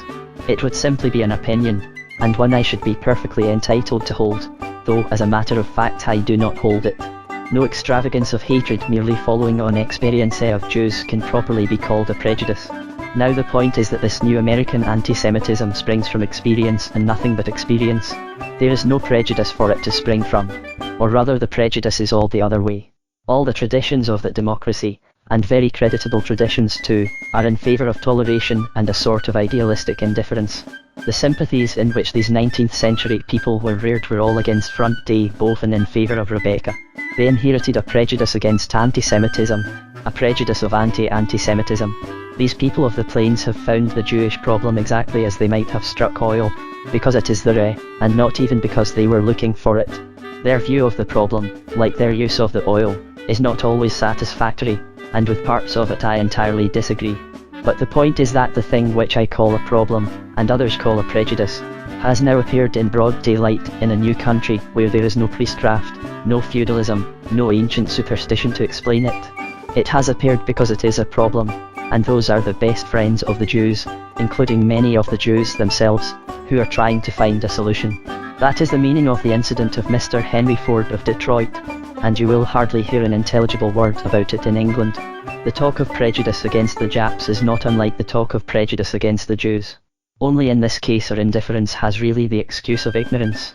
We used to lecture the Russians for oppressing the Jews, before we heard the word Bolshevist and began to lecture them for being oppressed by the Jews. In the same way we have long lectured the Californians for oppressing the Japs, without allowing for the possibility of their foreseeing that the oppression may soon be the other way. As in the other case, it may be a persecution, but it is not a prejudice. The Californians know more about the Japanese than we do, and our own colonists, when they are placed in the same position, generally say the same thing. I will not attempt to deal adequately here with the vast international and diplomatic problems which arise with the name of the new power in the Far East. It is possible that Japan, having imitated European militarism, may imitate European pacifism. I cannot honestly pretend to know what the Japanese mean by the one any more than by the other. But when Englishmen, especially English liberals like myself, take a superior and censorious attitude towards Americans, and especially Californians, I am moved to make a final remark. When a considerable number of Englishmen talk of the grave contending claims of our friendship with Japan and our friendship with America, when they finally tend in a sort of summing up to dwell on the superior virtues of Japan, I may be permitted to make a single comment. We are perpetually boring the world and each other with talk about the bonds that bind us to America. We are perpetually crying aloud that England and America are very much alike, especially England. We are always insisting that the two are identical in all the things in which they most obviously differ. We are always saying that both stand for democracy, when we should not consent to stand their democracy for half a day. We are always saying that at least we are all Anglo-Saxons, when we are descended from Romans and Normans and Britons and Danes, and they are descended from Irishmen and Italians and Slavs and Germans. We tell a people whose very existence is a revolt against the British Crown that they are passionately devoted to the British Constitution. We tell a nation whose whole policy has been isolation and independence that with us she can bear safely the white man's burden of universal empire. We tell a continent crowded with Irishmen to thank God that the Saxon can always rule the Celt. We tell a populace whose very virtues are lawless that together we uphold the reign of law. We recognise our own law-abiding character in people who make laws that neither they nor anybody else can abide. We congratulate them on clinging to all they have cast away, and on imitating everything which they came into existence to insult. And when we have established all these nonsensical analogies with a non-existent nation, we wait until there is a crisis, in which we really are at one with America, and then we falter and threaten to fail her. In a battle where we really are of one blood, the blood of the great white race throughout the world, when we really have one language, the fundamental alphabet of Cadmus and the script of Rome, when we really do represent the same reign of law, the common conscience of Christendom, and the morals of men baptized, when we really have an implicit faith in honour and type of freedom, to summon up our souls, as with trumpets, then many of us begin to weaken and waver and wonder whether there is not something very nice about little yellow men, whose heroic stories revolve round polygamy and suicide, and whose heroes wore two swords and worshipped the ancestors of the Mikado. _PROHIBITION. In fact and fancy I went to America with some notion of not discussing prohibition. But I soon found that well-to-do Americans were only too delighted to discuss it over the nuts and wine. They were even willing, if necessary, to dispense with the nuts. I am far from sneering at this, having a general philosophy which need not here be expounded, but which may be symbolized by saying that monkeys can enjoy nuts but only men can enjoy wine. But if I am to deal with prohibition, there is no doubt of the first thing to be said about it. The first thing to be said about it is that it does not exist. It is to some extent enforced among the poor. At any rate it was intended to be enforced among the poor, though even among them I fancy it is much evaded. It is certainly not enforced among the rich, and I doubt whether it was intended to be. I suspect that this has always happened whenever this negative notion has taken hold of some particular province or tribe. Prohibition never prohibits. It never has in history, not even in Muslim history, and it never will. Muhammad at least had the argument of a climate and not the interest of a class. But if a test is needed, consider what part of Muslim culture has passed permanently into our own modern culture. You will find the one Muslim poem that has really pierced is a Muslim poem in praise of wine. The crown of all the victories of the Crescent is that nobody reads the Quran and everybody reads the Rubaiyat. Most of us remember with satisfaction an old picture in _punch_ representing a festive old gentleman in a state of collapse on the pavement, and a philanthropic old lady anxiously calling the attention of a cabman to the calamity. The old lady says, "I'm sure this poor gentleman is ill," and the cabman replies with fervour, "Ill? I wish I had Alf, his complaint." We talk about unconscious humour, but there is such a thing as unconscious seriousness. Flippancy is a flower whose roots are often underground in the subconsciousness. Many a man talks sense when he thinks he is talking nonsense, touches on a conflict of ideas as if it were only a contradiction of language, or really makes a parallel when he means only to make a pun. Some of the _punch_ jokes of the best period are examples of this, and that quoted above is a very strong example of it. The cabman meant what he said, but he said a great deal more than he meant. His utterance contained fine philosophical doctrines and distinctions of which he was not perhaps entirely conscious. The spirit of the English language, the tragedy and comedy of the condition of the English people, spoke through him as the god spoke through a Terath head or brazen mask of oracle. And the oracle is an omen, and in some sense an omen of doom. Observe, to begin with, the sobriety of the cabman. Note his measure, his moderation, or to use the yet truer term, his temperance. He only wishes to have half the old gentleman's complaint. The old gentleman is welcome to the other half, along with all the other pomps and luxuries of his superior social station. There is nothing Bolshevist, or even communist about the temperance cabman. He might almost be called distributist, in the sense that he wishes to distribute the old gentleman's complaint more equally between the old gentleman and himself. And, of course, the social relations there represented are very much truer to life than it is fashionable to suggest. By the realism of this picture Mr. Punch made amends for some more snobbish pictures, with the opposite social moral. It will remain eternally among his real glories that he exhibited a picture in which the cabman was sober and the gentleman was drunk. Despite many ideas to the contrary, it was emphatically a picture of real life. The truth is subject to the simplest of all possible tests. If the cabman were really and truly drunk he would not be a cabman, for he could not drive a cab. If he had the whole of the old gentleman's complaint, he would be sitting happily on the pavement beside the old gentleman, a symbol of social equality found at last, and the levelling of all classes of mankind. I do not say that there has never been such a monster known as a drunken cabman. I do not say that the driver may not sometimes have approximated imprudently to 3/4 of the complaint, instead of adhering to his severe, but wise conception of half of it. But I do say that most men of the world, if they spoke sincerely, could testify to more examples of helplessly drunken gentlemen put inside cabs than of helplessly drunken drivers on top of them. Philanthropists and officials, who never look at people but only at papers, probably have a mass of social statistics to the contrary, founded on the simple fact that cabmen can be cross-examined about their habits and gentlemen cannot.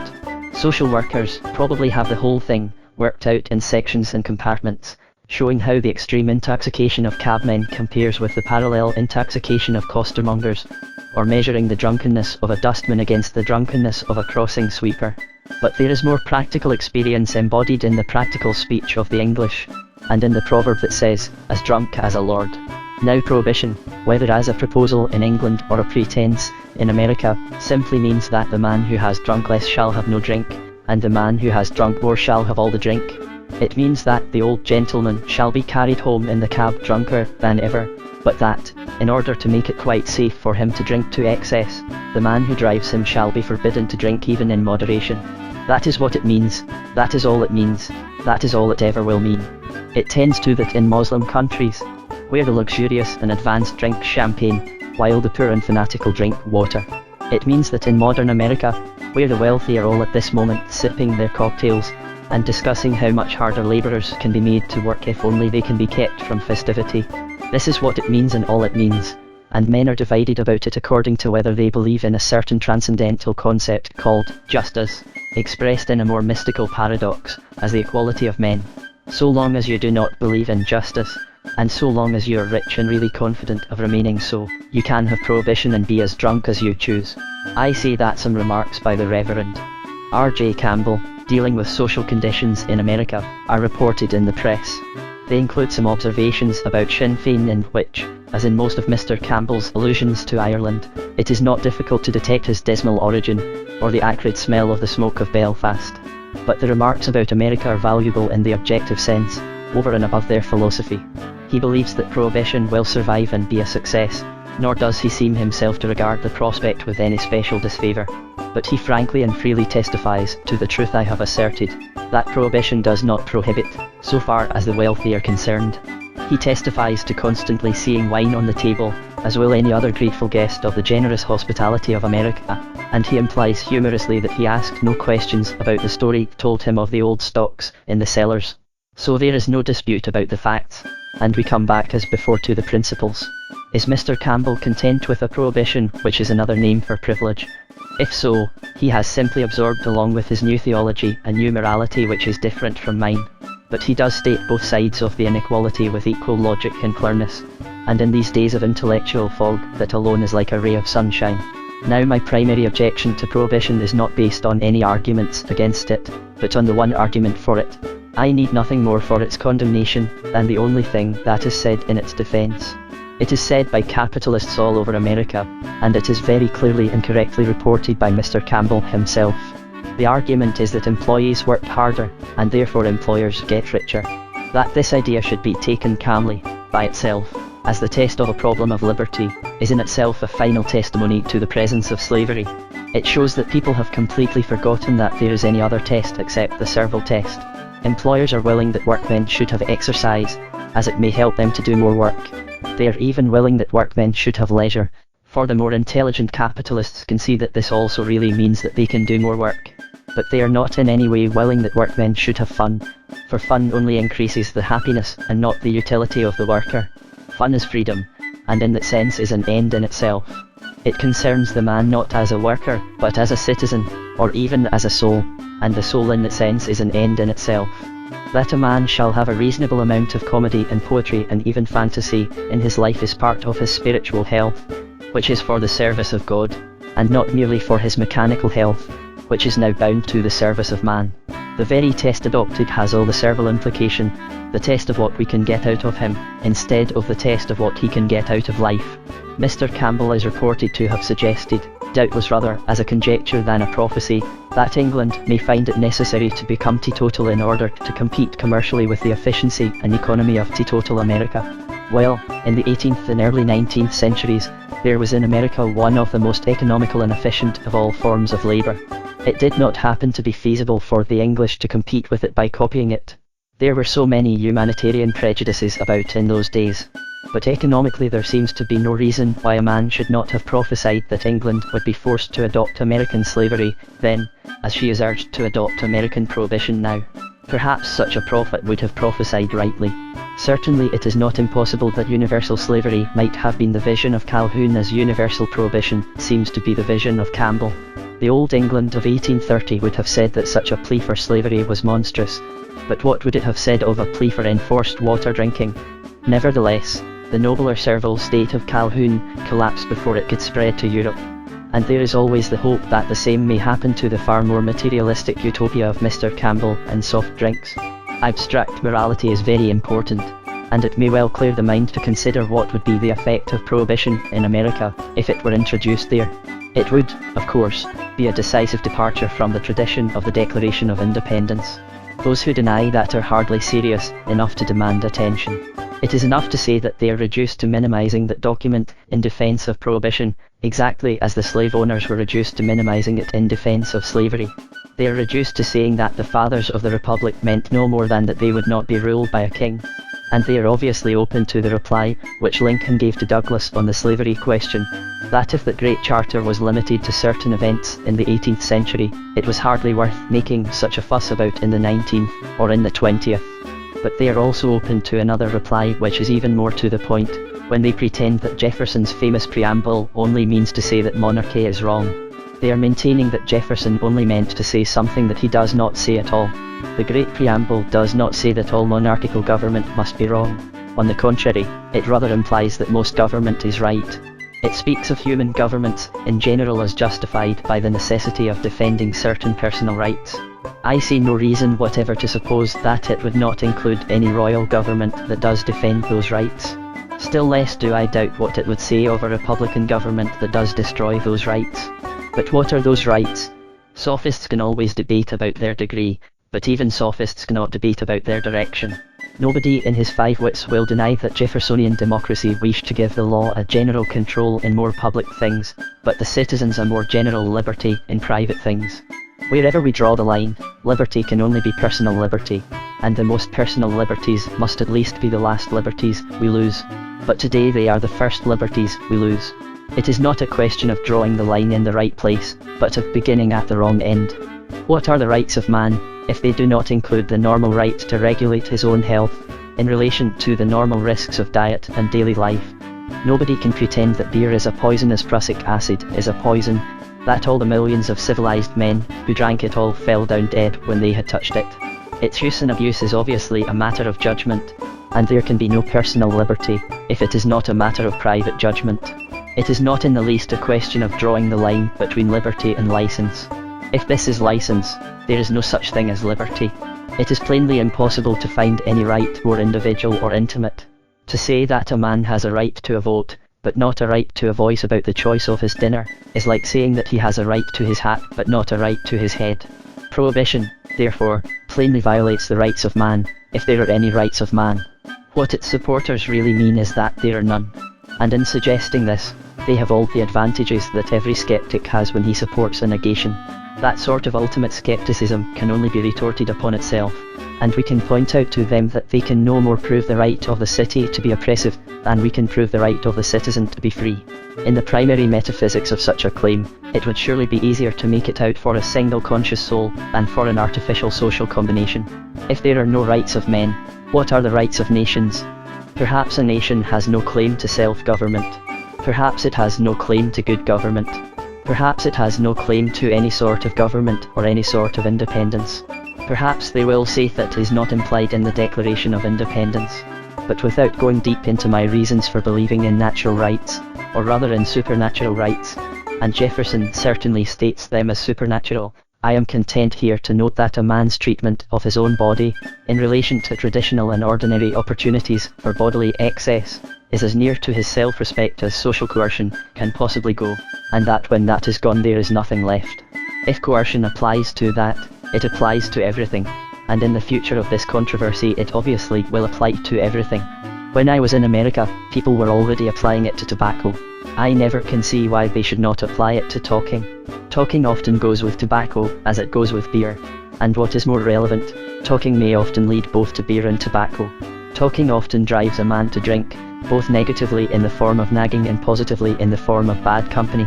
If the American Puritan is so anxious to be a censor morum, he should obviously put a stop to the evil communications that really corrupt good manners. He should reintroduce the scold's bridle among the other blue laws for a land of blue devils. He should gag all gay deceivers and plausible cynics. He should cut off all flattering lips and the tongue that speaketh proud things. Nobody can doubt that 9/10 of the harm in the world is done simply by talking. Jefferson and the old Democrats allowed people to talk, not because they were unaware of this fact, but because they were fettered by this old fancy of theirs about freedom and the rights of man. But since we have already abandoned that doctrine in a final fashion, I cannot see why the new principle should not be applied intelligently, and in that case it would be applied to the control of conversation. The state would provide us with forms already filled up with the subjects suitable for us to discuss at breakfast, perhaps allowing us a limited number of epigrams each. Perhaps we should have to make a formal application in writing, to be allowed to make a joke that had just occurred to us in conversation, and the committee would consider it in due course. Perhaps it would be effected in a more practical fashion, and the private citizens would be shut up as the public houses were shut up. Perhaps they would all wear gags, which the policemen would remove at stated hours, and their mouths would be opened from 1 to 3, as now in England even the public houses are from time to time accessible to the public. To some this will sound fantastic, but not so fantastic as Jefferson would have thought prohibition. But there is one sense in which it is indeed fantastic, for by hypothesis it leaves out the favoritism that is the fundamental of the whole matter. The only sense in which we can say that logic will never go so far as this is that logic will never go the length of equality. It is perfectly possible that the same forces that have forbidden beer may go on to forbid tobacco. But they will in a special and limited sense forbid tobacco, but not cigars. Or at any rate not expensive cigars. In America, where large numbers of ordinary men smoke rather ordinary cigars, there would be doubtless a good opportunity of penalising a very ordinary pleasure. But the heaviness of the millionaire will be all right. So it will be if ever the Puritans bring back the scold's bridle and the statutory silence of the populace. It will only be the populace that is silent. The politicians will go on talking. These I believe to be the broad facts of the problem of prohibition, but it would not be fair to leave it without mentioning two other causes which, if not defences, are at least excuses. The first is that prohibition was largely passed in a sort of fervour or fever of self-sacrifice, which was a part of the passionate patriotism of America in the war. As I have remarked elsewhere, those who have any notion of what that national unanimity was like will smile when they see America made a model of mere international idealism. Prohibition was partly a sort of patriotic renunciation, for the popular instinct, like every poetic instinct, always tends at great crises to great gestures of renunciation. But this very fact, while it makes the inhumanity far more human, makes it far less final and convincing. Men cannot remain standing stiffly in such symbolical attitudes, nor can a permanent policy be founded on something analogous to flinging a gauntlet or uttering a battle cry. We might as well expect all the Yale students to remain through life with their mouths open, exactly as they were when they uttered the college yell. It would be as reasonable as to expect them to remain through life with their mouths shut, while the wine cup, which has been the sacrament of all poets and lovers, passed round among all the youth of the world. This point appeared very plainly in a discussion I had with a very thoughtful and sympathetic American critic, a clergyman writing in an Anglo-Catholic magazine. He put the sentiment of these healthier prohibitionists, which had so much to do with the passing of prohibition, by asking, may not a man who is asked to give up his blood for his country be asked to give up his beer for his country? And this phrase clearly illuminates all the limitations of the case. I have never denied, in principle, that it might in some abnormal crisis, be lawful for a government to lock up the beer, or to lock up the bread.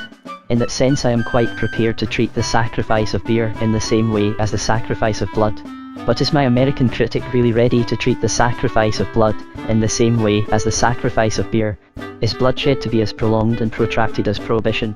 Is the normal non-combatant to shed his gore as often as he misses his drink? I can imagine people submitting to a special regulation, as I can imagine them serving in a particular war. I do indeed despise the political knavery that deliberately passes drink regulations as war measures and then preserves them as peace measures. But that is not a question of whether drink and drunkenness are wrong, but of whether lying and swindling are wrong. But I never denied that there might need to be exceptional sacrifices for exceptional occasions, and war is in its nature an exception. Only, if war is the exception, why should prohibition be the rule? If the surrender of beer is worthy to be compared to the shedding of blood, why then blood ought to be flowing forever like a fountain in the public squares of Philadelphia and New York. If my critic wants to complete his parallel, he must draw up rather a remarkable programme for the daily life of the ordinary citizens. He must suppose that, through all their lives, they are paraded every day at lunchtime and prodded with bayonets to show that they will shed their blood for their country.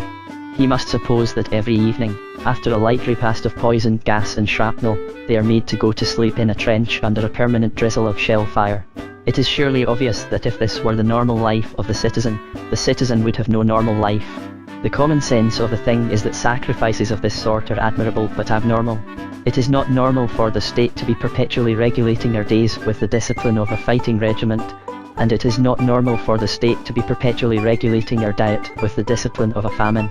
To say that every citizen must be subject to control in such bodily things is like saying that every Christian ought to tear himself with red-hot pincers because the Christian martyrs did their duty in time of persecution.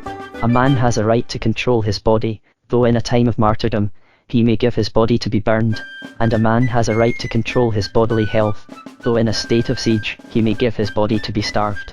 Thus, though the patriotic defence was a sincere defence, it is a defence that comes back on the defenders like a boomerang. For it proves only that prohibition ought to be ephemeral, unless war ought to be eternal. The other excuse is much less romantic and much more realistic. I have already said enough of the cause which is really realistic. The real power behind prohibition is simply the plutocratic power of the pushing employers who wish to get the last inch of work out of their workmen.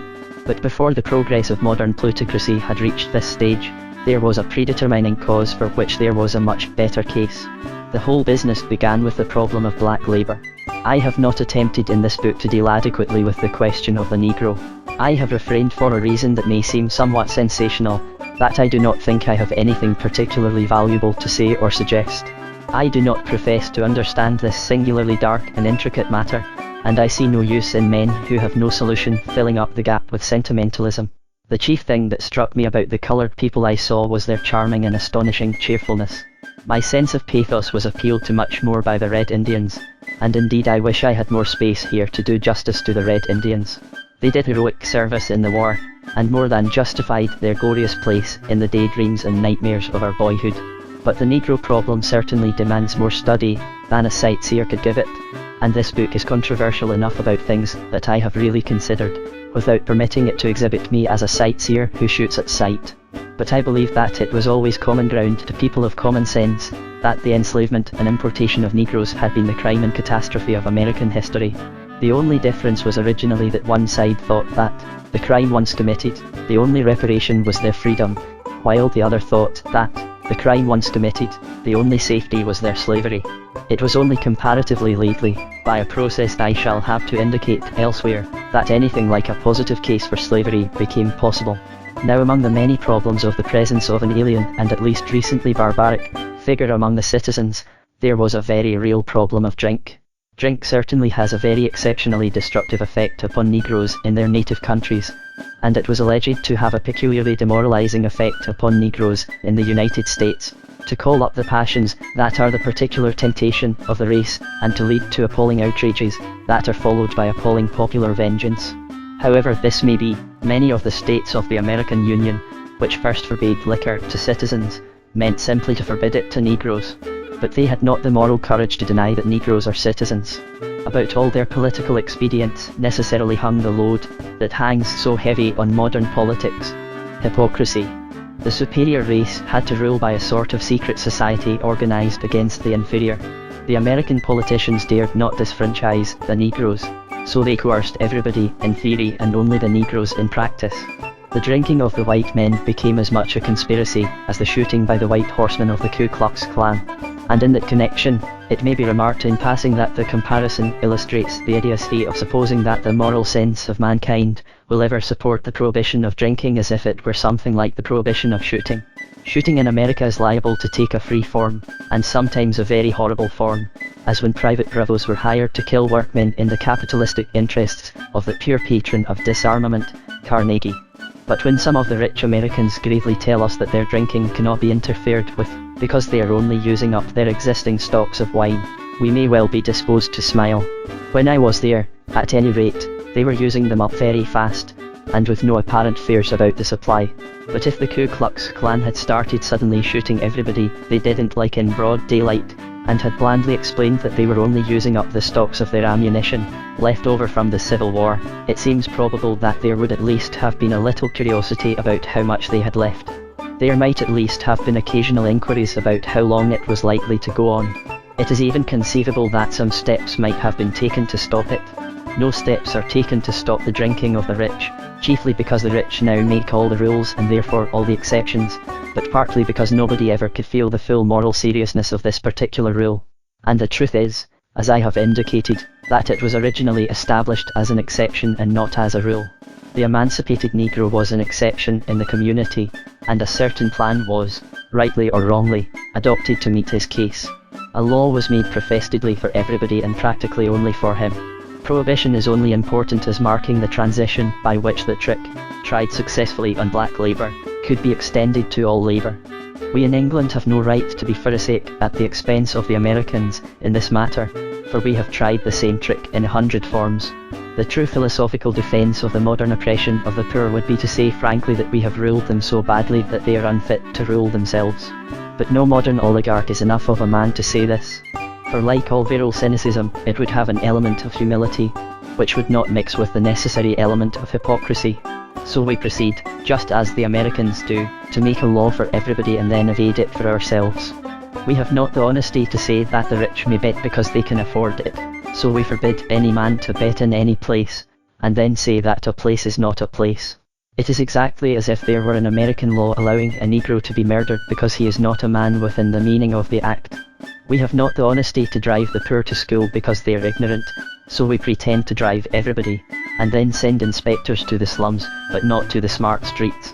We apply the same ingenuous principle, and are quite as undemocratic as Western democracy. Nevertheless, there is an element in the American case which cannot be present in ours, and this chapter may well conclude upon so important a change. America can now say with pride that she has abolished the colour bar. In this matter, the white labourer and the black labourer have at last been put upon an equal social footing. White labour is every bit as much enslaved as black labour, and is actually enslaved by a method and a model only intended for black labour. We might think it rather odd if the exact regulations about flogging Negroes were reproduced as a plan for punishing strikers, or if industrial arbitration issued its reports in the precise terminology of the fugitive slave law. But this is in essentials what has happened, and one could almost fancy some Negro orgy of triumph, with the beating of gongs and all the secret violence of voodoo, crying aloud to some ancestral mumbo-jumbo that the poor white trash was being treated according to its name. _FADS in public opinion, a foreigner is a man who laughs at everything except jokes. He is perfectly entitled to laugh at anything, so long as he realizes, in a reverent and religious spirit, that he himself is laughable. I was a foreigner in America, and I can truly claim that the sense of my own laughable position never left me. But when the native and the foreigner have finished with seeing the fun of each other in things that are meant to be serious, they both approach the far more delicate and dangerous ground of things that are meant to be funny. The sense of humour is generally very national. Perhaps that is why the internationalists are so careful to purge themselves of it. I had occasion during the war to consider the rights and wrongs of certain differences alleged to have arisen between the English and American soldiers at the front, and, rightly or wrongly, I came to the conclusion that they arose from the failure to understand when a foreigner is serious and when he is humorous.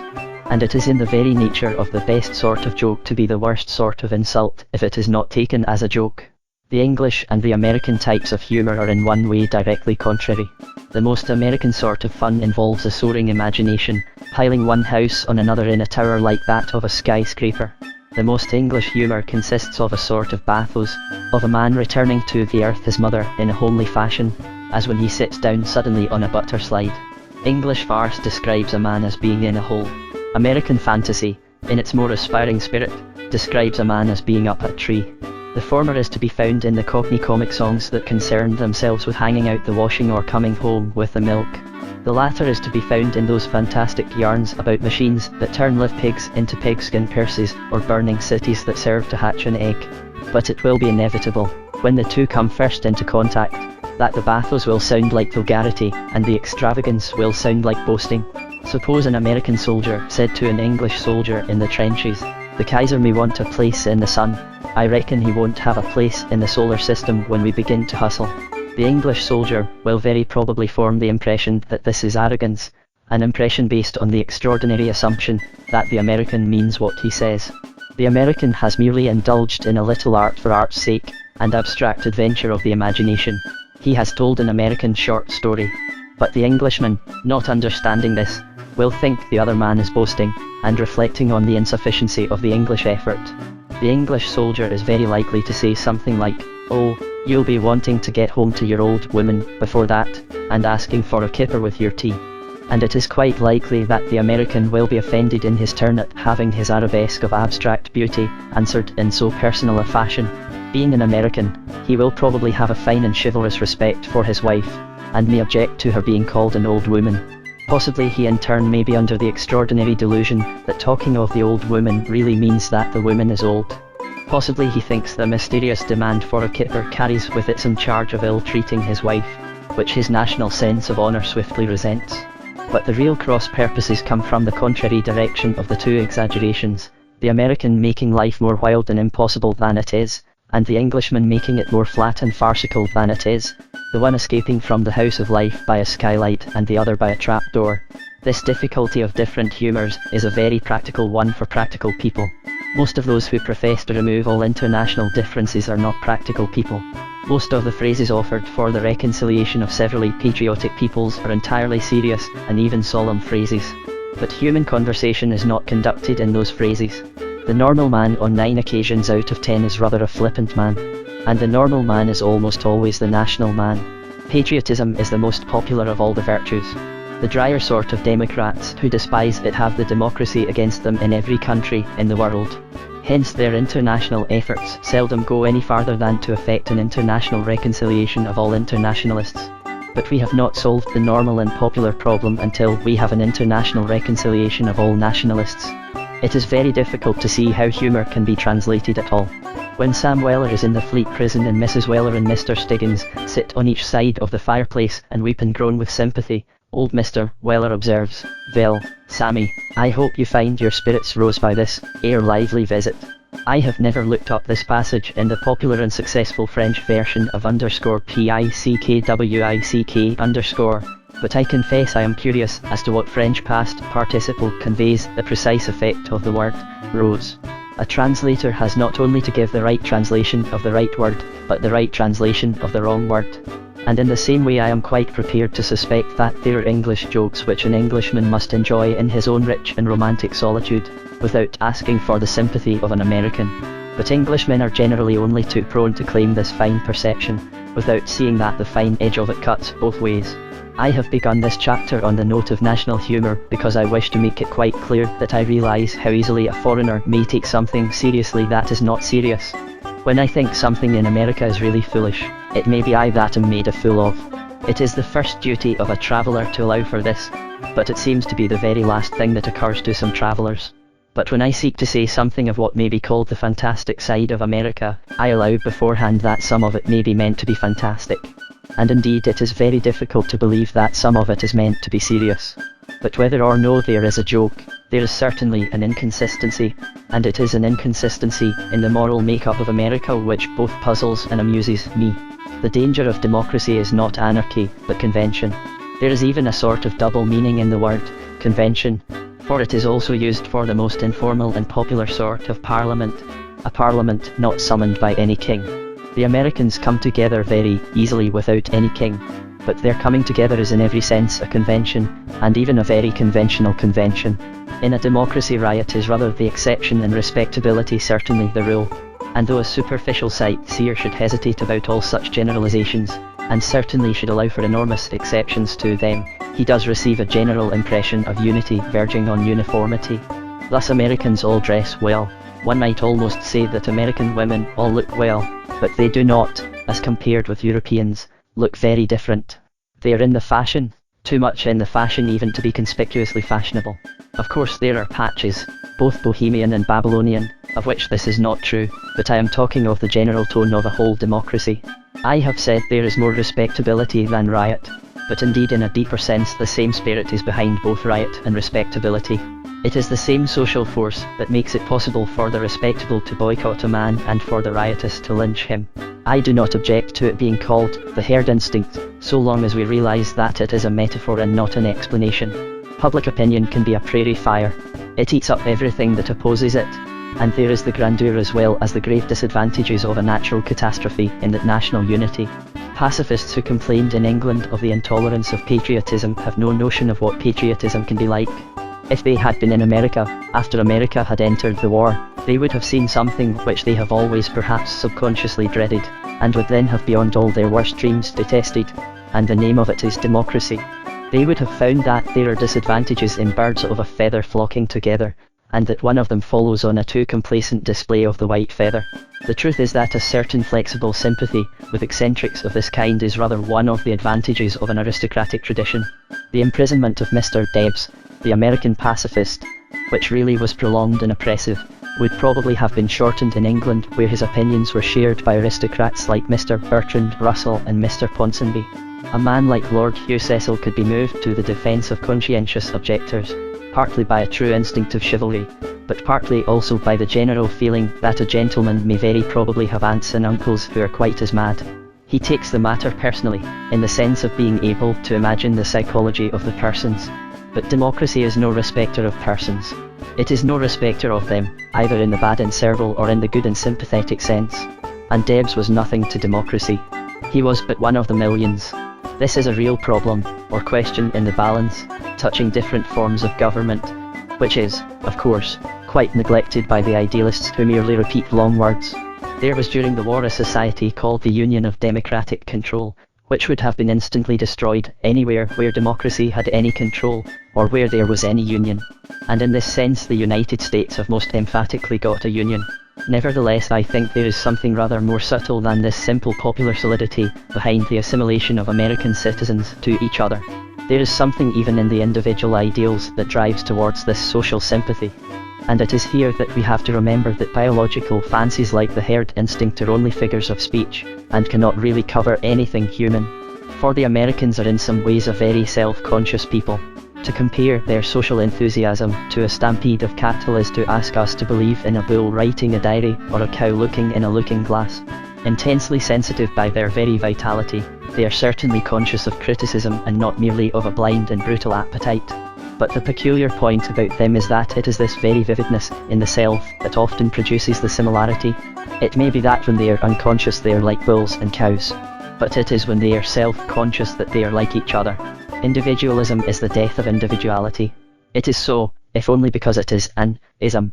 Many Americans become almost impersonal in their worship of personality. Where their natural selves might differ, their ideal selves tend to be the same. Anybody can see what I mean in those strong self-conscious photographs of American businessmen that can be seen in any American magazine. Each may conceive himself to be a solitary Napoleon, brooding at St. Helena, but the result is a multitude of Napoleons, brooding all over the place. Each of them must have the eyes of a mesmerist, but the most weak-minded person cannot be mesmerized by more than one millionaire at a time. Each of the millionaires must thrust forward his jaw, offering, if I may say so, to fight the world with the same weapon as Samson. Each of them must accentuate the length of his chin, especially, of course, by always being completely clean-shaven. It would be obviously inconsistent with personality to prefer to wear a beard. These are of course fantastic examples on the fringe of American life, but they do stand for a certain assimilation, not through brute gregariousness, but rather through isolated dreaming. And though it is not always carried so far as this, I do think it is carried too far. There is not quite enough unconsciousness to produce real individuality. There is a sort of worship of willpower in the abstract, so that people are actually thinking about how they can will, more than about what they want. To this I do think a certain corrective could be found in the nature of English eccentricity. Every man in his humour is most interesting when he is unconscious of his humour, or at least when he is in an intermediate stage between humour in the old sense of oddity and in the new sense of irony. Much is said in these days against negative morality, and certainly most Americans would show a positive preference for positive morality.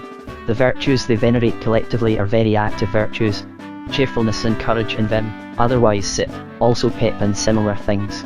But it is sometimes forgotten that negative morality is freer than positive morality. Negative morality is a net of a larger and more open pattern, of which the lines or chords constrict at longer intervals. A man like Dr. Johnson could grow in his own way to his own stature in the net of the 10 Commandments, precisely because he was convinced there were only 10 of them. He was not compressed into the mould of positive beauty, like that of the Apollo Belvedere or the American citizen. This criticism is sometimes true even of the American woman, who is certainly a much more delightful person than the mesmeric millionaire with his shaven jaw. Interviewers in the United States perpetually asked me what I thought of American women, and I confessed a distaste for such generalizations which I have not managed to lose. The Americans, who are the most chivalrous people in the world, may perhaps understand me, but I can never help feeling that there is something polygamous about talking of women in the plural at all, something unworthy of any American except a Mormon. Nevertheless, I think the exaggeration I suggest does extend in a less degree to American women, fascinating as they are. I think they too tend too much to this cult of impersonal personality. It is a description easy to exaggerate even by the faintest emphasis, for all these things are subtle and subject to striking individual exceptions. To complain of people for being brave and bright and kind and intelligent may not unreasonably appear unreasonable, and yet there is something in the background that can only be expressed by a symbol, something that is not shallowness but a neglect of the subconsciousness and the vaguer and slower impulses, something that can be missed amid all that laughter and light, under those starry candelabra of the ideals of the happy virtues. Sometimes it came over me, in a wordless wave, that I should like to see a sulky woman. How she would walk in beauty like the night, and reveal more silent spaces full of older stars. These things cannot be conveyed in their delicate proportion even in the most detached description. But the same thing was in the mind of a white-bearded old man I met in New York.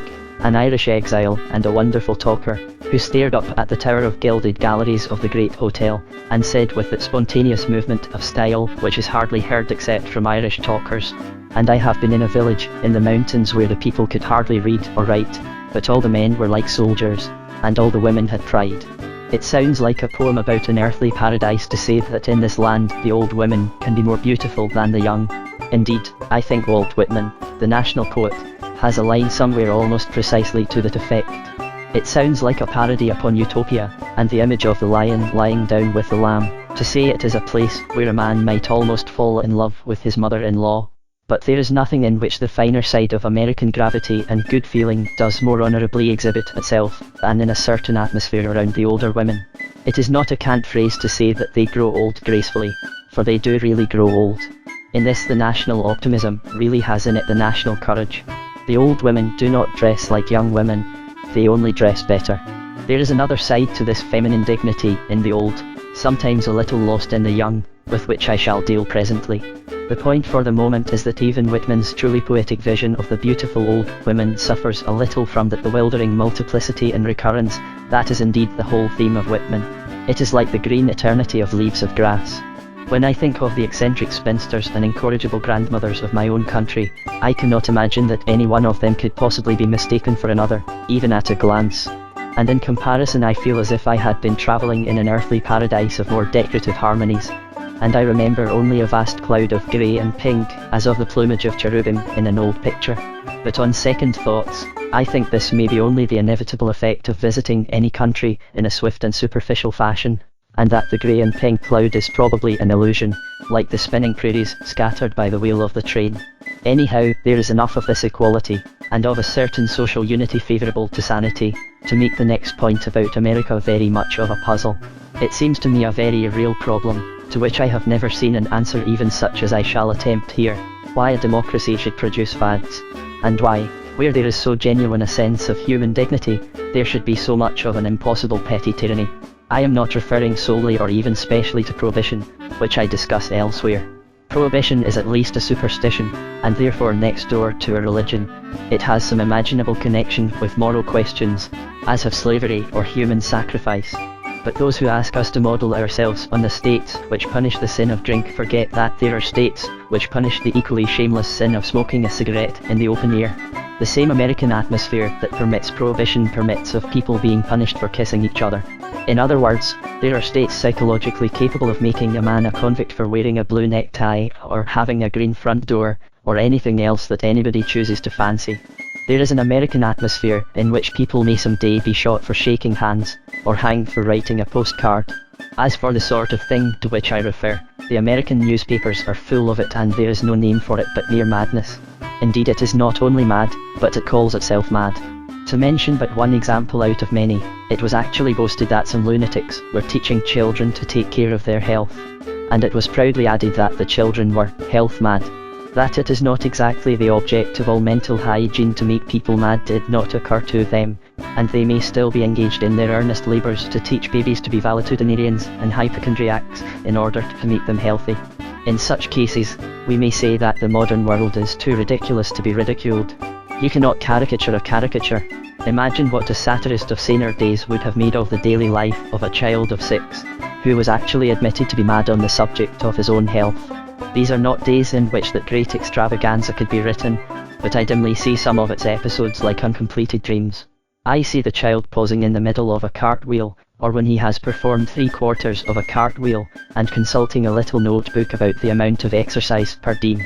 I see him pausing halfway up a tree, or when he has climbed exactly 1/3 of a tree, and then producing a clinical thermometer to take his own temperature. But what would be the good of imaginative logic to prove the madness of such people, when they themselves praise it for being mad? There is also the cult of the infant phenomenon, of which Dickens made fun and of which educationalists make fusses. When I was in America, another newspaper produced a marvellous child of 6 who had the intellect of a child of 12. The only test given, and apparently one on which the experiment turned, was that she could be made to understand and even to employ the word annihilate. When asked to say something proving this, the happy infant offered the polished aphorism, "When common sense comes in, superstition is annihilated." In reply to which, by way of showing that I also am as intelligent as a child of 12, and there is no arrested development about me. I will say in the same elegant diction, when psychological education comes in, common sense is annihilated. Everybody seems to be sitting round this child in an adoring fashion. It did not seem to occur to anybody that we do not particularly want even a child of 12 to talk about annihilating superstition, that we do not want a child of 6 to talk like a child of 12, or a child of 12 to talk like a man of 50, or even a man of 50 to talk like a fool. And on the principle of hoping that a little girl of 6 will have a massive and mature brain, there is every reason for hoping that a little boy of 6 will grow a magnificent and bushy beard.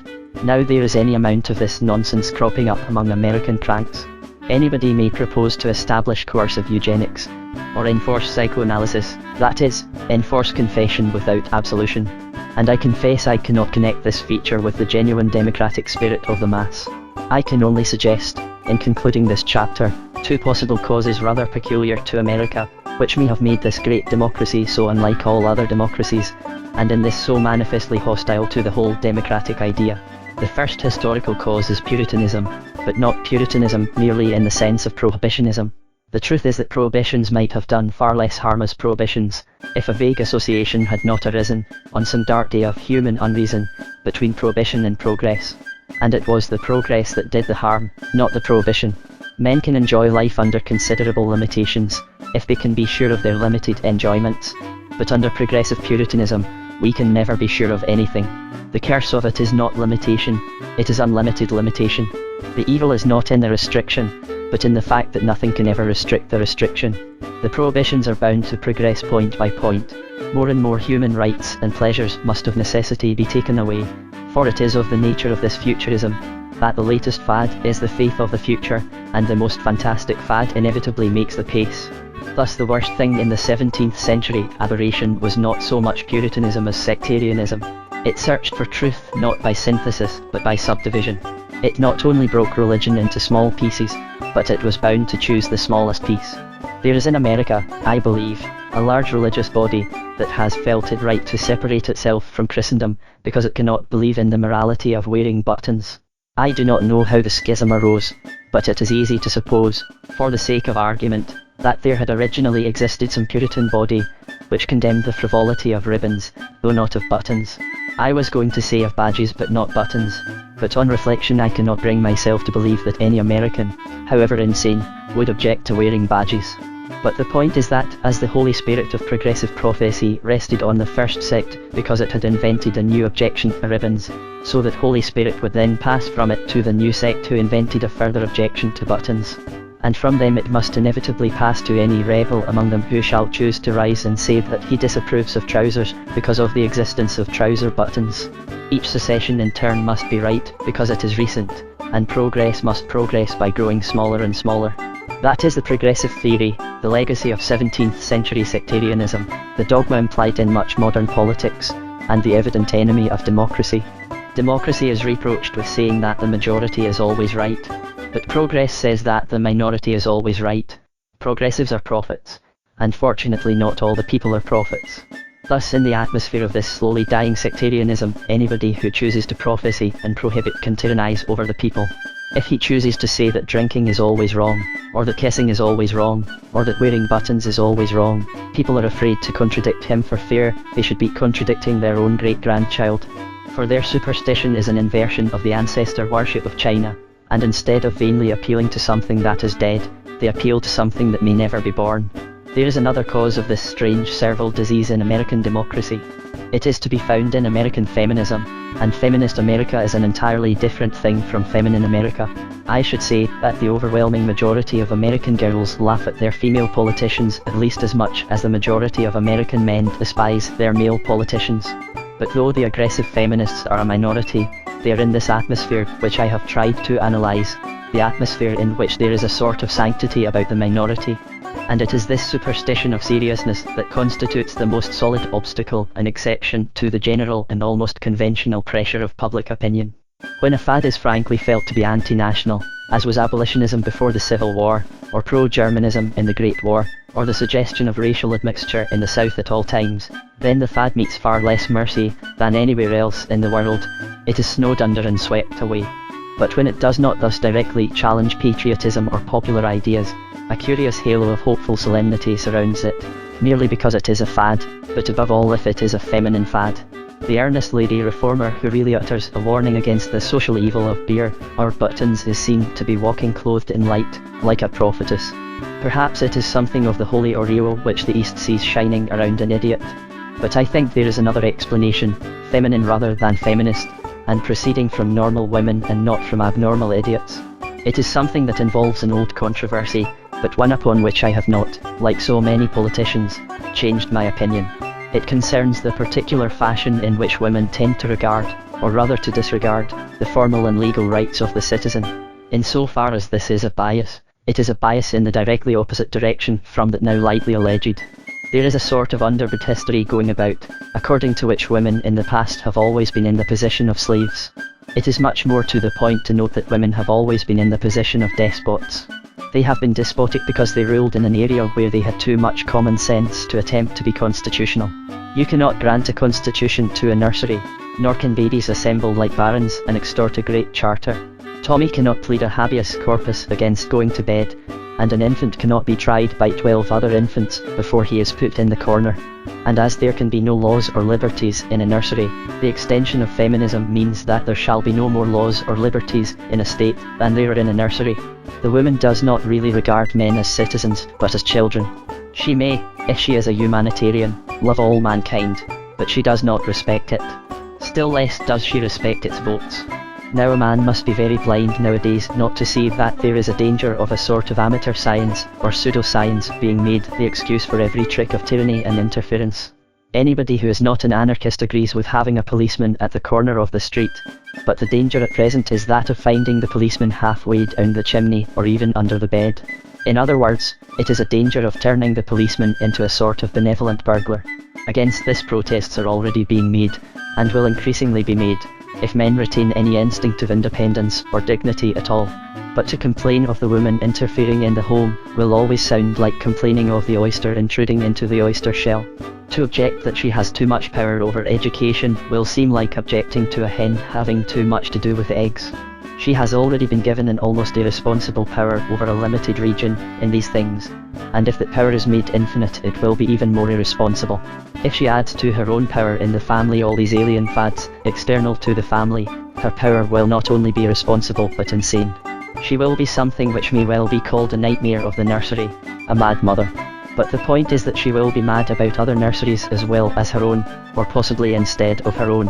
The results will be interesting, but at least it is certain that under this softening influence government of the people, by the people, for the people, will most assuredly perish from the earth. But there is always another possibility. Hints of it may be noted here and there like muffled gongs of doom. The other day some people preaching some low trick or other, for running away from the glory of motherhood, were suddenly silenced in New York, by a voice of deep and democratic volume. The prigs who potter about the Great Plains are pygmies dancing round a sleeping giant. That which sleeps, so far as they're concerned, is the huge power of human unanimity and intolerance in the soul of America.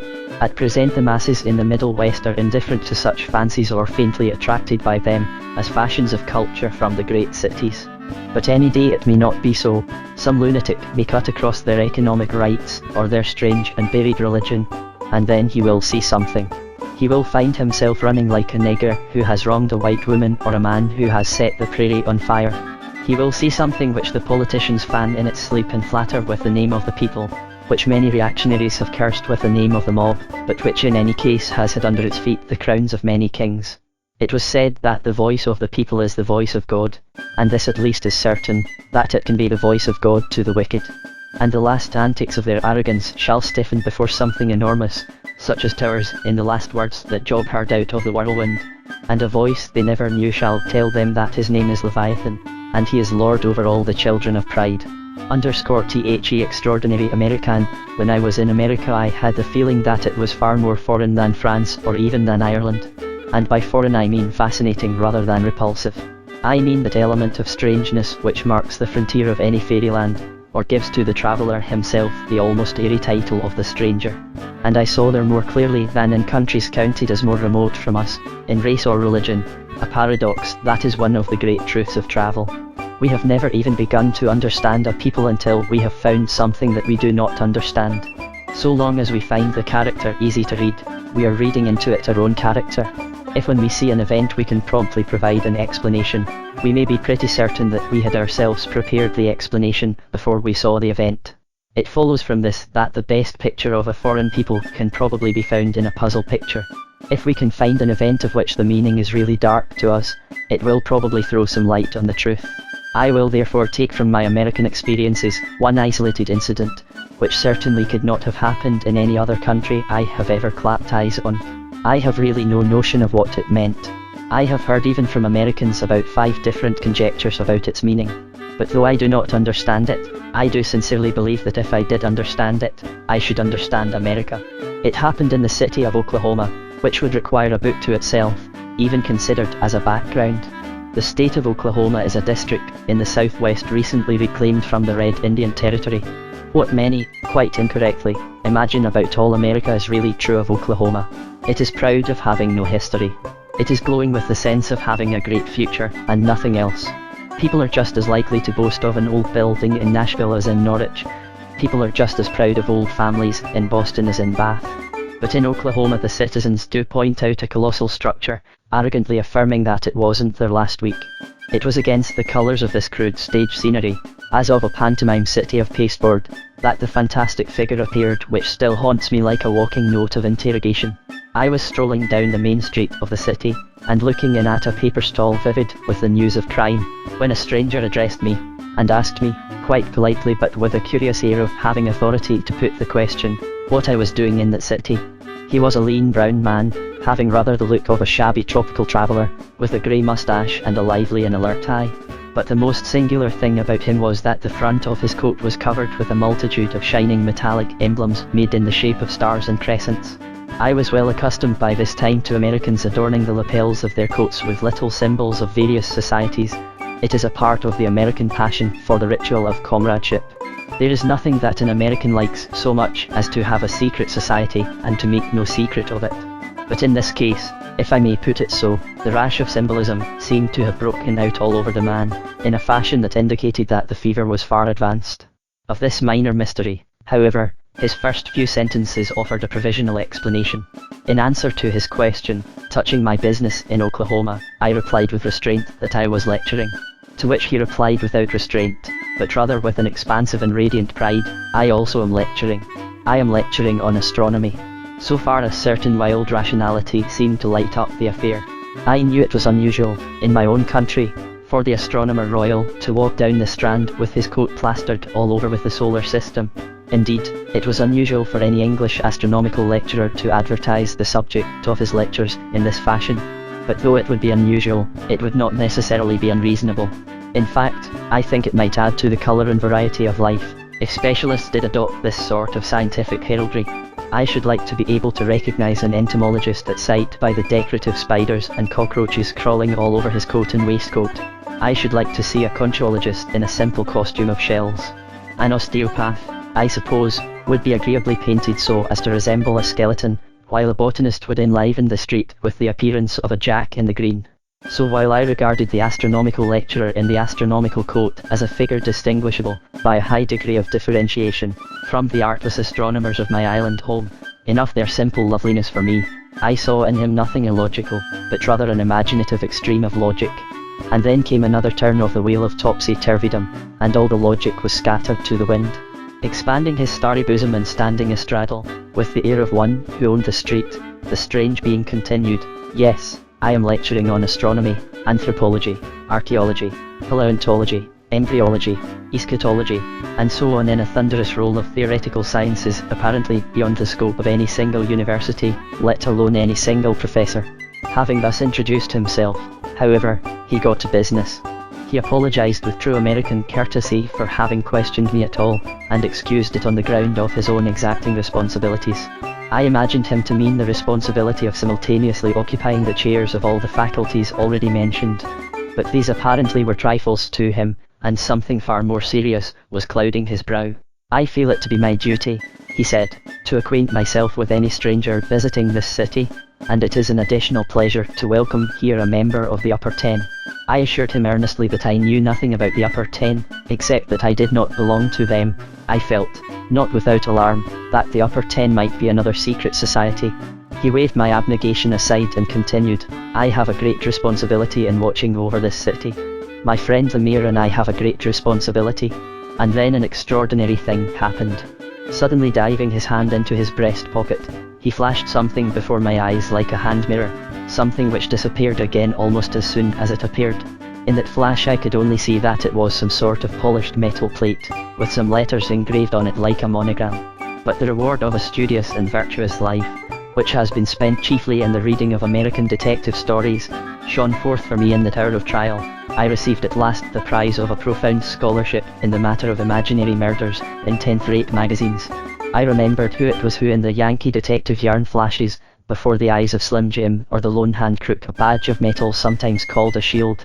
Assuming all the desperate composure of Slim Jim himself, I replied, You mean you're connected with the police authorities here, don't you?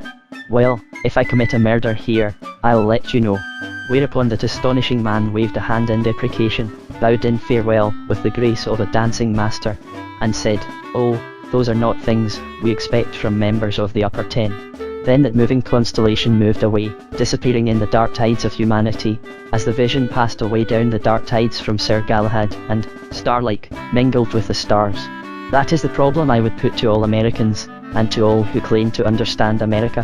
Who and what was that man? Was he an astronomer? Was he a detective? Was he a wandering lunatic? If he was a lunatic who thought he was an astronomer, why did he have a badge to prove he was a detective? If he was a detective pretending to be an astronomer, why did he tell a total stranger that he was a detective 2 minutes after saying he was an astronomer? If he wished to watch over the city in a quiet and unobtrusive fashion, why did he blazon himself all over with all the stars of the sky, and profess to give public lectures on all the subjects of the world? Every wise and well-conducted student of murder stories is acquainted with the notion of a policeman in plain clothes. But nobody could possibly say that this gentleman was in plain clothes. Why not wear his uniform, if he was resolved to show every stranger in the street his badge? Perhaps after all he had no uniform, for these lands were but recently a wild frontier rudely ruled by vigilance committees. Some Americans suggested to me that he was the sheriff, the regular hard-riding, free-shooting sheriff of Bret Harte and my boyhood's dreams. Others suggested that he was an agent of the Ku Klux Klan, that great nameless revolution of the revival of which there were rumours at the time, and that the symbol he exhibited was theirs. But whether he was a sheriff acting for the law, or a conspirator against the law, or a lunatic entirely outside the law, I agree with the former conjectures upon one point. I am perfectly certain he had something else in his pocket besides a badge. And I am perfectly certain that under certain circumstances, he would have handled it instantly, and shot me dead between the gay bookstall and the crowded trams. And that is the last touch to the complexity, for though in that country it often seems that the law is made by a lunatic, you never know when the lunatic may not shoot you for keeping it. Only in the presence of that citizen of Oklahoma I feel I am confronted with the fullness and depth of the mystery of America. Because I understand nothing, I recognize the thing that we call a nation, and I salute the flag. But even in connection with this mysterious figure, there is a moral which affords another reason for mentioning him. Whether he was a sheriff or an outlaw, there was certainly something about him that suggested the adventurous violence of the old border life of America. And whether he was connected with the police or no, there was certainly violence enough in his environment to satisfy the most ardent policeman. The posters in the paper shop were placarded with the verdict in the Hammond trial, a cause CELEBRE_, which reached its crisis in Oklahoma while I was there. Senator Hammond had been shot by a girl whom he had wronged, and his widow demanded justice, or what might fairly be called vengeance. There was very great excitement culminating in the girl's acquittal. Nor did the Hammond case appear to be entirely exceptional in that breezy borderland. The moment the town had received the news that Clara Smith was free, newsboys rushed down the street shouting, "Double-stabbing outrage near Oklahoma," or "Banker's throat cut on Main Street," or otherwise resuming their regular mode of life. It seemed as much as to say, do not imagine that our local energies are exhausted in shooting a senator, or, come, now, the world is young, even if Clara Smith is acquitted, and the enthusiasm of Oklahoma is not yet cold. But my particular reason for mentioning the matter is this. Despite my friend's mystical remarks about the upper ten, he lived in an atmosphere of something that was at least the very reverse of a respect for persons. Indeed, there was something in the very crudity of his social compliment that smacked, strangely enough, of that egalitarian soil.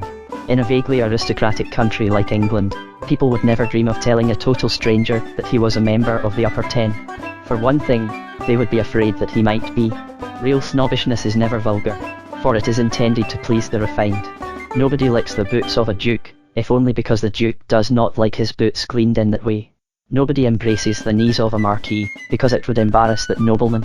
And nobody tells him he is a member of the upper ten, because everybody is expected to know it.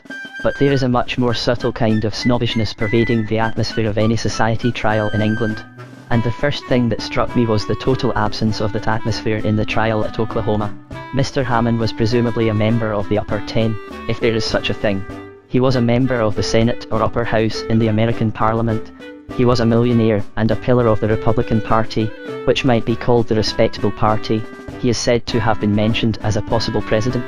And the speeches of Clara Smith's counsel, who was known by the delightfully Oklahomite title of Wild Bill McLean, were wild enough in all conscience, but they left very little of my friend's illusion that members of the upper ten could not be accused of crimes. Nero and Borgia were quite presentable people compared with Senator Hammond when Wild Bill McLean had done with him, but the difference was deeper, and even in a sense more delicate than this. There is a certain tone about English trials, which does at least begin with a certain skepticism about people prominent in public life being abominable in private life. People do vaguely doubt the criminality of a man in that position, that is, the position of the Marquis de Brinvilliers or the Marquis de Sade. _prima facie, it would be an advantage to the Marquis de Sade that he was a marquis, but it was certainly against Hammond that he was a millionaire. Wild Bill did not minimise him as a bankrupt or an adventurer. He insisted on the solidity and size of his fortune. He made mountains out of the Hammond millions, as if they made the matter much worse, as indeed I think they do. But that is because I happen to share a certain political philosophy with Wild Bill and other wild buffaloes of the prairies. In other words, there is really present here a democratic instinct against the domination of wealth. It does not prevent wealth from dominating, but it does prevent the domination from being regarded with any affection or loyalty. Despite the man in the starry coat, the Americans have not really any illusions about the upper ten. McLean was appealing to an implicit public opinion when he pelted the senator with his gold. But something more is involved. I became conscious, as I have been conscious in reading the crime novels of America, that the millionaire was taken as a type and not an individual. This is the great difference, that America recognizes rich crooks as a class. Any Englishman might recognize them as individuals. Any English romance may turn on a crime in high life, in which the baronet is found to have poisoned his wife, or the elusive burglar turns out to be the bishop. But the English are not always saying, either in romance or reality, what's to be done, if our food is being poisoned by all these baronets. They do not murmur in indignation, if bishops will go on burgling like this, something must be done. The whole point of the English romance is the exceptional character of a crime in high life. That is not the tone of American novels or American newspapers or American trials like the trial in Oklahoma. Americans may be excited when a millionaire crook is caught, as when any other crook is caught, but it is at his being caught, not at his being discovered.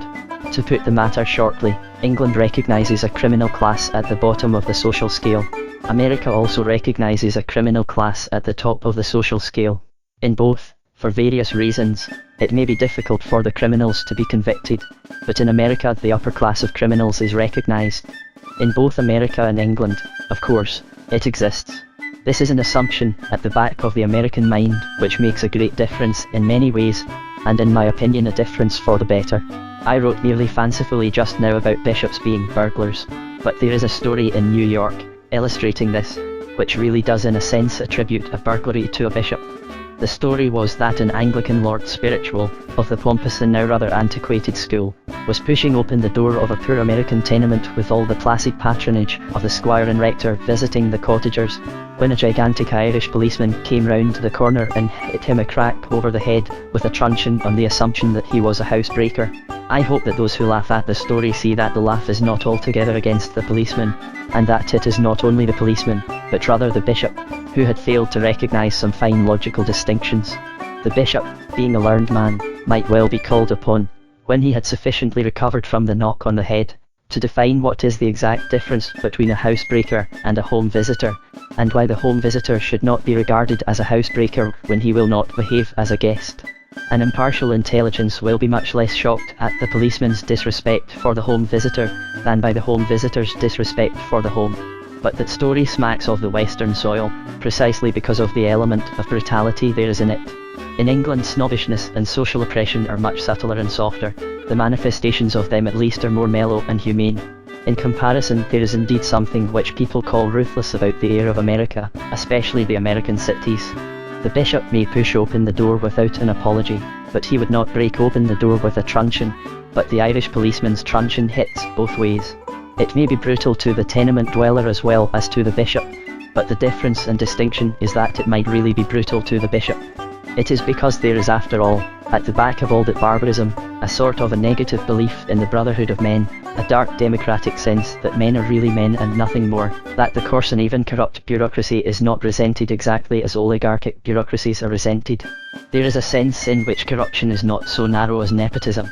It is upon this queer cynical charity, and even humility, that it has been possible to rear so high and uphold so long that tower of brass, Tammany Hall. The modern police system is in spirit the most inhuman in history, and its evil belongs to an age and not to a nation. But some American police methods are evil past all parallel, and the detective can be more crooked than 100 crooks. But in the States it is not only possible that the policeman is worse than the convict, it is by no means certain that he thinks that he is any better. In the popular stories of O. Henry there are light allusions to tramps being kicked out of hotels, which will make any Christian seek relief in strong language and a trust in heaven, not to say in hell. And yet books even more popular than O. Henry's are those of the sob sisterhood who swim in lachrymose lakes after lovelorn spinsters, who pass their lives in reclaiming and consoling such tramps. There are in this people two strains of brutality and sentimentalism which I do not understand, especially where they mingle, but I am fairly sure they both work back to the dim democratic origin. The Irish policeman does not confine himself fastidiously to bludgeoning bishops. His truncheon finds plenty of poor people's heads to hit. And yet I believe on my soul he has a sort of sympathy with poor people not to be found in the police of more aristocratic states. I believe he also reads and weeps over the stories of the spinsters and the reclaimed tramps. In fact, there is much of such pathos in an American magazine, my sole companion on many happy railway journeys, which is not only devoted to detective stories, but apparently edited by detectives. In these stories also there is the honest, popular astonishment at the upper 10 expressed by the astronomical detective, if indeed he was a detective and not a demon from the dark red Indian forests that faded to the horizon behind him. But I have set him as the head and text of this chapter because with these elements of the third degree of devilry and the seventh heaven of sentimentalism I touch on elements that I do not understand, and when I do not understand, I say so. _THE Republican in the ruins the heathen in his blindness bows down to wood and stone, especially to a woodcut or a lithographic stone. Modern people put their trust in pictures, especially scientific pictures, as much as the most superstitious ever put it in religious pictures.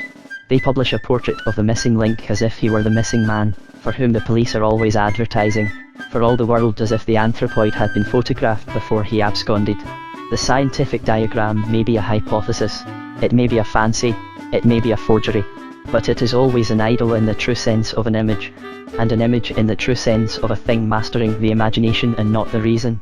The power of these talismanic pictures is almost hypnotic to modern humanity. We can never forget that we have seen a portrait of the missing link, though we should instantly detect the lapse of logic into superstition if we were told that the old Greek agnostics had made a statue of the unknown god.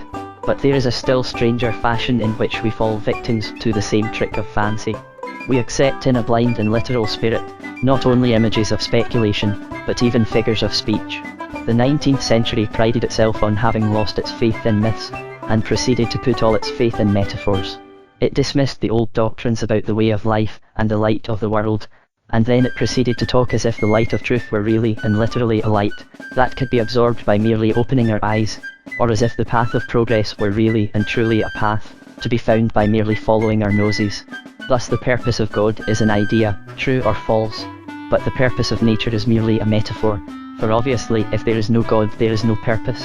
Yet while men, by an imaginative instinct, spoke of the purpose of God with a grand agnosticism, as something too large to be seen, something reaching out to worlds and to eternities. They speak of the purpose of nature in particular in practical problems of curing babies or cutting up rabbits. This power of the modern metaphor must be understood, by way of an introduction, if we are to understand one of the chief errors, at once evasive and pervasive, which perplex the problem of America. America is always spoken of as a young nation, and whether or no this be a valuable and suggestive metaphor, very few people notice that it is a metaphor at all.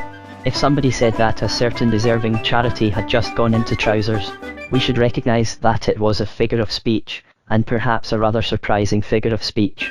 If somebody said that a daily paper had recently put its hair up, we should know it could only be a metaphor, and possibly a rather strained metaphor. Yet these phrases would mean the only thing that can possibly be meant by calling a corporate association of all sorts of people young. That is, that a certain institution has only existed for a certain time. I am not now denying that such a corporate nationality may happen to have a psychology comparatively analogous to the psychology of youth. I am not even denying that America has it. I am only pointing out, to begin with, that we must free ourselves from the talismanic tyranny of a metaphor which we do not recognize as a metaphor. Men realized that the old mystical doctrines were mystical. They do not realize that the new metaphors are metaphorical. They have some sort of hazy notion that American society must be growing, must be promising, must have the virtues of hope or the faults of ignorance, merely because it has only had a separate existence since the 18th century. And that is exactly like saying that a new chapel must be growing taller, or that a limited liability company will soon have its second teeth. Now in truth, this particular conception of American hopefulness would be anything but hopeful for America. If the argument really were, as it is still vaguely supposed to be, that America must have a long life before it, because it only started in the 18th century, we should find a very fatal answer by looking at the other political systems that did start in the 18th century. The 18th century was called the Age of Reason, and there is a very real sense in which the other systems were indeed started in a spirit of reason. But starting from reason has not saved them from ruin. If we survey the Europe of today with real clarity and historic comprehension, we shall see that it is precisely the most recent and the most rationalistic creations that have been ruined. The two great states which did most definitely and emphatically deserve to be called modern states were Prussia and Russia. There was no real Prussia before Frederick the Great, no real Russian Empire before Peter the Great.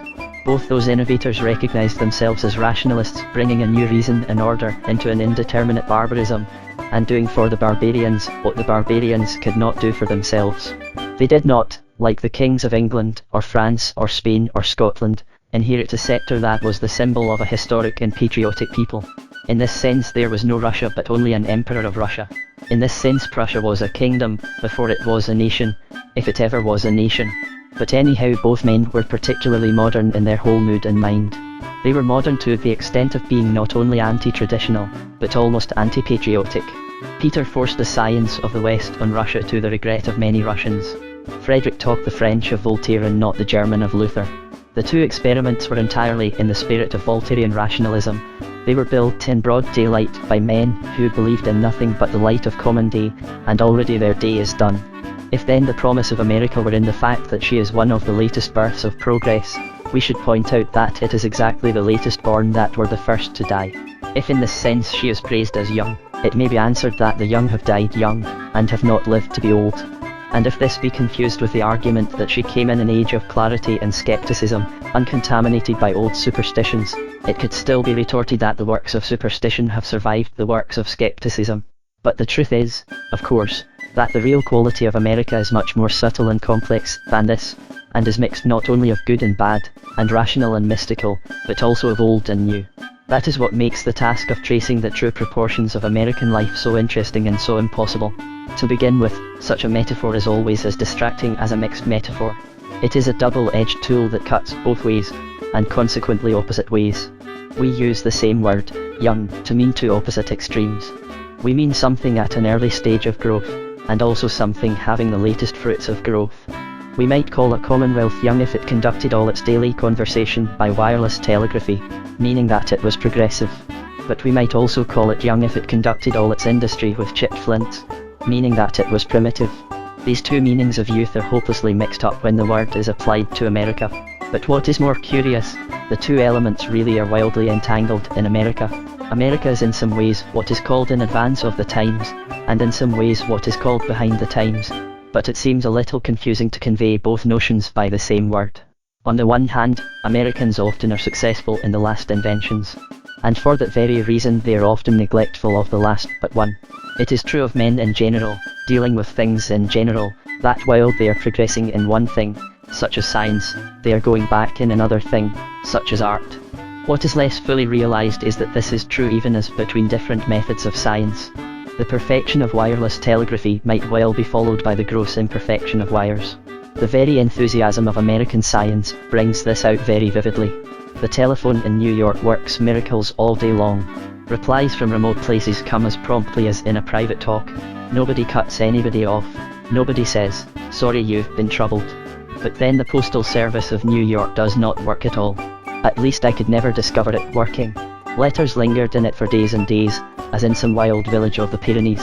When I asked a taxi driver to drive me to a post office, a look of far-off vision and adventure came into his eyes, and he said he had once heard of a post office somewhere near West 97th Street. Men are not efficient in everything, but only in the fashionable thing. This may be a mark of the march of science. It does certainly, in one sense, deserve the description of youth. We can imagine a very young person forgetting the old toy in the excitement of a new one. But on the other hand, American manners contain much that is called young in the contrary sense, in the sense of an earlier stage of history. There are whole patches and particular aspects that seem to me quite early Victorian. I cannot help having this sensation, for instance, about the arrangement for smoking in the railway carriages. There are no smoking carriages, as a rule, but a corner of each of the great cars is curtained off mysteriously, that a man may go behind the curtain and smoke. Nobody thinks of a woman doing so. It is regarded as a dark, bohemian, and almost brutally masculine indulgence, exactly as it was regarded by the dowagers in Thackeray's novels. Indeed, this is one of the many such cases in which extremes meet, the extremes of stuffy antiquity and cranky modernity. The American dowager is sorry that tobacco was ever introduced, and the American suffragette and social reformer is considering whether tobacco ought not to be abolished. The tone of American society suggests some sort of compromise, by which women will be allowed to smoke, but men forbidden to do so. In one respect, however, America is very old indeed. In one respect America is more historic than England, I might almost say more archaeological than England. The record of one period of the past, morally remote and probably irrevocable, is there preserved in a more perfect form as a pagan city is preserved at Pompeii. In a more general sense, of course, it is easy to exaggerate the contrast as a mere contrast between the old world and the new. There is a superficial satire about the millionaire's daughter who has recently become the wife of an aristocrat, but there is a rather more subtle satire in the question of how long the aristocrat has been aristocratic. There is often much misplaced mockery of a marriage between an upstart's daughter and a decayed relic of feudalism, when it is really a marriage between an upstart's daughter and an upstart's grandson. The sentimental socialist often seems to admit the blue blood of the nobleman, even when he wants to shed it, just as he seems to admit the marvellous brains of the millionaire, even when he wants to blow them out. Unfortunately, in the interests of social science, of course, the sentimental socialist never does go so far as bloodshed or blowing out brains, otherwise the colour and quality of both blood and brains would probably be a disappointment to him. There are certainly more American families that really came over in the _MAYFLOWER_ than English families that really came over with the conqueror, and an English county family clearly dating from the time of the _MAYFLOWER_ would be considered a very traditional and historic house. Nevertheless, there are ancient things in England, though the aristocracy is hardly one of them. There are buildings, there are institutions, there are even ideas in England which do preserve, as in a perfect pattern, some particular epoch of the past, and even of the remote past. A man could study the Middle Ages in Lincoln as well as in Rouen, in Canterbury as well as in Cologne. Even of the Renaissance, the same is true, at least on the literary side.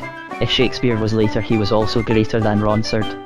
But the point is that the spirit and philosophy of the periods were present, in fullness and in freedom. The guildsmen were as Christian in England as they were anywhere. The poets were as pagan in England as they were anywhere. Personally, I do not admit that the men who served patrons were freer than those who served patron saints.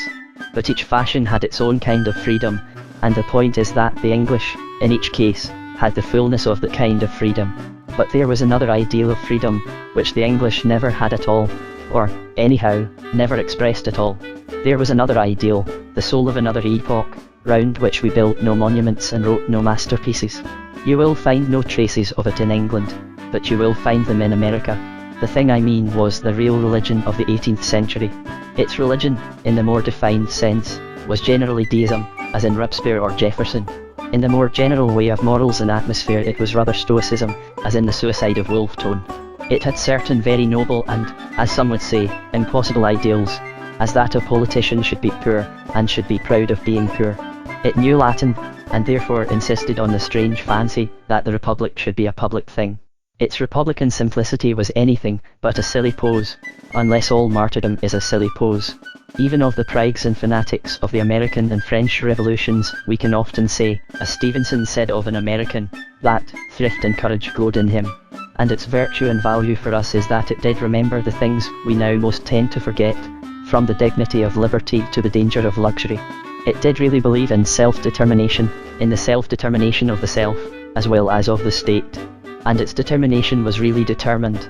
In short, it believed in self-respect, and it is strictly true even of its rebels and regicides that they desired chiefly to be respectable. But there were in it the marks of religion as well as respectability. It had a creed, it had a crusade. Men died singing its songs. Men starved rather than write against its principles. And its principles were liberty, equality, and fraternity, or the dogmas of the Declaration of Independence. This was the idea that redeemed the dreary negations of the 18th century, and there are still corners of Philadelphia or Boston or Baltimore where we can feel so suddenly, in the silence, its plain garb and formal manners, that the walking ghost of Jefferson would hardly surprise us. There is not the ghost of such a thing in England. In England, the real religion of the 18th century never found freedom or scope. It never cleared a space in which to build that cold and classic building called the Capitol. It never made elbow room for that free if sometimes frigid figure called the citizen. In 18th century England he was crowded out, partly perhaps by the relics of better things of the past, but largely at least by the presence of much worse things in the present. The worst things kept out the best things of the 18th century. The ground was occupied by legal fictions, by a godless Erastian church and a powerless Hanoverian king. Its realities were an aristocracy of Regency dandies, in costumes made to match Brighton Pavilion, a paganism not frigid but florid. It was a touch of this aristocratic waste in Fox that prevented the great man from being a glorious exception. It is therefore well for us to realise that there is something in history which we did not experience, and therefore probably something in Americans that we do not understand. There was this idealism at the very beginning of their individualism. There was a note of heroic publicity and honourable poverty which lingers in the very name of Cincinnati. But I have another and special reason for noting this historical fact. The fact that we English never made anything upon the model of a capital, while we can match anybody with the model of a cathedral. It is far from improbable that the latter model may again be a working model. For I have myself felt, naturally and for a long time, a warm sympathy with both those past ideals, which seem to some so incompatible. I have felt the attraction of the Red Cap as well as the Red Cross, of the Marseillaise as well as the Magnificat. And even when they were in furious conflict I have never altogether lost my sympathy for either. But in the conflict between the Republic, one, and the Church, the point often made against the Church seems to me much more of a point against the Republic. It is emphatically the Republic and not the Church that I venerate as something beautiful but belonging to the past. In fact I feel exactly the same sort of sad respect for the Republican ideal that many mid-Victorian free-thinkers felt for the religious ideal. The most sincere poets of the period were largely divided between those who insisted, like Arnold and Clough, that Christianity might be a ruin, but after all it must be treated as a picturesque ruin, and those, like Swinburne, who insisted that it might be a picturesque ruin, but after all it must be treated as a ruin. But surely their own pagan temple of political liberty is now much more of a ruin than the other, and I fancy I am one of the few who still take off their hats in the ruined temple. That is why I went about looking for the fading traces of that lost cause, in the old world atmosphere of the new world. But I do not, as a fact, feel that the cathedral is a ruin. I doubt if I should feel it even if I wished to lay it in ruins. I doubt if Mr. McCabe really thinks that Catholicism is dying, though he might deceive himself into saying so. Nobody could be naturally moved to say that the crowded cathedral of St.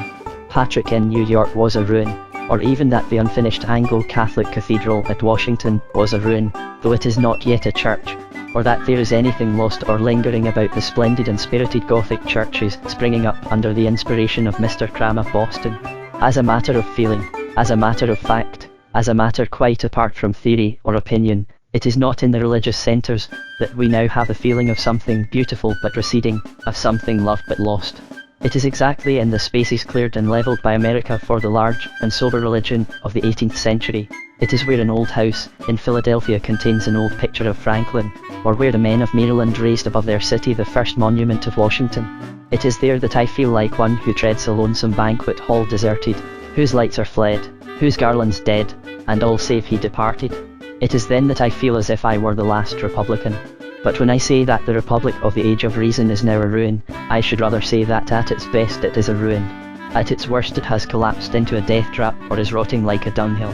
What is the real Republic of our day is distinct from the ideal Republic of our fathers, but a heap of corrupt capitalism crawling with worms, with those parasites, the professional politicians.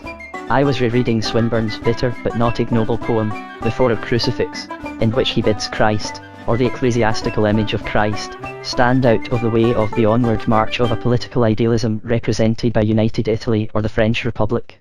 I was struck by the strange and ironic exactitude with which every taunt he flings at the degradation of the old divine ideal would now fit the degradation of his own human ideal. The time has already come when we can ask his goddess of liberty, as represented by the actual liberals, have you filled full men's starved out souls? Have you brought freedom on the earth? For every engine in which these old free thinkers firmly and confidently trusted has itself become an engine of oppression and even of class oppression. Its free parliament has become an oligarchy. Its free press has become a monopoly. If the pure church has been corrupted in the course of 2000 years, what about the pure republic that has rotted into a filthy plutocracy in less than 100? Oh, hidden face of man, where over the years have woven of viewless veil, if thou wert verily man's lover, what did thy love or blood avail? Thy blood the priests make poison of, and in gold shekels coin thy love. Which has most to do with shekels today, the priests or the politicians? Can we say in any special sense nowadays that clergymen, as such, make a poison out of the blood of the martyrs?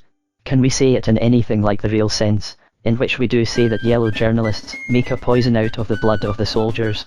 But I understand how Swinburne felt when confronted by the image of the carven Christ, and, perplexed by the contrast between its claims and its consequences, he said his strange farewell to it, hastily indeed, but not without regret, not even really without respect. I felt the same myself when I looked for the last time on the Statue of Liberty.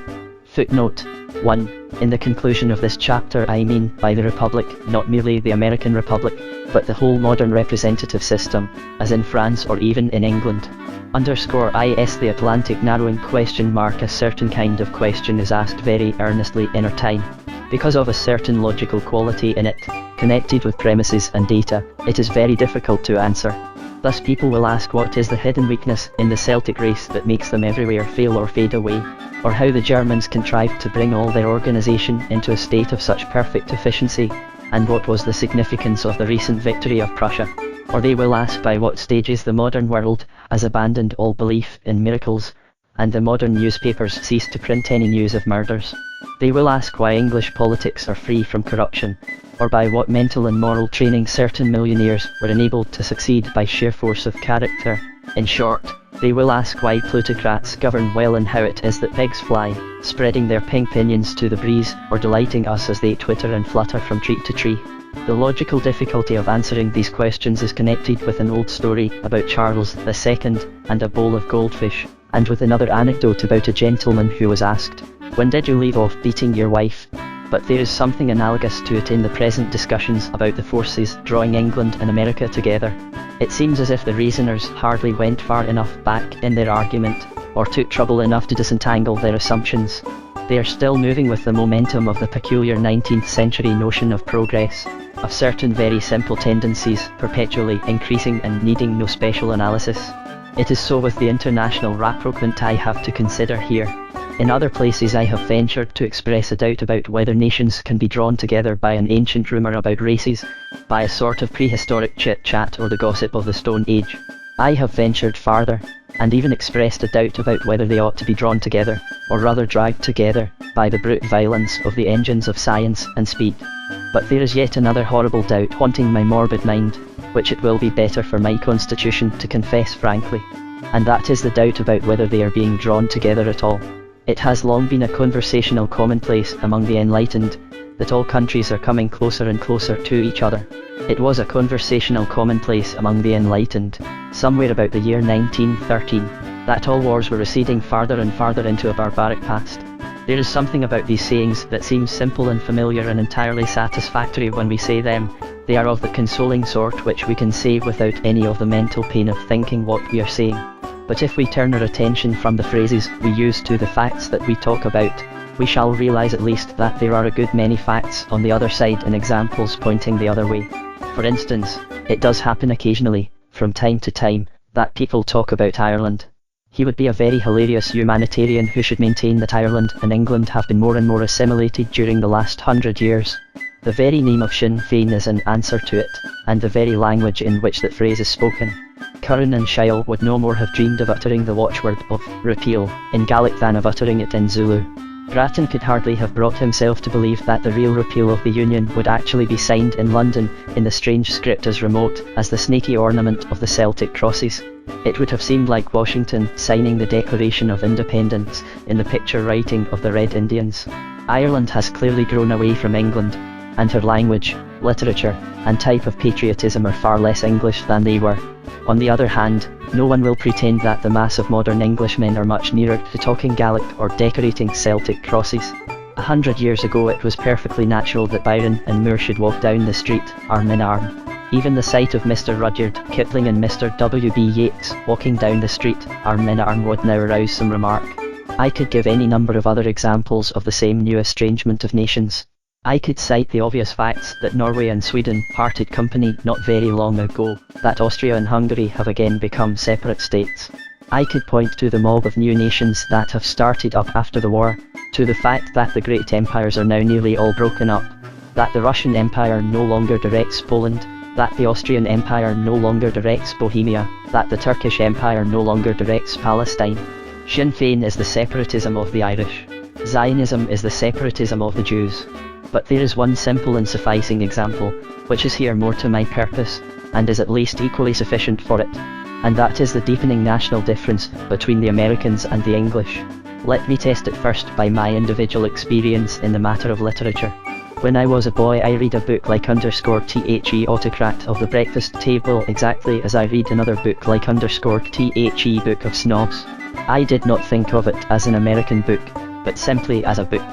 Its wit and idiom were like those of the English literary tradition, and its few touches of local colour seemed merely accidental, like those of an Englishman who happened to be living in Switzerland or Sweden. My father and my father's friends were rightly enthusiastic for the book, so that it seemed to come to me by inheritance like _GULLIVERS Travel, or _TRISTRAM Shandy. Its language was as English as Ruskin, and a great deal more English than Carlyle. Well, I have seen in later years an almost equally wide and well-merited popularity of the stories of O. Henry, but never for one moment could I or anyone else reading them forget that they were stories by an American about America. The very first fact about them is that they are told with an American accent, that is, in the unmistakable tones of a brilliant and fascinating foreigner. And the same is true of every other recent work of which the fame has managed to cross the Atlantic. We did not say that _The Spoon River Anthology was a new book, but that it was a new book from America. It was exactly as if a remarkable realistic novel was reported from Russia or Italy.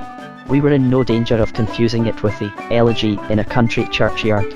People in England who heard of Main Street were not likely to identify it with a high street, with the principal thoroughfare in any little town in Berkshire or Buckinghamshire. But when I was a boy I practically identified the boarding house of the Autocrat with any boarding house I happened to know in Brompton or Brighton. No doubt there were differences, but the point is that the differences did not pierce the consciousness or prick the illusion. I said to myself, people are like this in boarding houses, not, people are like this in Boston. This can be seen even in the simple matter of language, especially in the sense of slang. Take, for instance, the delightful sketch in The Cossery of Oliver Wendell Holmes, the character of the young man called John. He is the very modern type in every modern country, who does specialise in slang. He is the young fellow who is something in the city, the everyday young man of the Gilbertian song, with a stick and a pipe and a half-bred black and tan. In every country he is at once witty and commonplace. In every country, therefore, he tends both to the vivacity and the vulgarity of slang. But when he appeared in Holmes's book, his language was not very different from what it would have been in a Brighton, instead of a Boston, boarding house. Or, in short, if the young man called John had more commonly been called Harry. If he had appeared in a modern American book, his language would have been almost literally unintelligible. At the least an Englishman would have had to read some of the best sentences twice, as he sometimes has to read the dizzy and involved metaphors of O. Henry. Nor is it an answer that this depended on the personalities of the particular writers. A comparison between the real journalism of the time of Holmes and the real journalism of the time of Henry reveals the same thing.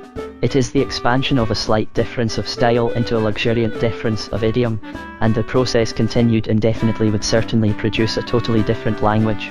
After a few centuries, the signatures of American ambassadors would look as fantastic as Gallic, and the very name of the Republic be as strange as Sinn Féin. It is true that there has been on the surface a certain amount of give and take, or at least, as far as the English are concerned, of take rather than give. But it is true that it was once all the other way, and indeed the one thing is something like a just nemesis of the other. Indeed, the story of the reversal is somewhat singular, when we come to think of it. It began in a certain atmosphere and spirit of certain well-meaning people who talked about the English-speaking race, and were apparently indifferent to how the English was spoken, whether in the accent of a Jamaican Negro or a convict from Botany Bay. It was their logical tendency to say that Dante was a Dago. It was their logical punishment to say that Disraeli was an Englishman.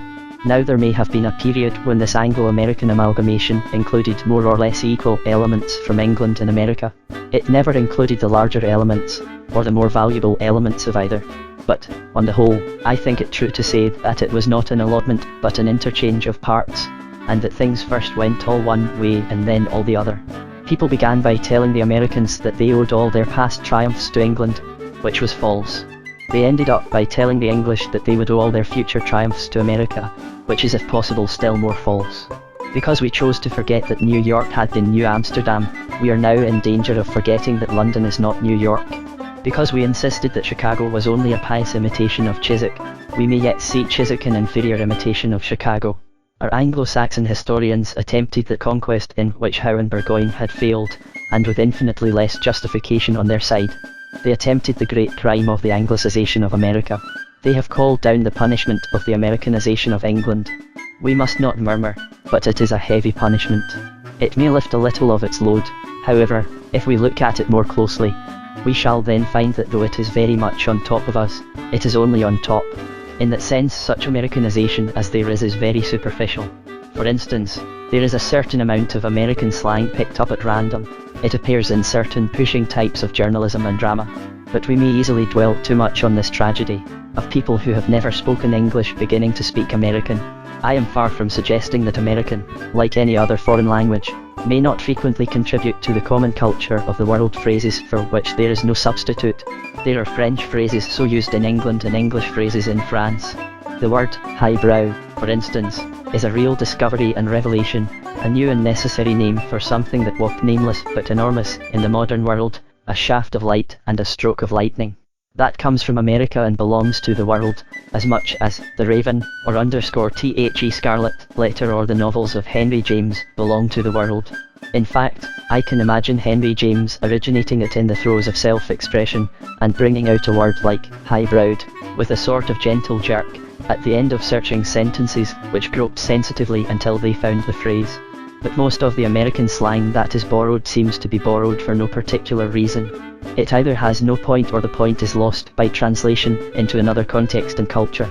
It is either something which does not need any grotesque and exaggerative description, or of which there already exists a grotesque and exaggerative description more native to our tongue and soil.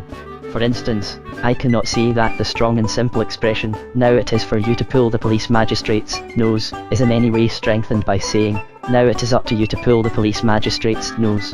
When Tennyson says of the men of the Light Brigade, "theirs but to do and die," the expression seems to me perfectly lucid. "Up to them to do and die" would alter the metre without especially clarifying the meaning. This is an example of ordinary language being quite adequate. But there is a further difficulty, that even wild slang comes to sound like ordinary language.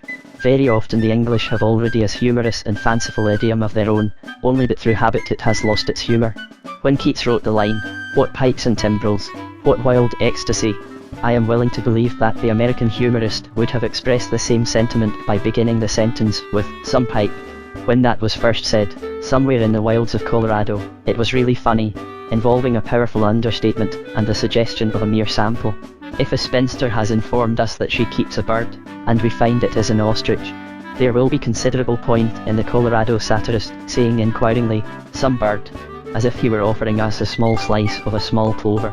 But if we go back to this root and rationale of a joke, the English language already contains quite as good a joke. It is not necessary to say, "some bird." There is a far finer irony in the old expression, "something like a bird." It suggests that the speaker sees something faintly and strangely bird-like about a bird, that it remotely and almost irrationally reminds him of a bird, and that there is about ostrich plumes a yard long something like the faint and delicate traces of a feather. It has every quality of imaginative irony, except that nobody even imagines it to be ironical. All that happens is that people get tired of the turn of phrase, take up a foreign phrase and get tired of that, without realizing the point of either. All that happens is that a number of weary people who used to say, "something like a bird," now say, "some bird," with undiminished weariness. But they might just as well use dull and decent English, for in both cases they are only using jocular language without seeing the joke. There is indeed a considerable trade in the transplantation of these American jokes to England just now. They generally pine and die in our climate, or they are dead before their arrival, but we cannot be certain that they were never alive. There is a sort of unending frieze or scroll of decorative designs, unrolled ceaselessly before the British public, about a hen-pecked husband, which is indistinguishable to the eye from an actual self-repeating pattern like that of the Greek key, but which is imported as if it were as precious and irreplaceable as the Elgin marbles. Advertisement and syndication make mountains out of the most funny little molehills, but no doubt the molehills are picturesque enough in their own landscape. In any case, there is nothing so national as humour, and many things, like many people, can be humorous enough when they are at home. But these American jokes are boomed as solemnly as American religions, and their supporters gravely testify that they are funny, without seeing the fun of it for a moment. This is partly perhaps the spirit of spontaneous institutionalism in American democracy, breaking out in the wrong place. They make humour an institution, and a man will be set to tell an anecdote as if to play the violin. But when the story is told in America it really is amusing, and when these jokes are reprinted in England they are often not even intelligible. With all the stupidity of the millionaire and the monopolist, the enterprising proprietor prints jokes in England which are necessarily unintelligible to nearly every English person, jokes referring to domestic and local conditions quite peculiar to America. I saw one of these narrative caricatures the other day in which the whole of the joke, what there was of it, turned on the astonishment of a housewife at the absurd notion of not having an ice box. It is perfectly true that nearly every ordinary American housewife possesses an ice box. An ordinary English housewife would no more expect to possess an ice box than to possess an iceberg. And it would be about as sensible to tow an iceberg to an English port all the way from the North Pole, as to trail that one pale and frigid joke to Fleet Street all the way from the New York papers. It is the same with 100 other advertisements and adaptations. I have already confessed that I took a considerable delight in the dancing illuminations of Broadway in Broadway.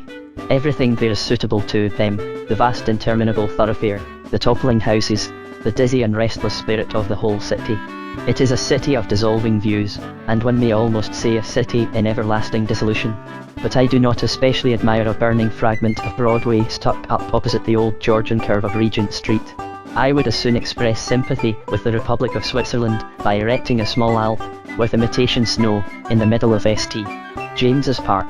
But all this commercial copying is very superficial, and above all, it never copies anything that is really worth copying. Nations never learn anything from each other in this way. We have many things to learn from America, but we only listen to those Americans who have still to learn them.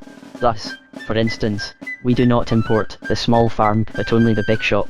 In other words, we hear nothing of the democracy of the Middle West, but everything of the plutocracy of the middleman, who is probably as unpopular in the Middle West as the miller in the Middle Ages.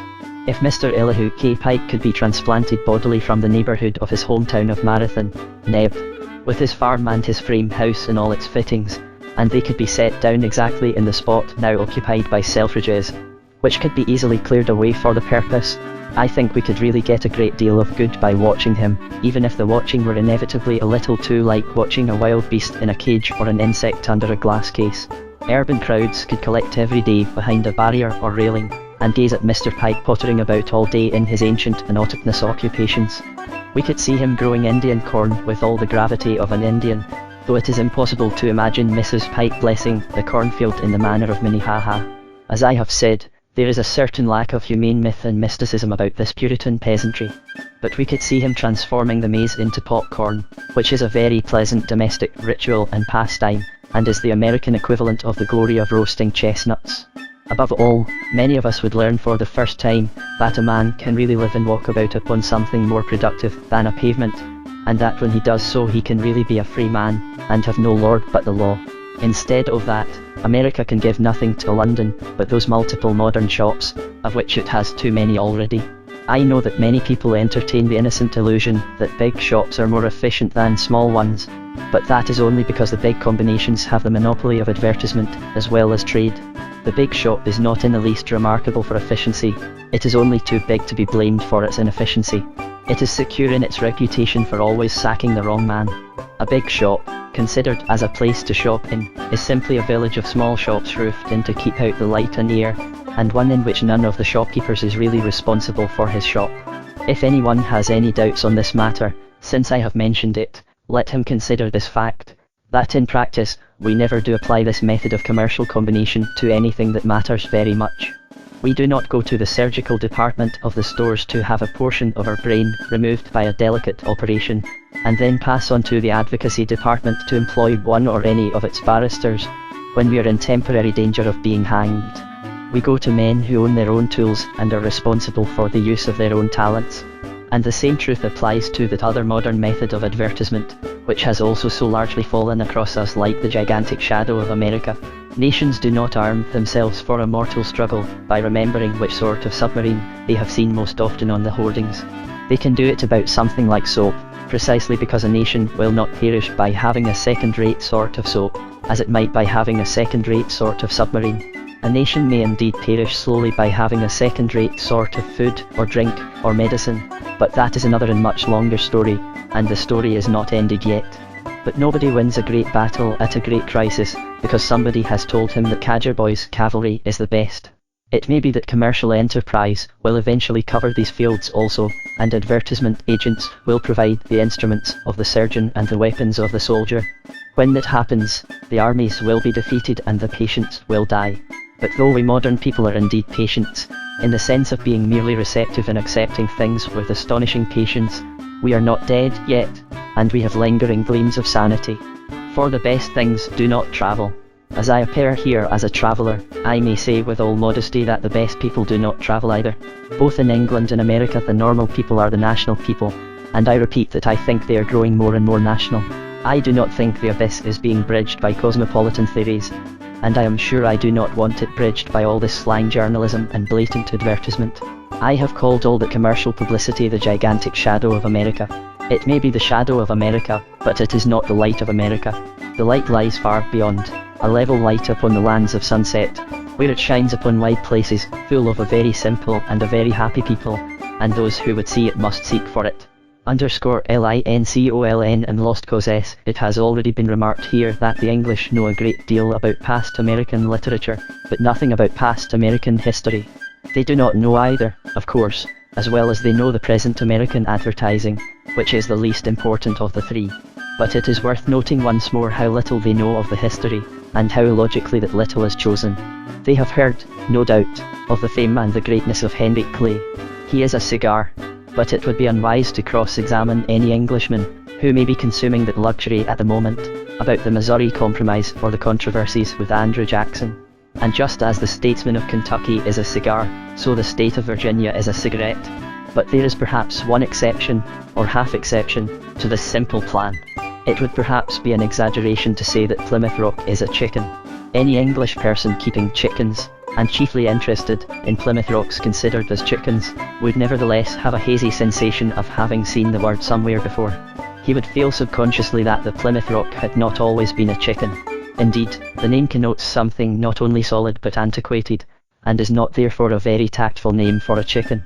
There would rise up before him something memorable in the haze that he calls his history, and he would see the history books of his boyhood in old engravings of men in steeple-crowned hats struggling with sea waves or red Indians.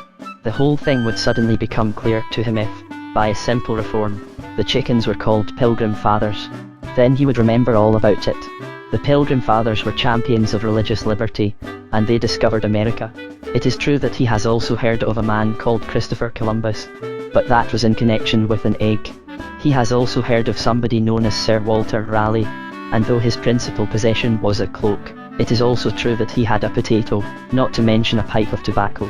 Can it be possible that he brought it from Virginia, where the cigarettes come from?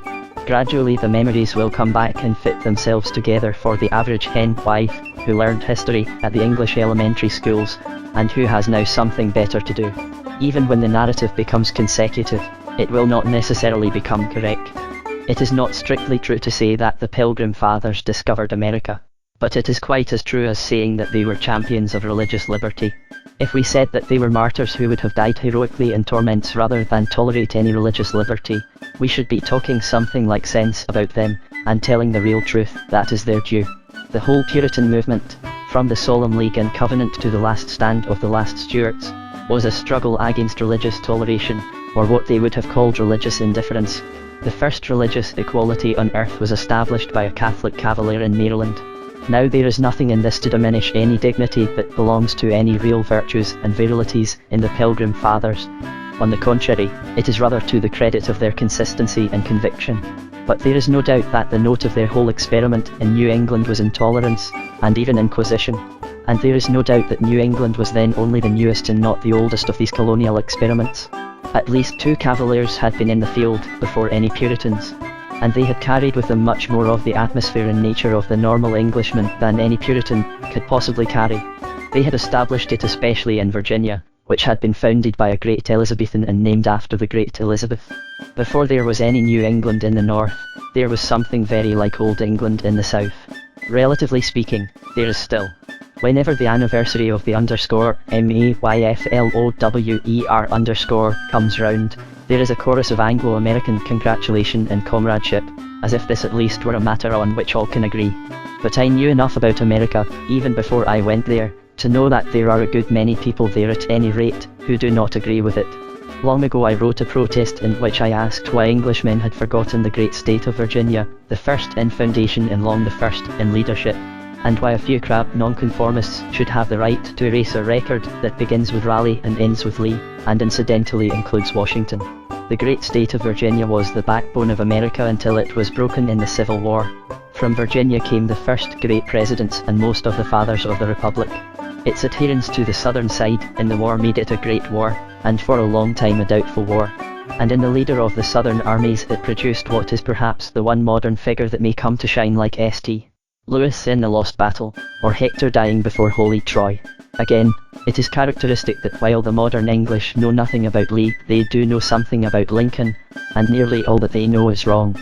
They know nothing of his southern connections, nothing of his considerable southern sympathy, nothing of the meaning of his moderation in face of the problem of slavery, now lightly treated as self-evident.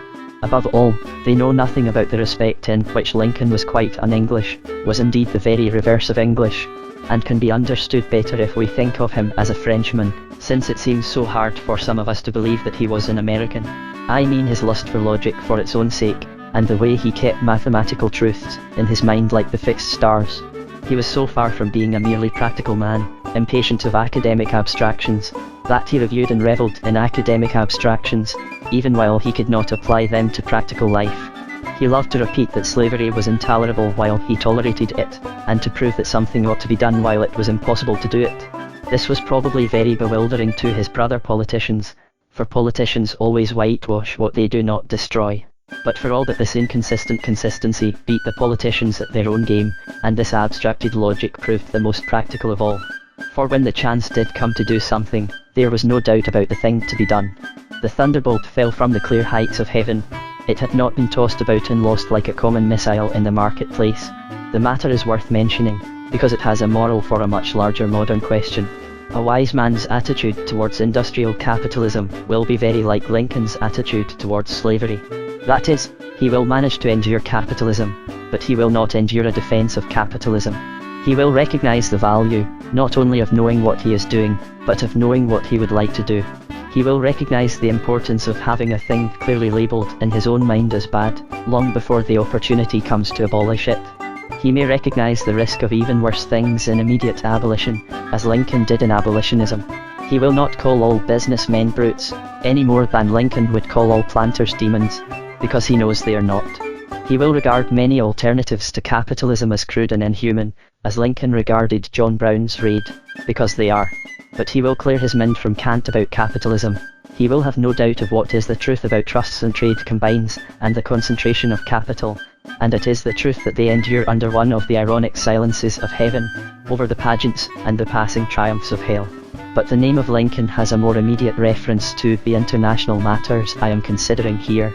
His name has been much invoked by English politicians and journalists in connection with the quarrel with Ireland. And if we study the matter, we shall hardly admire the tact and sagacity of those journalists and politicians. History is an eternal tangle of cross purposes, and we could not take a clearer case, or rather a more complicated case, of such a tangle, than the facts lying behind a political parallel recently mentioned by many politicians. I mean the parallel between the movement for Irish independence and the attempted secession of the Southern Confederacy in America. Superficially, anyone might say that the comparison is natural enough, and that there is much in common between the quarrel of the North and South in Ireland, and the quarrel of the North and South in America. In both cases the South was on the whole agricultural, the North on the whole industrial. True, the parallel exaggerates the position of Belfast. To complete it we must suppose the whole federal system to have consisted of Pittsburgh. In both the side that was more successful was felt by many to be less attractive. In both the same political terms were used, such as the term union and unionism. An ordinary Englishman comes to America, knowing these main lines of American history, and knowing that the American knows the similar main lines of Irish history. He knows that there are strong champions of Ireland in America. Possibly he also knows that there are very genuine champions of England in America. By every possible historical analogy, he would naturally expect to find the pro-Irish in the South and the pro-English in the North. As a matter of fact, he finds almost exactly the opposite. He finds Boston governed by Irishmen, and Nashville containing people more pro-English than Englishmen. He finds Virginians not only of British blood, like George Washington, but of British opinions almost worthy of George III.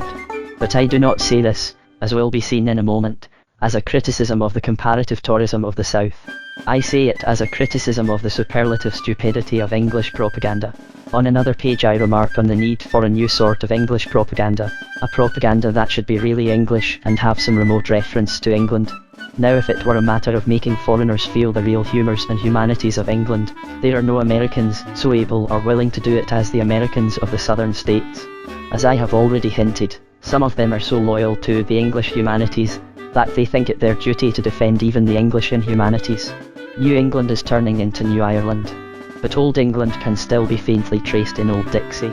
It contains some of the best things that England herself has had, and therefore, of course, the things that England herself has lost, or is trying to lose. But above all, as I have said, there are people in these places, whose historic memories and family traditions really hold them to us, not by alliance but by affection. Indeed, they have the affection in spite of the alliance. They love us in spite of our compliments and courtesies and hands across the sea. All our ambassadorial salutations and speeches cannot kill their love. They manage even to respect us in spite of the shady Jew stockbrokers we send them as English envoys, or the efficient men who are sent out to be tactful with foreigners because they have been too tactless with trades unionists. This type of traditional American, North or South, really has some traditions connecting him with England, and though he is now in a very small minority, I cannot imagine why England should wish to make it smaller. England once sympathised with the South. The South still sympathises with England. It would seem that the South, or some elements in the South, had rather the advantage of us in political firmness and fidelity, but it does not follow that that fidelity will stand every shock. And at this moment, and in this matter, of all things in the world, our political propagandists must try to bolster British imperialism up, by kicking Southern secession when it is down. The English politicians eagerly point out that we shall be justified in crushing Ireland, exactly as Sumner and Stevens crushed the most English part of America. It does not seem to occur to them that this comparison between the Unionist triumph in America and a Unionist triumph in Britain is rather hard upon our particular sympathisers, who did not triumph. When England exults in Lincoln's victory over his foes, she is exulting in his victory over her own friends. If her diplomacy continues as delicate and chivalrous as it is at present, they may soon be her only friends. England will be defending herself at the expense of her only defenders. But however this may be, it is as well to bear witness to some of the elements of my own experience, and I can answer for it, at least, that there are some people in the South who will not be pleased at being swept into the rubbish heap of history as rebels and ruffians, and who will not, I regret to say, by any means enjoy even being classed with Fenians and Sinn Feiners. Now touching the actual comparison between the conquest of the Confederacy and the conquest of Ireland, there are, of course, a good many things to be said which politicians cannot be expected to understand. Strange to say, it is not certain that a lost cause was never worth winning, and it would be easy to argue that the world lost very much indeed when that particular cause was lost. These are not days in which it is exactly obvious that an agricultural society was more dangerous than an industrial one. And even Southern slavery had this one moral merit, that it was decadent. It has this one historic advantage, that it is dead. The Northern slavery, industrial slavery, or what is called wage slavery, is not decaying but increasing, and the end of it is not yet. But in any case, it would be well for us to realise that their approach of resembling the Confederacy does not ring in all ears as an unanswerable condemnation. It is scarcely a self-evident or sufficient argument, to some hearers, even to prove that the English are as delicate and philanthropic as Sherman, still less that the Irish are as criminal and lawless as Lee. Nor will it soothe every single soul on the American continent to say that the English victory in Ireland will be followed by a reconstruction, like the reconstruction exhibited in the film called The Birth of a Nation. And, indeed, there is a further inference from the fine panorama of the exploits of the Ku Klux Klan. It would be easy, as I say, to turn the argument entirely in favour of the Confederacy. It would be easy to draw the moral, not that the Southern Irish are as wrong as the Southern States, but that the Southern States were as right as the Southern Irish. But upon the whole, I do not incline to accept the parallel in that sense any more than in the opposite sense. For reasons I have already given elsewhere, I do believe that in the main Abraham Lincoln was right. But right in what? If Lincoln was right, he was right in guessing that there was not really a Northern nation and a Southern nation, but only one American nation. And if he has been proved right, he has been proved right by the fact that men in the South, as well as the North, do now feel a patriotism for that American nation. His wisdom, if it really was wisdom, was justified not by his opponents being conquered, but by their being converted. Now, if the English politicians must insist on this parallel, they ought to see that the parallel is fatal to themselves. The very test which proved Lincoln right has proved them wrong. The very judgment which may have justified him quite unquestionably condemns them. We have again and again conquered Ireland, and have never come an inch nearer to converting Ireland. We have had not one Gettysburg, but 20 Gettysburgs, but we have had no Union. And that is where, as I have remarked, it is relevant to remember that flying fantastic vision on the films that told so many people what no histories have told them. I heard when I was in America rumours of the local reappearance of the Ku Klux Klan, but the smallness and mildness of the manifestation, as compared with the old Southern or the new Irish case, is alone a sufficient example of the exception that proves the rule. To approximate to any resemblance to recent Irish events, we must imagine the Ku Klux Klan riding again in more than the terrors of that vision, wild as the wind, white as the moon, terrible as an army with banners. If there were really such a revival of the Southern action, there would equally be a revival of the Southern argument. It would be clear that Lee was right and Lincoln was wrong, that the Southern states were national and were as indestructible as nations. If the South were as rebellious as Ireland, the North would be as wrong as England. But I desire a new English diplomacy that will exhibit, not the things in which England is wrong, but the things in which England is right. And England is right in England, just as she is wrong in Ireland. And it is exactly the rightness of a real nation in itself that it is at once most difficult and most desirable to explain to foreigners. Now the Irishman, and to some extent the American, has remained alien to England, largely because he does not truly realise that the Englishman loves England. Still less can he really imagine why the Englishman loves England. That is why I insist on the stupidity of ignoring and insulting the opinions of those few Virginians and other Southerners who really have some inherited notion of why Englishmen love England, and even love it in something of the same fashion themselves. Politicians who do not know the English spirit when they see it at home cannot of course be expected to recognise it abroad. Publicists are eloquently praising Abraham Lincoln, for all the wrong reasons, but fundamentally for the worst and vilest of all reasons, that he succeeded. None of them seems to have the least notion of how to look for England in England, and they would see something fantastic in the figure of a traveller who found it elsewhere, or anywhere but in New England. And it is well, perhaps, that they have not yet found England where it is hidden in England, for if they found it, they would kill it. All I am concerned to consider here is the inevitable failure of this sort of Anglo-American propaganda to create a friendship. To praise Lincoln as an Englishman is about as appropriate as if we were praising Lincoln as an English town. We are talking about something totally different. And indeed the whole conversation is rather like some such cross purposes about some such word as Lincoln, in which one party should be talking about the president and the other about the cathedral. It is like some wild bewilderment in a farce, with one man wondering how a president could have a church spire, and the other wondering how a church could have a chin beard. And the moral is the moral on which I would insist everywhere in this book, that the remedy is to be found in disentangling the two and not in entangling them further. You could not produce a democrat of the logical type of Lincoln merely out of the moral materials that now make up an English cathedral town, like that on which old Tom of Lincoln looks down. But on the other hand, it is quite certain that 100 Abraham Lincolns, working for 100 years, could not build Lincoln Cathedral. And the farcical allegory of an attempt to make old Tom and old Abe embrace to the glory of the illogical Anglo-Saxon language is but a symbol of something that is always being attempted, and always attempted in vain. It is not by mutual imitation that the understanding can come. It is not by erecting New York skyscrapers in London that New York can learn the sacred significance of the Towers of Lincoln. It is not by English dukes importing the daughters of American millionaires that England can get any glimpse of the democratic dignity of American men. I have the best of all reasons for knowing that a stranger can be welcomed in America, and just as he is courteously treated in the country as a stranger, so he should always be careful to treat it as a strange land. That sort of imaginative respect, as for something different and even distant, is the only beginning of any attachment between patriotic peoples. The English traveller may carry with him at least one word of his own great language and literature, and whenever he is inclined to say of anything, "This is passing strange," he may remember that it was no inconsiderable Englishman who appended to it the answer, and therefore as a stranger give it welcome. WELLS, and the world stated there was recently a highly distinguished gathering to celebrate the past, present, and especially future triumphs of aviation. Some of the most brilliant men of the age, such as Mr. H.G. Wells and Mr. J.L. Garvin, made interesting and important speeches, and many scientific aviators luminously discussed the new science. Among their graceful felicitations and grave and quiet analyses a word was said, or a note was struck, which I myself can never hear, even in the most harmless after-dinner speech, without an impulse to leap up and yell, and smash the decanters and wreck the dinner table.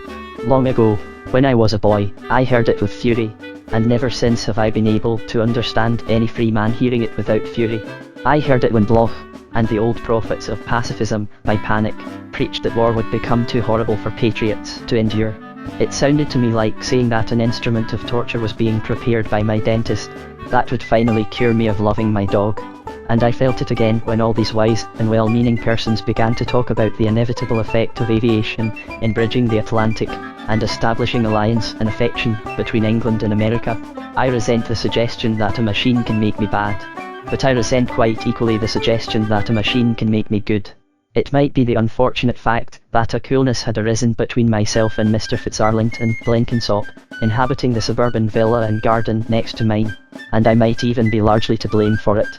But if somebody told me that a new kind of lawn-mower had just been invented, of so cunning a structure that I should be forced to become a bosom friend of Mr. Blenkinsop whether I liked it or not, I should be very much annoyed. I should be moved to say that if that was the only way of cutting my grass I would not cut my grass, but continue to cut my neighbour. Or suppose the difference were even less defensible, suppose a man had suffered from a trifling shindy with his wife, and suppose somebody told him that the introduction of an entirely new vacuum cleaner would compel him to a reluctant reconciliation with his wife.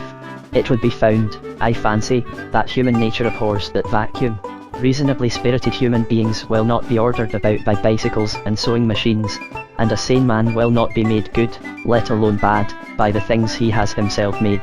I have occasionally dictated to a typewriter, but I will not be dictated to by a typewriter, even of the newest and most complicated mechanism, nor have I ever met a typewriter, however complex, that attempted such a tyranny. Yet this and nothing else is what is implied in all such talk of the aeroplane annihilating distinctions as well as distances, and an international aviation abolishing nationalities. This and nothing else was really implied in one speaker's prediction that such aviation will almost necessitate an Anglo-American friendship. Incidentally, I may remark, it is not a true suggestion, even in the practical and materialistic sense, and the speaker's phrase refuted the speaker's argument. He said that international relations must be more friendly when men can get from England to America in a day. Well, men can already get from England to Germany in a day, and the result was a mutual invitation of which the formalities lasted for 5 years. Men could get from the coast of England to the coast of France very quickly, through nearly all the ages during which those two coasts were bristling with arms against each other. They could get there very quickly when Nelson went down by the Burford Inn to embark for Trafalgar. They could get there very quickly when Napoleon sat in his tent in the camp at Boulogne that filled England with alarms of invasion. Are these the amiable and pacific relations which will unite England and America, when Englishmen can get to America in a day? The shortening of the distance seems quite as likely, so far as that argument goes, to facilitate the endless guerrilla warfare, which raged across the narrow seas in the Middle Ages, when French invaders carried away the bells of Rye, and the men of those flats of East Sussex gloriously pursued and recovered them. I do not know whether American privateers, landing at Liverpool, would carry away a few of the more elegant factory chimneys as a substitute for the superstitious symbols of the past. I know not if the English, on ripe reflection, would essay with any enthusiasm to get them back. But anyhow, it is anything but self-evident that people cannot fight each other because they are near to each other, and if it were true, there would never have been any such thing as border warfare in the world. As a fact, border warfare has often been the one sort of warfare which it was most difficult to bring under control, and our own traditional position in face of this new logic is somewhat disconcerting. We have always supposed ourselves safer because we were insular and therefore isolated. We have been congratulating ourselves for centuries on having enjoyed peace because we were cut off from our neighbours. And now they are telling us that we shall only enjoy peace when we are joined up with our neighbours. We have pitied the poor nations with frontiers, because a frontier only produces fighting, and now we are trusting to a frontier as the only thing that will produce friendship. But, as a matter of fact, and for a far deeper and more spiritual reason, a frontier will not produce friendship. Only friendliness produces friendship. And we must look far deeper into the soul of man for the thing that produces friendliness. But apart from this fallacy about the facts, I feel, as I say, a strong abstract anger against the idea, or what some would call the ideal. If it were true that men could be taught and tamed by machines, even if they were taught wisdom or tamed to amiability, I should think it the most tragic truth in the world. A man so improved would be, in an exceedingly ugly sense, losing his soul to save it. But in truth he cannot be so completely coerced into good, and in so far as he is incompletely coerced, he is quite as likely to be coerced into evil. Of the financial characters who figure as philanthropists and philosophers in such cases, it is strictly true to say that their good is evil. The light in their bodies is darkness, and the highest objects of such men are the lowest objects of ordinary men. Their peace is mere safety, their friendship is mere trade, their international friendship is mere international trade. The best we can say of that school of capitalism is that it will be unsuccessful. It has every other vice, but it is not practical. It has at least the impossibility of idealism, and so far as remoteness can carry it, that inferno is indeed a utopia. All the visible manifestations of these men are materialistic, but at least their visions will not materialize. The worst we suffer, but the best we shall at any rate escape. We may continue to endure the realities of cosmopolitan capitalism, but we shall be spared its ideals. But I am not primarily interested in the plutocrats whose vision takes so vulgar a form. I am interested in the same thing, when it takes a far more subtle form, in men of genius and genuine social enthusiasm like Mr. H.G. Wells. It would be very unfair to a man like Mr. Wells to suggest that in his vision, the Englishman and the American are to embrace only in the sense of clinging to each other in terror. He is a man who understands what friendship is, and who knows how to enjoy the motley humours of humanity. But the political reconstruction which he proposes is too much determined by this old nightmare of necessitarianism. He tells us that our national dignities and differences must be melted into the huge mould of a world state, or else, and I think these are almost his own words, we shall be destroyed by the instruments and machinery we have ourselves made. In effect, men must abandon patriotism or they will be murdered by science. After this, surely no one can accuse Mr. Wells of an undue tenderness for scientific over other types of training. Greek may be a good thing or no, but nobody says that if Greek scholarship is carried past a certain point, everybody will be torn in pieces like Orpheus, or burned up like Semele, or poisoned like Socrates. Philosophy, theology and logic may or may not be idle academic studies, but nobody supposes that the study of philosophy, or even of theology, ultimately forces its students to manufacture racks and thumbscrews against their will, or that even logicians need be so alarmingly logical as all that. Science seems to be the only branch of study in which people have to be waved back from perfection as from a pestilence.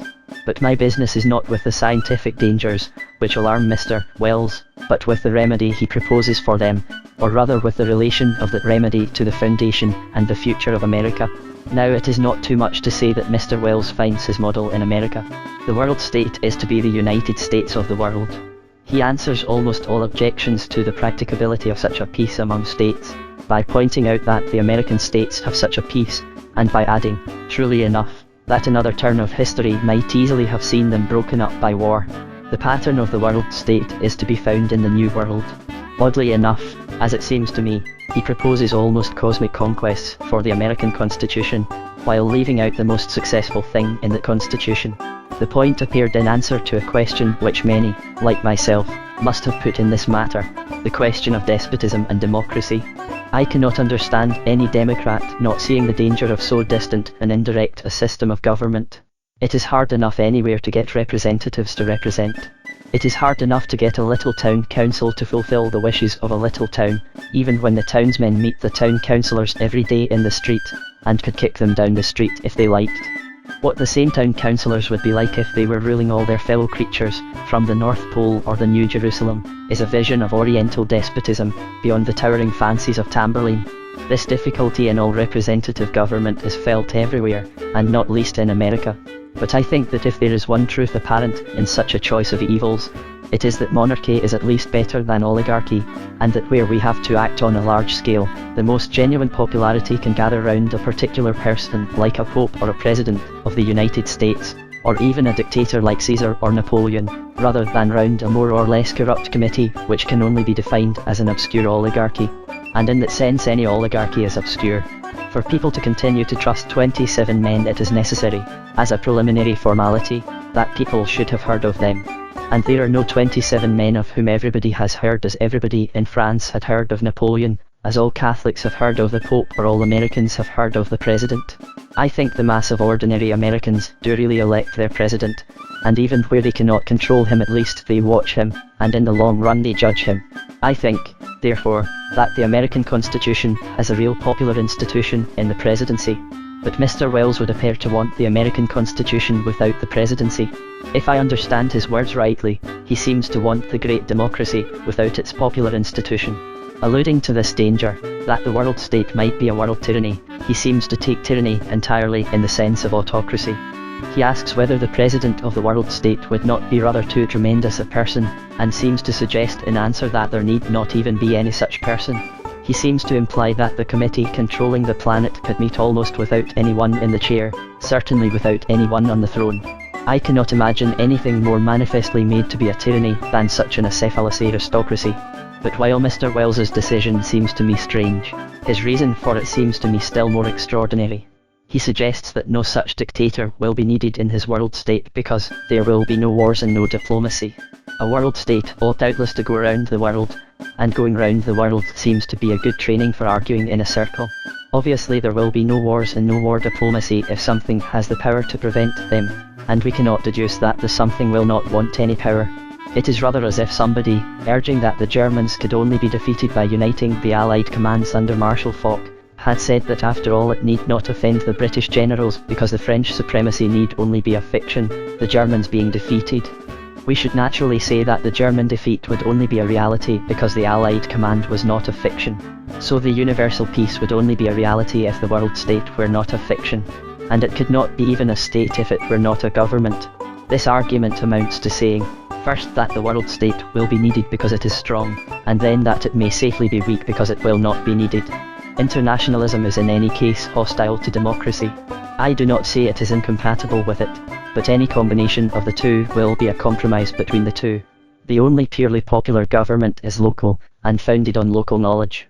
The citizens can rule the city because they know the city, but it will always be an exceptional sort of citizen who has or claims the right to rule over 10 cities, and these remote and altogether alien cities. All Irishmen may know roughly the same sort of things about Ireland, but it is absurd to say they all know the same things about Iceland, when they may include a scholar steeped in Icelandic sagas or a sailor who has been to Iceland. To make all politics cosmopolitan is to create an aristocracy of globe-trotters. If your political outlook really takes in the Cannibal Islands, you depend of necessity upon a superior and picked minority of the people who have been to the Cannibal Islands, or rather of the still smaller and more select minority who have come back. Given this difficulty about quite direct democracy over large areas, I think the nearest thing to democracy is despotism. At any rate, I think it is some sort of more or less independent monarchy, such as Andrew Jackson created in America.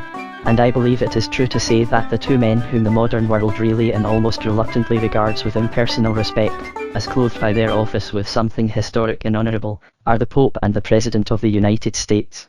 But to admire the United States as the United States is one thing.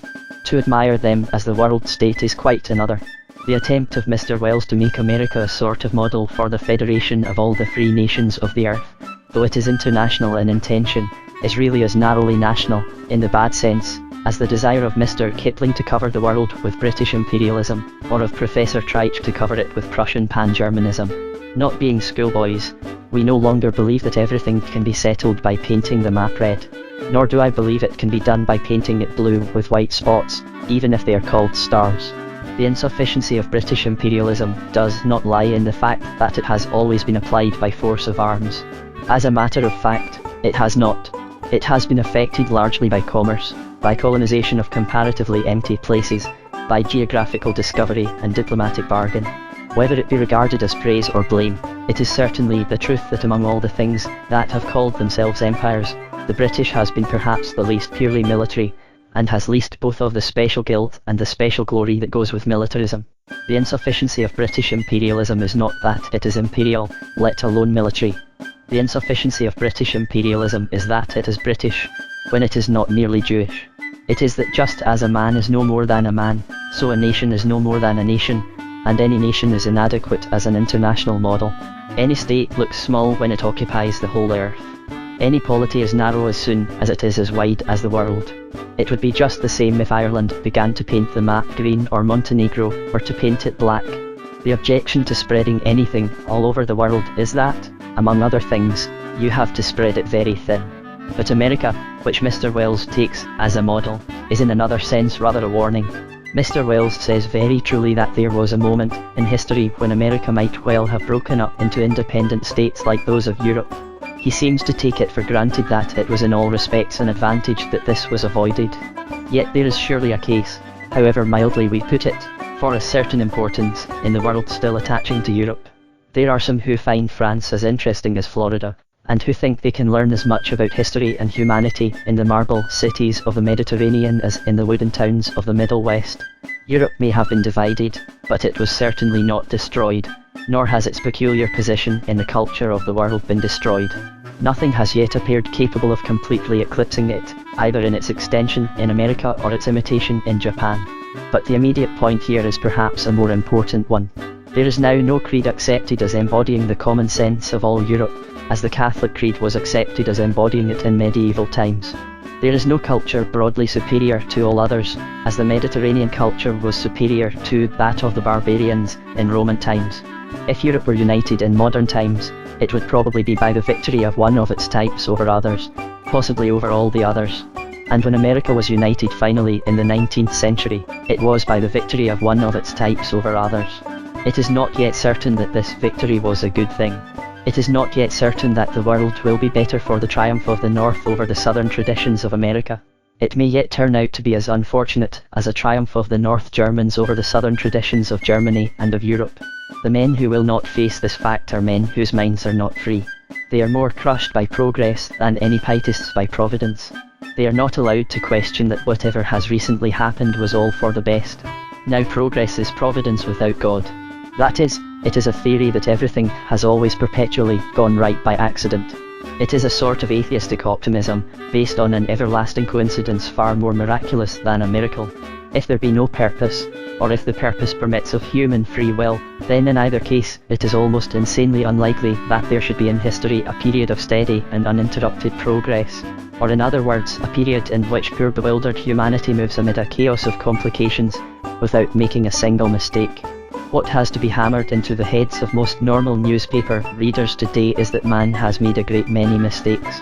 Modern man has made a great many mistakes. Indeed, in the case of the progressive and pioneering character, one is sometimes tempted to say that he has made nothing but mistakes. Calvinism was a mistake, and capitalism was a mistake, and Choyutinism and the flattery of the northern tribes were mistakes. In the French, the persecution of Catholicism by the politicians was a mistake, as they found out in the Great War, when the memory gave Irish or Italian Catholics an excuse for hanging back. In England, the loss of agriculture and therefore of food supply in war, and the power to stand a siege, was a mistake. And in America, the introduction of the Negroes was a mistake, but it may yet be found that the sacrifice of the southern white man to them was even more of a mistake. The reason of this doubt is in one word. We have not yet seen the end of the whole industrial experiment, and there are already signs of it coming to a bad end.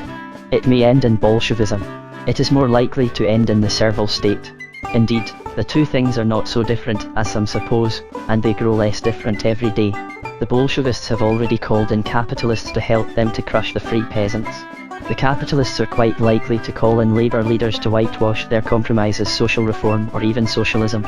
The cosmopolitan Jews, who are the communists in the East, will not find it so very hard to make a bargain with the cosmopolitan Jews, who are capitalists, in the West. The Western Jews would be willing to admit a nominal socialism. The Eastern Jews have already admitted that their socialism is nominal. It was the Bolshevist leader himself who said, "Russia is again a capitalist country." But whoever makes the bargain, and whatever is its precise character, the substance of it will be servile. It will be servile in the only rational and reliable sense. That is, an arrangement by which a mass of men are ensured shelter and livelihood, in return for being subjected to a law which obliges them to continue to labour. Of course it will not be called the servile state. It is very probable that it will be called the socialist state. But nobody seems to realise how very near all the industrial countries are to it. At any moment it may appear in the simple form of compulsory arbitration, for compulsory arbitration, dealing with private employers, is by definition slavery. When workmen receive unemployment pay, and at the same time arouse more and more irritation by going on strike, it may seem very natural to give them the unemployment pay for good and forbid them the strike for good, and the combination of those two things is by definition slavery.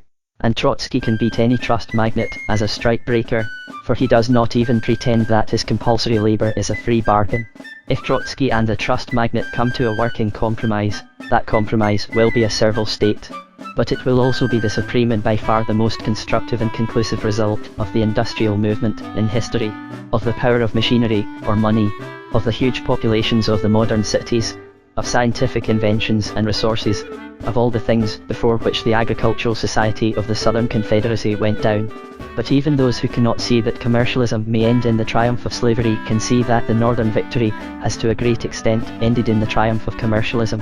And the point at the moment is that this did definitely mean, even at the time, the triumph of one American type over another American type, just as much as any European war might mean the triumph of one European type over another. A victory of England over France would be a victory of merchants over peasants, and the victory of Northerners over Southerners was a victory of merchants over squires. So that very unity, which Mr. Wells contrasts so favourably with war, was not only itself due to a war, but to a war which had one of the most questionable and even peerless of the results of war. That result was a change in the balance of power, the predominance of a particular partner, the exaltation of a particular example, the eclipse of excellent traditions when the defeated lost their international influence. In short, it made exactly the same sort of difference of which we speak when we say that 1870 was a disaster to Europe, or that it was necessary to fight Prussia lest she should Prussianize the whole world. America would have been very different if the leadership had remained with Virginia. The world would have been very different if America had been very different. It is quite reasonable to rejoice that the issue went as it did. Indeed, as I have explained elsewhere, for other reasons I do on the whole rejoice in it. But it is certainly not self-evident that it is a matter for rejoicing. One type of American state conquered and subjugated another type of American state, and the virtues and value of the latter were very largely lost to the world. So if Mr. Wells insists on the parallel of a United States of Europe, he must accept the parallel of a civil war of Europe. He must suppose that the peasant countries crush the industrial countries, or vice versa, and that one or other of them becomes the European tradition to the neglect of the other. The situation which seems to satisfy him so completely in America is, after all, the situation which would result in Europe if the Germanic empires, let us say, had entirely arrested the special development of the Slavs, or if the influence of France had really broken off short under a blow from Britain. The Old South had qualities of humane civilization which have not sufficiently survived, or at any rate have not sufficiently spread. It is true that the decline of the agricultural South has been considerably balanced by the growth of the agricultural West. It is true, as I have occasion to emphasize in another place, that the West does give the new America something that is nearly a normal peasantry, as a pendant to the industrial towns. But this is not an answer, it is rather an augmentation of the argument. In so far as America is saved, it is saved by being patchy, and would be ruined if the Western patch had the same fate as the Southern patch. When all is said, therefore, the advantages of American unification are not so certain that we can apply them to a world unification. The doubt could be expressed in a great many ways and by a great many examples. For that matter, it is already being felt that the supremacy of the Middle West in politics is inflicting upon other localities exactly the sort of local injustice that turns provinces into nations struggling to be free. It has already inflicted what amounts to religious persecution, or the imposition of an alien morality, on the wine-growing civilization of California. In a word, the American system is a good one as governments go, but it is too large, and the world will not be improved by making it larger. And for this reason alone I should reject this second method of uniting England and America, which is not only Americanizing England, but Americanizing everything else. But the essential reason is that a type of culture came out on top in America and England in the 19th century, which cannot and would not be tolerated on top of the world. To unite all the systems at the top, without improving and simplifying their social organization below, would be to tie all the tops of the trees together where they rise above a dense and poisonous jungle, and make the jungle darker than before. To create such a cosmopolitan political platform would be to build a roof above our own heads to shut out the sunlight, on which only usurers and conspirators clad in gold could walk about in the sun. This is no moment when industrial intellectualism can inflict such an artificial oppression upon the world. Industrialism itself is coming to see dark days, and its future is very doubtful. It is split from end to end with strikes and struggles for economic life, in which the poor not only plead that they are starving, but even the rich can only plead that they are bankrupt. The peasantries are growing not only more prosperous, but more politically effective. The Russian Mujik has held up the Bolshevist government of Moscow and Petersburg. A huge concession has been made by England to Ireland. The League of Nations has decided for Poland against Prussia. It is not certain that industrialism will not wither even in its own field. It is certain that its intellectual ideas will not be allowed to cover every field, and this sort of cosmopolitan culture is one of its ideas. Industrialism itself may perish, or on the other hand industrialism itself may survive, by some searching and scientific reform that will really guarantee economic security to all. It may really purge itself of the accidental maladies of anarchy and famine, and continue as a machine, but at least as a comparatively clean and humanely shielded machine. At any rate no longer as a man-eating machine. Capitalism may clear itself of its worst corruptions by such reform as is open to it, by creating humane and healthy conditions for labour, and setting the labouring classes to work under a lucid and recognised law. It may make Pittsburgh one vast model factory for all who will model themselves upon factories, and may give to all men and women in its employment a clear social status in which they can be contented and secure. And on the day when that social security is established for the masses, when industrial capitalism has achieved this larger and more logical organisation and found peace at last, a strange and shadowy and ironic triumph, like an abstract apology, will surely hover over all those graves, in the wilderness, where lay the bones of so many gallant gentlemen, men who had also from their youth known and upheld such a social stratification, who had the courage to call a spade, and a slave a slave. Underscore A. New Martin Chuzzlewit. The aim of this book, if it has one, is to suggest this thesis, that the very worst way of helping Anglo-American friendship is to be an Anglo-American. There is only one thing lower, of course, which is being an Anglo-Saxon. It is lower, because at least Englishmen do exist and Americans do exist, and it may be possible, though repulsive, to imagine an American and an Englishman in some way blended together. But if Angles and Saxons ever did exist, they are all fortunately dead now, and the wildest imagination cannot form the weakest idea of what sort of monster would be made by mixing one with the other. But my thesis is that the whole hope, and the only hope, lies not in mixing two things together, but rather in cutting them very sharply asunder. That is the only way in which two things can succeed sufficiently in getting outside each other to appreciate and admire each other. So long as they are different and yet supposed to be the same, there can be nothing but a divided mind and a staggering balance.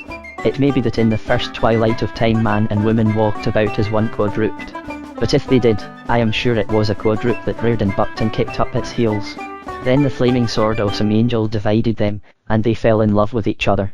Should the reader require an example a little more within historical range, or a little more subject to critical tests, than the above prehistoric anecdote, which I need not say was revealed to me in a vision, it would be easy enough to supply them both in a hypothetical and a historical form. It is obvious enough in a general way that if we begin to subject diverse countries to an identical test, there will not only be rivalry, but what is far more deadly and disastrous, superiority. If we institute a competition between Holland and Switzerland as to the relative grace and agility of their mountain guides, it will be clear that the decision is disproportionately easy. It will also be clear that certain facts about the configuration of Holland have escaped our international eye. If we establish a comparison between them in skill and industry in the art of building dikes against the sea, it will be equally clear that the injustice falls the other way. It will also be clear that the situation of Switzerland on the map has received insufficient study. In both cases there will not only be rivalry but very unbalanced and unjust rivalry. In both cases, therefore, there will not only be enmity but very bitter or insolent enmity. But so long as the two are sharply divided there can be no enmity, because there can be no rivalry. Nobody can argue about whether the Swiss climb mountains better than the Dutch build dikes, just as nobody can argue about whether a triangle is more triangular than a circle is round. This fancy example is alphabetically and indeed artificially simple, but, having used it for convenience, I could easily give similar examples, not of fancy, but of fact. I had occasion recently to attend the Christmas festivity of a club in London for the exiles of one of the Scandinavian nations. When I entered the room, the first thing that struck my eye, and greatly raised my spirits, was that the room was dotted with the colours of peasant costumes and the specimens of peasant craftsmanship. There were, of course, other costumes and other crafts in evidence. There were men dressed like myself, only better, in the garb of the modern middle classes. There was furniture like the furniture of any other room in London. Now, according to the ideal formula of the ordinary internationalist, these things that we had in common ought to have moved me to a sense of the kinship of all civilization. I ought to have felt that, as the Scandinavian gentleman wore a collar and tie, and I also wore a collar and tie, we were brothers and nothing could come between us. I ought to have felt that we were standing for the same principles of truth, because we were wearing the same pair of trousers. Or rather, to speak with more precision, similar pairs of trousers. Anyhow, the pair of trousers, that cloven pennon, ought to have floated in fancy over my head as the banner of Europe or the League of Nations. I am constrained to confess that no such rush of emotions overcame me, and the topic of trousers did not float across my mind at all. So far as those things were concerned, I might have remained in a mood of mortal enmity, and cheerfully shot or stabbed the best-dressed gentleman in the room. Precisely what did warm my heart with an abrupt affection for that northern nation was the very thing that is utterly and indeed lamentably lacking in my own nation. It was something corresponding to the one great gap in English history, corresponding to the one great blot on English civilization. It was the spiritual presence of a peasantry, dressed according to its own dignity, and expressing itself by its own creations. The sketch of America left by Charles Dickens is generally regarded as something which is either to be used as a taunt or covered with an apology. Doubtless it was unduly critical, even of the America of that day, yet curiously enough it may well be the text for a true reconciliation at the present day. It is true that in this, as in other things, the Dickensian exaggeration is itself exaggerated. It is also true that, while it is overemphasized, it is not allowed for. Dickens tended too much to describe the United States as a vast lunatic asylum, but partly because he had a natural inspiration and imagination suited to the description of lunatic asylums. As it was his finest poetic fancy that created a lunatic over the garden wall, so it was his fancy that created a lunatic over the Western Sea. To read some of the complaints, one would fancy that Dickens had deliberately invented a low and farcical America to be a contrast to his high and exalted England. It is suggested that he showed America as full of rowdy bullies like Hannibal Trollope, or ridiculous windbags like Elijah Poe Graham, while England was full of refined and sincere spirits like Jonas Chuzzlewit, Chevy Slyme, Montague Tigg, and Mr. Pecksniff. If _Martin Chuzzlewit makes America a lunatic asylum, what in the world does it make England? We can only say a criminal lunatic asylum. The truth is, of course, that Dickens so described them because he had a genius for that sort of description, for the making of almost maniacal grotesques of the same type as Quilp or Fagin. He made these Americans absurd because he was an artist in absurdity, and no artist can help finding hints everywhere for his own peculiar art. In a word, he created a laughable Pogram for the same reason that he created a laughable Pecksniff, and that was only because no other creature could have created them. It is often said that we learn to love the characters in romances as if they were characters in real life. I wish we could sometimes love the characters in real life as we love the characters in romances. There are a great many human souls whom we should accept more kindly, and even appreciate more clearly, if we simply thought of them as people in a story.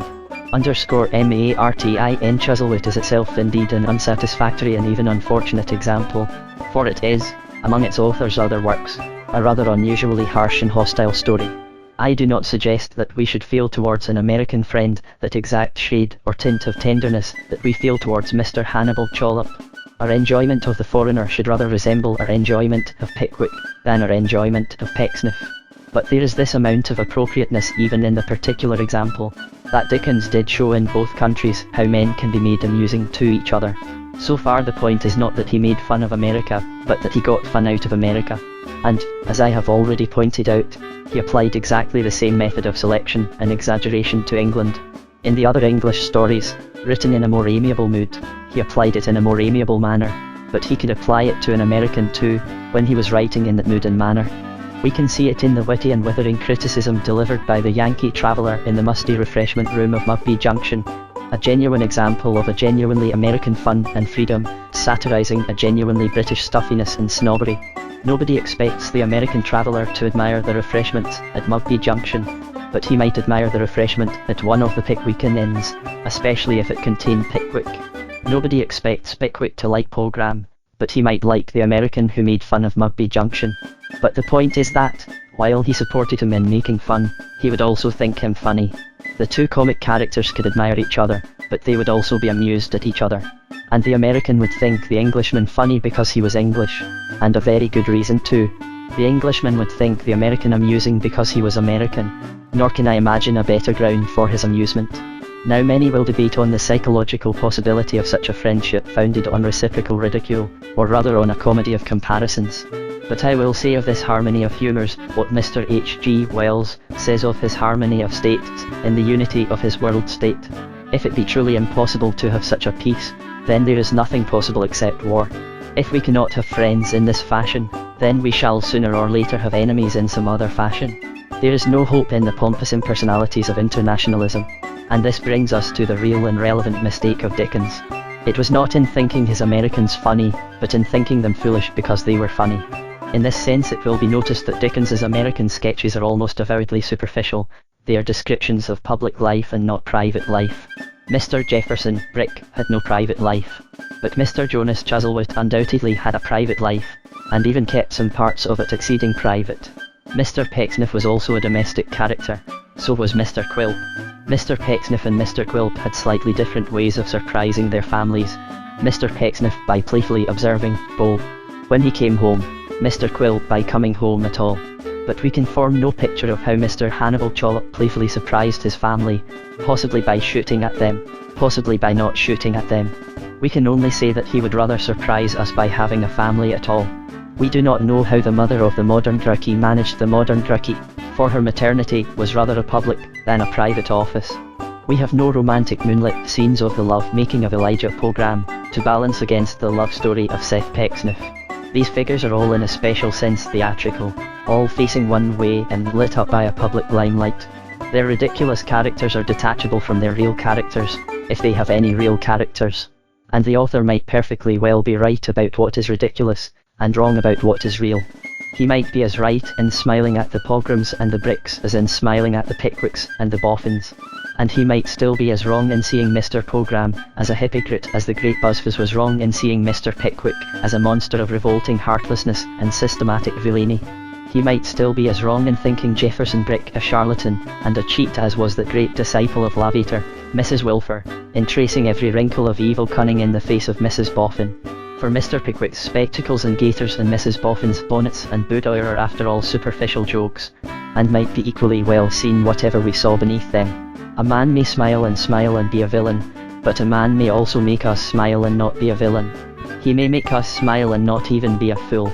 He may make us roar with laughter and be an exceedingly wise man. Now that is the paradox of America which Dickens never discovered. Elijah Pogram was far more fantastic than his satirist thought, and the most grotesque feature of Brick and Chollop was hidden from him. The really strange thing was that Pogram probably did say, rough he may be, so ere our bars.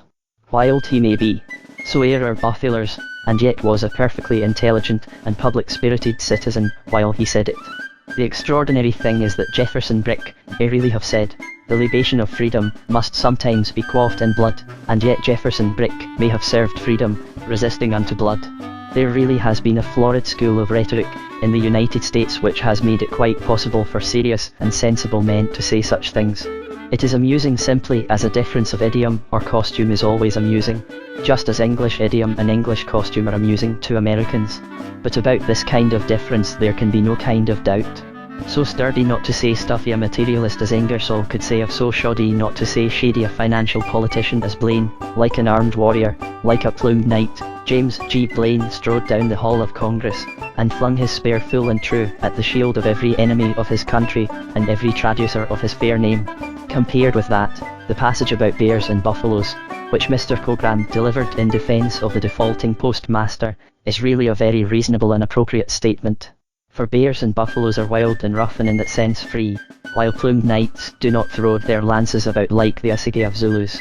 And the defaulting postmaster was at least as good a person to praise in such a fashion as James G. Blaine of the Little Rock Railway. But anybody who had treated Ingersoll or Blaine merely as a fool and a figure of fun would have very rapidly found out his mistake. But Dickens did not know Brick or Chollop long enough to find out his mistake. It need not be denied that, even after a full understanding, he might still have found things to smile at or to criticise. I do not insist on his admitting that Hannibal Chollop was as great a hero as Hannibal, or that Elijah Pogram was as true a prophet as Elijah. But I do say very seriously that they had something about their atmosphere and situation that made possible a sort of heroism and even a sort of prophecy that were really less natural at that period, in that merry England whose comedy and common sense we sum up under the name of Dickens. When we joke about the name of Hannibal Chollop, we might remember of what nation was the general who dismissed his defeated soldiers at Appomattox with words, which the historian has justly declared to be worthy of Hannibal. We have fought through this war together. I have done my best for you. It is not fair to forget Jefferson, or even Jefferson Davis, entirely in favour of Jefferson Brick. For all these three things, good, bad, and indifferent, go together to form something that Dickens missed, merely because the England of his time most disastrously missed it. In this case, as in every case, the only way to measure justly the excess of a foreign country is to measure the defect of our own country. For in this matter the human mind is the victim of a curious little unconscious trick, the cause of nearly all international dislikes. A man treats his own faults as original sin, and supposes them scattered everywhere with the seed of Adam. He supposes that men have then added their own foreign vices to the solid and simple foundation of his own private vices.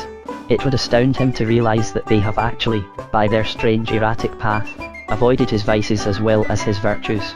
His own faults are things with which he is so much at home that he at once forgets and assumes them abroad.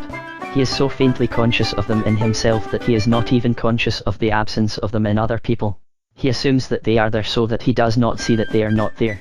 The Englishman takes it for granted that a Frenchman will have all the English faults.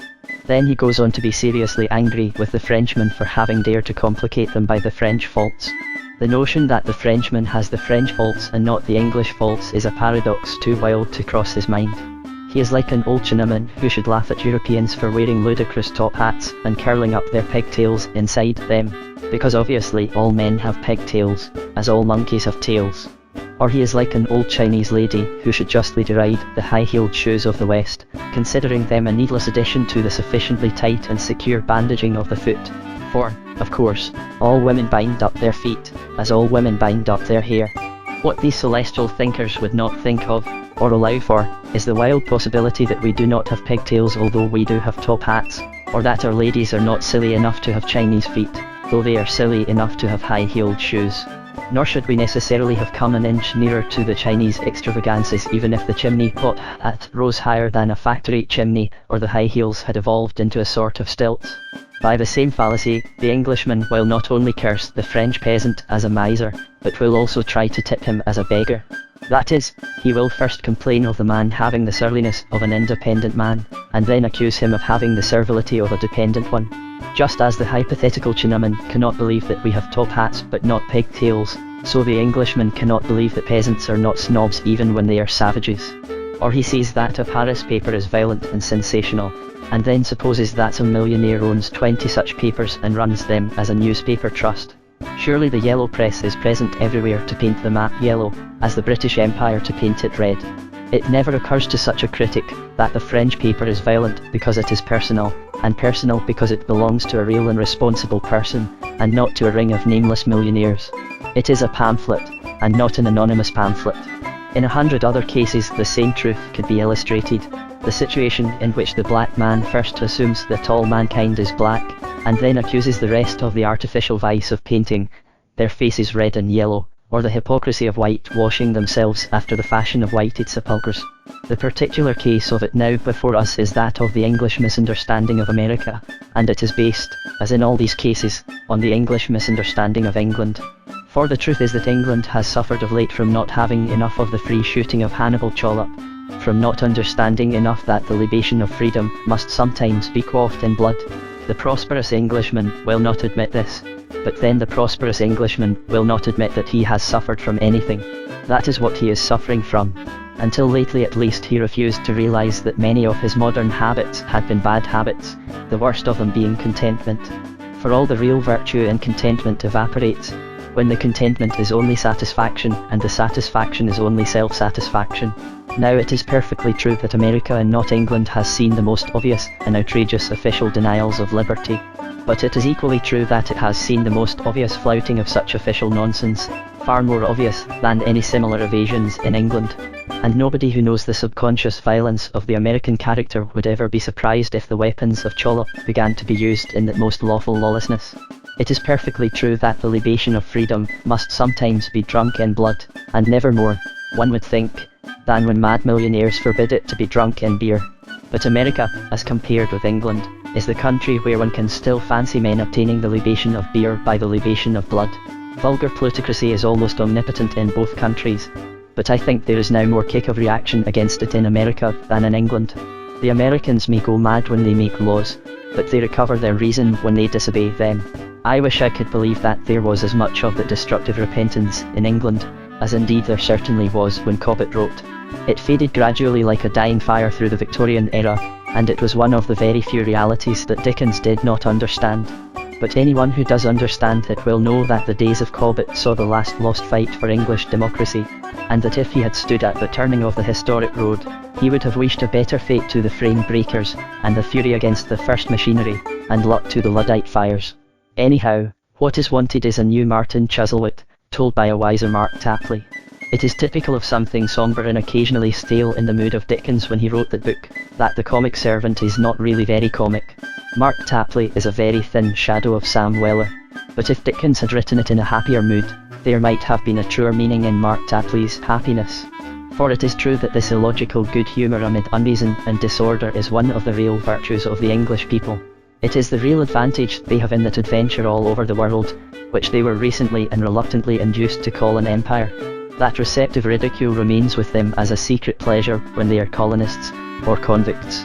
Dickens might have written another version of the great romance, and one in which America was really seen gaily by Mark instead of gloomily by Martin. Mark Tapley might really have made the best of America.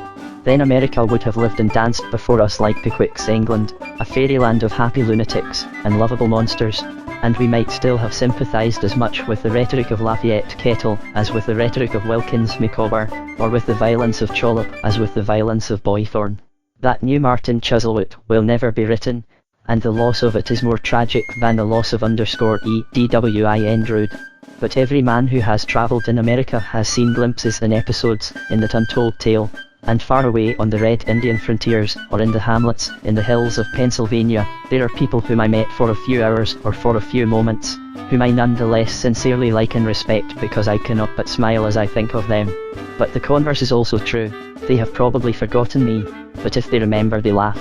_THE Spirit of America. I suggest that diplomatists of the internationalist school should spend some of their money on staging farces and comedies of cross purposes, founded on the curious and prevalent idea that England and America have the same language.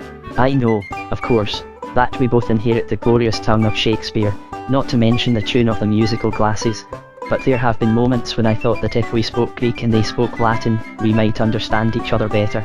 For Greek and Latin are at least fixed, while American at least is still very fluid. I do not know the American language, and therefore I do not claim to distinguish between the American language and the American slang. But I know that highly theatrical developments might follow on taking the words as part of the English slang or the English language. I have already given the example of calling a person a regular guy, which in the States is a graceful expression of respect and esteem, but which on the stage, properly handled, might surely lead the way towards a divorce or duel or something lively. Sometimes coincidence merely clinches a mistake, as it so often clinches a misprint. Every proofreader knows that the worst misprint is not that which makes nonsense but that which makes sense, not that which is obviously wrong but that which is hideously right. He who has essayed to write, he got the book, and has found it rendered mysteriously as, he got the boob, is pensively resigned. It is when it is rendered quite lucidly as, he got the boot, that he is moved to a more passionate mood of regret. I have had conversations in which this sort of accident would have wholly misled me, if another accident had not come to the rescue. An American friend of mine was telling me of his adventures as a cinema producer down in the southwest where real red Indians were procurable. He said that certain Indians were very bad actors. It passed for me as a very ordinary remark on a very ordinary or natural deficiency. It would hardly seem a crushing criticism to say that some wild Arab chieftain was not very good at imitating a farmyard, or that the Grand Lama of Thibet was rather clumsy at making paper boats. But the remark might be natural in a man travelling in paper boats, or touring with an invisible farmyard for his menagerie. As my friend was a cinema producer, I supposed he meant that the Indians were bad cinema actors. But the phrase has really a high and austere moral meaning, which my levity had wholly missed. A bad actor means a man whose actions are bad or morally reprehensible. So that I might have embraced a red Indian who was dripping with gore, or covered with atrocious crimes, imagining there was nothing the matter with him beyond a mistaken choice of the theatrical profession. Surely there are here the elements of a play, not to mention a cinema play. Surely a New England village maiden might find herself among the wigwams in the power of the formidable and fiendish Little Blue Bison, merely through her mistaken sympathy with his financial failure as a film star. The notion gives me glimpses of all sorts of dissolving views of primeval forests and flamboyant theatres, but this impulse of irrelevant theatrical production must be curbed. There is one example, however, of this complication of language actually used in contrary senses, about which the same figure can be used to illustrate a more serious fact. Suppose that, in such an international interlude, an English girl and an American girl are talking about the fiancé of the former, who is coming to call. The English girl will be haughty and aristocratic. On the stage, the American girl will of course have short hair and skirts and will be cynical, Americans being more completely free from cynicism than any people in the world. It is the great glory of Americans that they are not cynical. For that matter, English aristocrats are hardly ever haughty. They understand the game much better than that. But on the stage, anyhow, the American girl may say, referring to her friend's fiancé, with a cynical wave of the cigarette, "I suppose he's bound to come and see you." And at this the blue blood of the Vere de Veres will boil over. The English lady will be deeply wounded and insulted at the suggestion that her lover only comes to see her because he is forced to do so. A staggering stage quarrel will then ensue, and things will go from bad to worse, until the arrival of an interpreter who can talk both English and American. He stands between the two ladies waving two pocket dictionaries, and explains the error on which the quarrel turns. It is very simple, like the seed of all tragedies. In English, he is bound to come and see you means that he is obliged or constrained to come and see you. In American it does not. In American it means that he is bent on coming to see you, that he is irrevocably resolved to do so, and will surmount any obstacle to do it. The two young ladies will then embrace as the curtain falls. Now when I was lecturing in America I was often told, in a radiant and congratulatory manner, that such and such a person was bound to come and hear me lecture. It seemed a very cruel form of conscription, and I could not understand what authority could have made it compulsory. In the course of discovering my error, however, I thought I began to understand certain American ideas and instincts that lie behind this American idiom.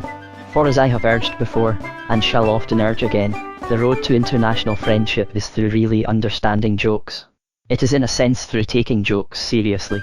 It is quite legitimate to laugh at a man who walks down the street in 3 white hats and a green dressing gown, because it is unfamiliar, but after all the man has so may reason for what he does, and until we know the reason, we do not understand the story, or even understand the joke. So the outlander will always seem outlandish in custom or costume, but serious relations depend on our getting beyond the fact of difference to the things wherein it differs. A good symbolical figure for all this may be found among the people who say, perhaps with a self-revealing simplicity, that they are bound to go to a lecture.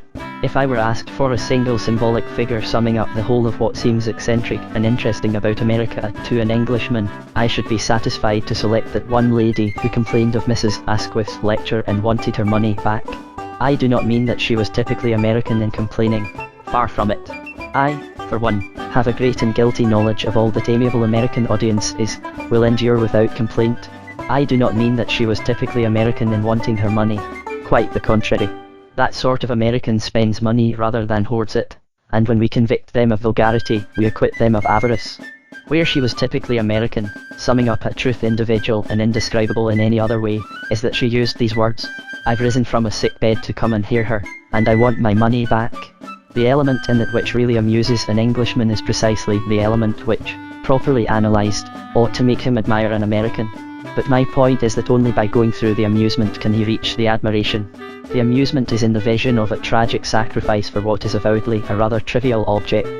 Mrs. Asquith is a candid lady of considerable humour, and I feel sure she does not regard the experience of hearing her read her diary as an ecstasy for which the sick should thus suffer martyrdom. She also is English, and had no other claim but to amuse Americans and possibly to be amused by them. This being so, it is rather as if somebody said, I have risked my life in fire and pestilence to find my way to the music hall, or, I have fasted 40 days in the wilderness sustained by the hope of seeing Totty Toddles do her new dance. And there is something rather more subtle involved here.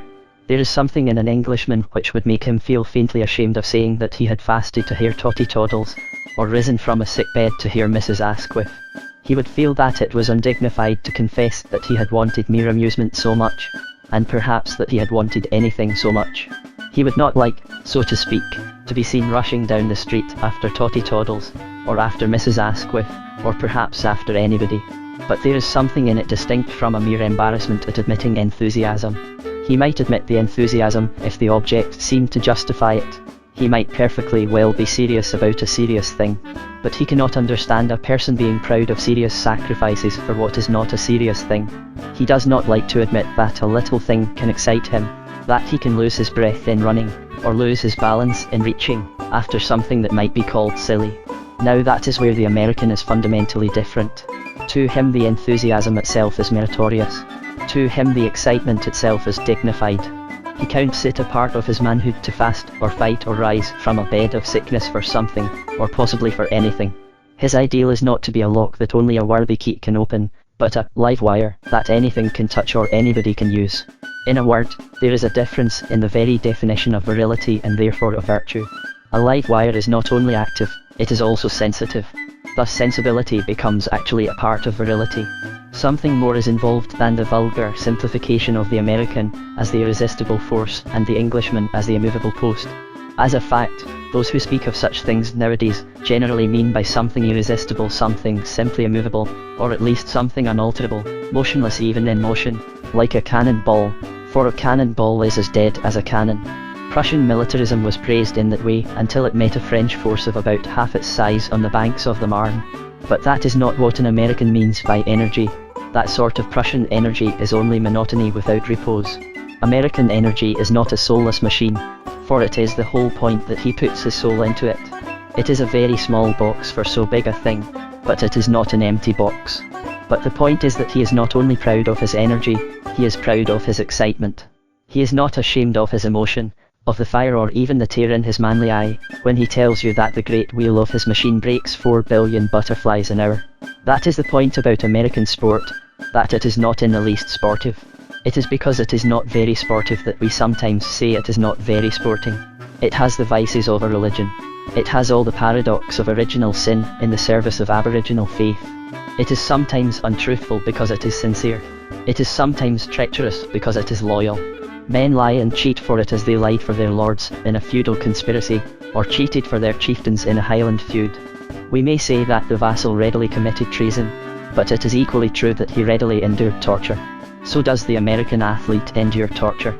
Not only the self-sacrifice but the solemnity of the American athlete is like that of the American Indian. The athletes in the States have the attitude of the athletes among the Spartans, the great historical nation without a sense of humour. They suffer an ascetic regime, not to be matched in any monasticism and hardly in any militarism. If any tradition of these things remains in a saner age, they will probably be remembered as a mysterious religious order of Fakirs, or dancing dervishes, who shaved their heads and fasted in honour of Hercules or Castor and Pollux. And that is really the spiritual atmosphere, though the gods have vanished, and the religion is subconscious and therefore irrational. For the problem of the modern world is that it has continued to be religious when it has ceased to be rational. Americans really would starve to win a coconut shy. They would fast or bleed to win a race of paper boats on a pond. They would rise from a sick bed to listen to Mrs. Asquith. But it is the real reason that interests me here. It is certainly not that Americans are so stupid as not to know that coconuts are only coconuts and paper boats only made of paper.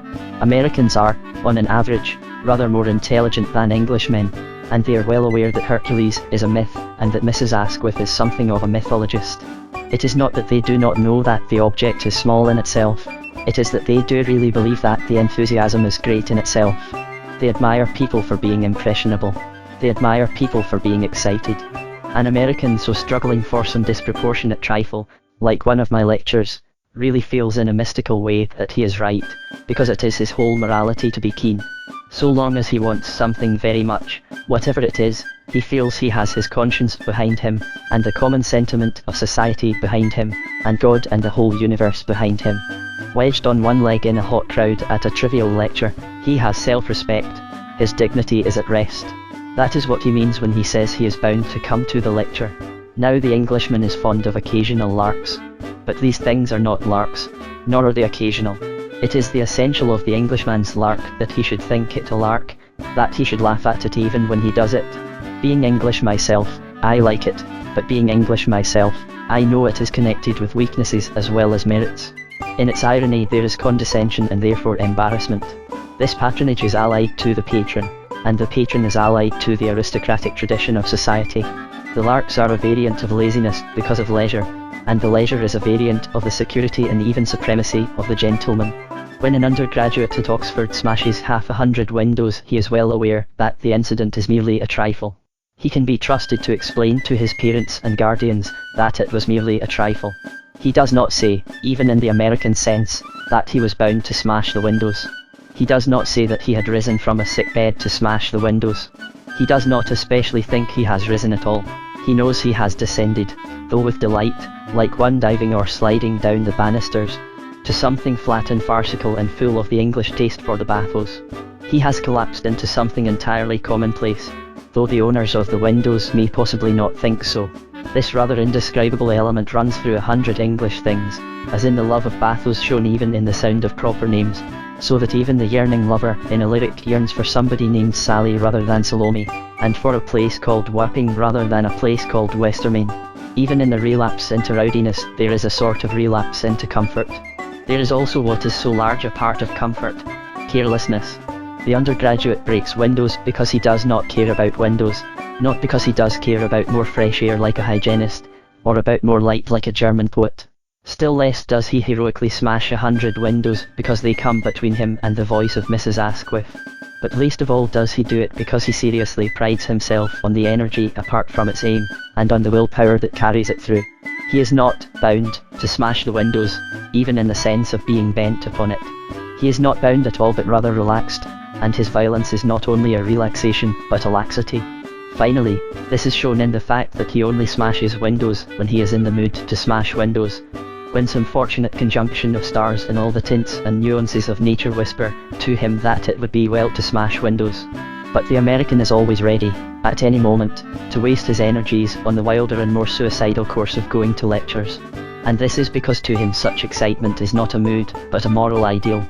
As I note in another connection, much of the English mystery would be clear to Americans if they understood the word mood.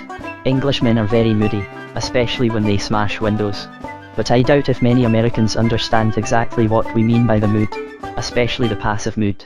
It is only by trying to get some notion of all this that an Englishman can enjoy the final crown and fruit of all international friendship, which is really liking an American to be American.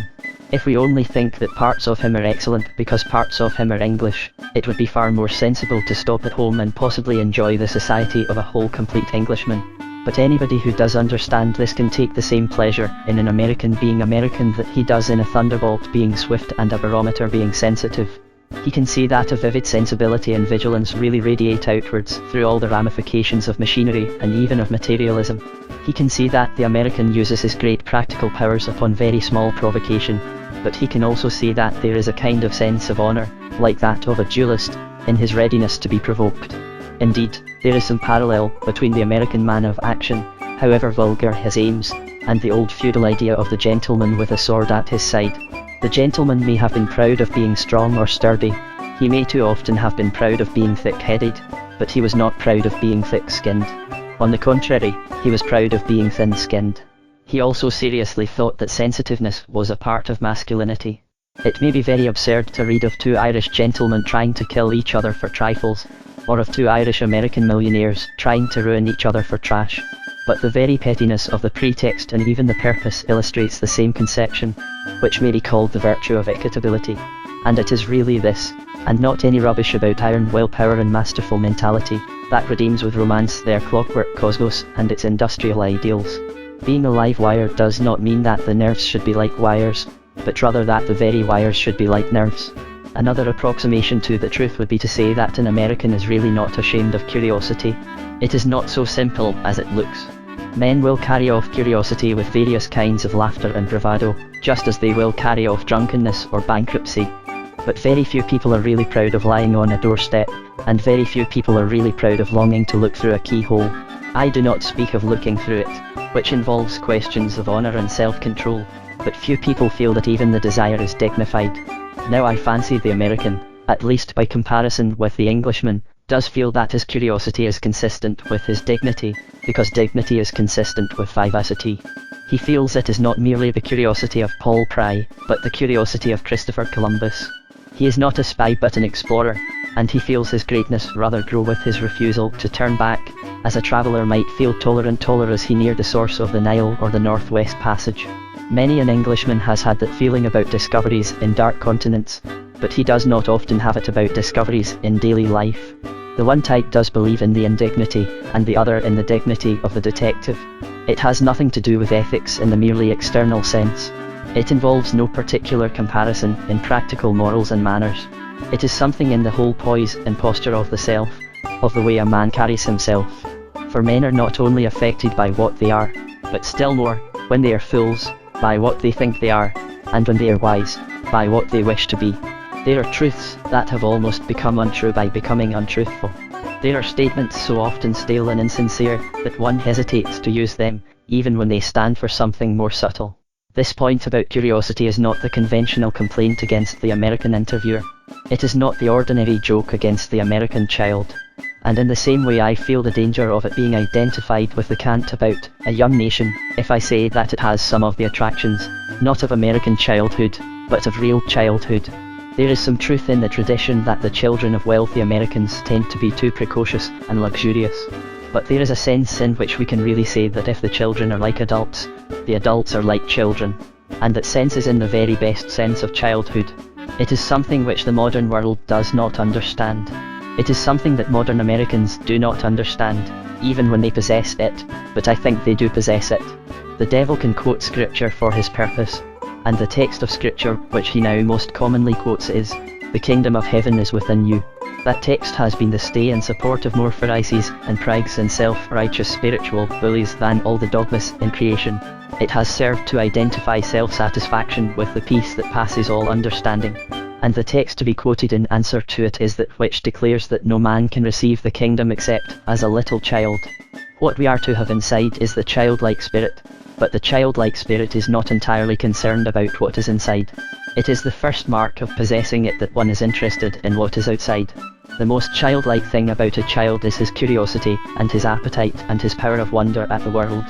We might almost say that the whole advantage of having the kingdom within is that we look for it somewhere else. _The Spirit of England. 9 times out of 10 a man's broad-mindedness is necessarily the narrowest thing about him. This is not particularly paradoxical. It is, when we come to think of it, quite inevitable. His vision of his own village may really be full of varieties, and even his vision of his own nation may have a rough resemblance to the reality. But his vision of the world is probably smaller than the world. His vision of the universe is certainly much smaller than the universe. Hence he is never so inadequate as when he is universal. He is never so limited as when he generalizes. This is the fallacy in the many modern attempts at a creedless creed, at something variously described as essential Christianity, or undenominational religion, or a world faith, to embrace all the faiths in the world. It is that every sectarian is more sectarian in his unsectarianism than he is in his sect. The emancipation of a Baptist is a very Baptist emancipation.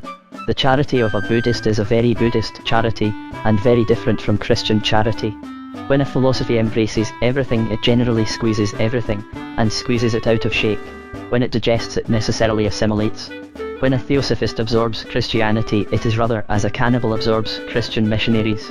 In this sense, it is even possible for the larger thing to be swallowed by the smaller, and for men to move about not only in a Clapham sect but in a Clapham cosmos under Clapham moon and stars. But if this danger exists for all men, it exists especially for the Englishman.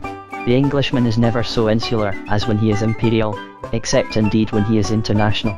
In private life he is a good friend, and in practical politics, generally a good ally. But theoretical politics are more practical than practical politics.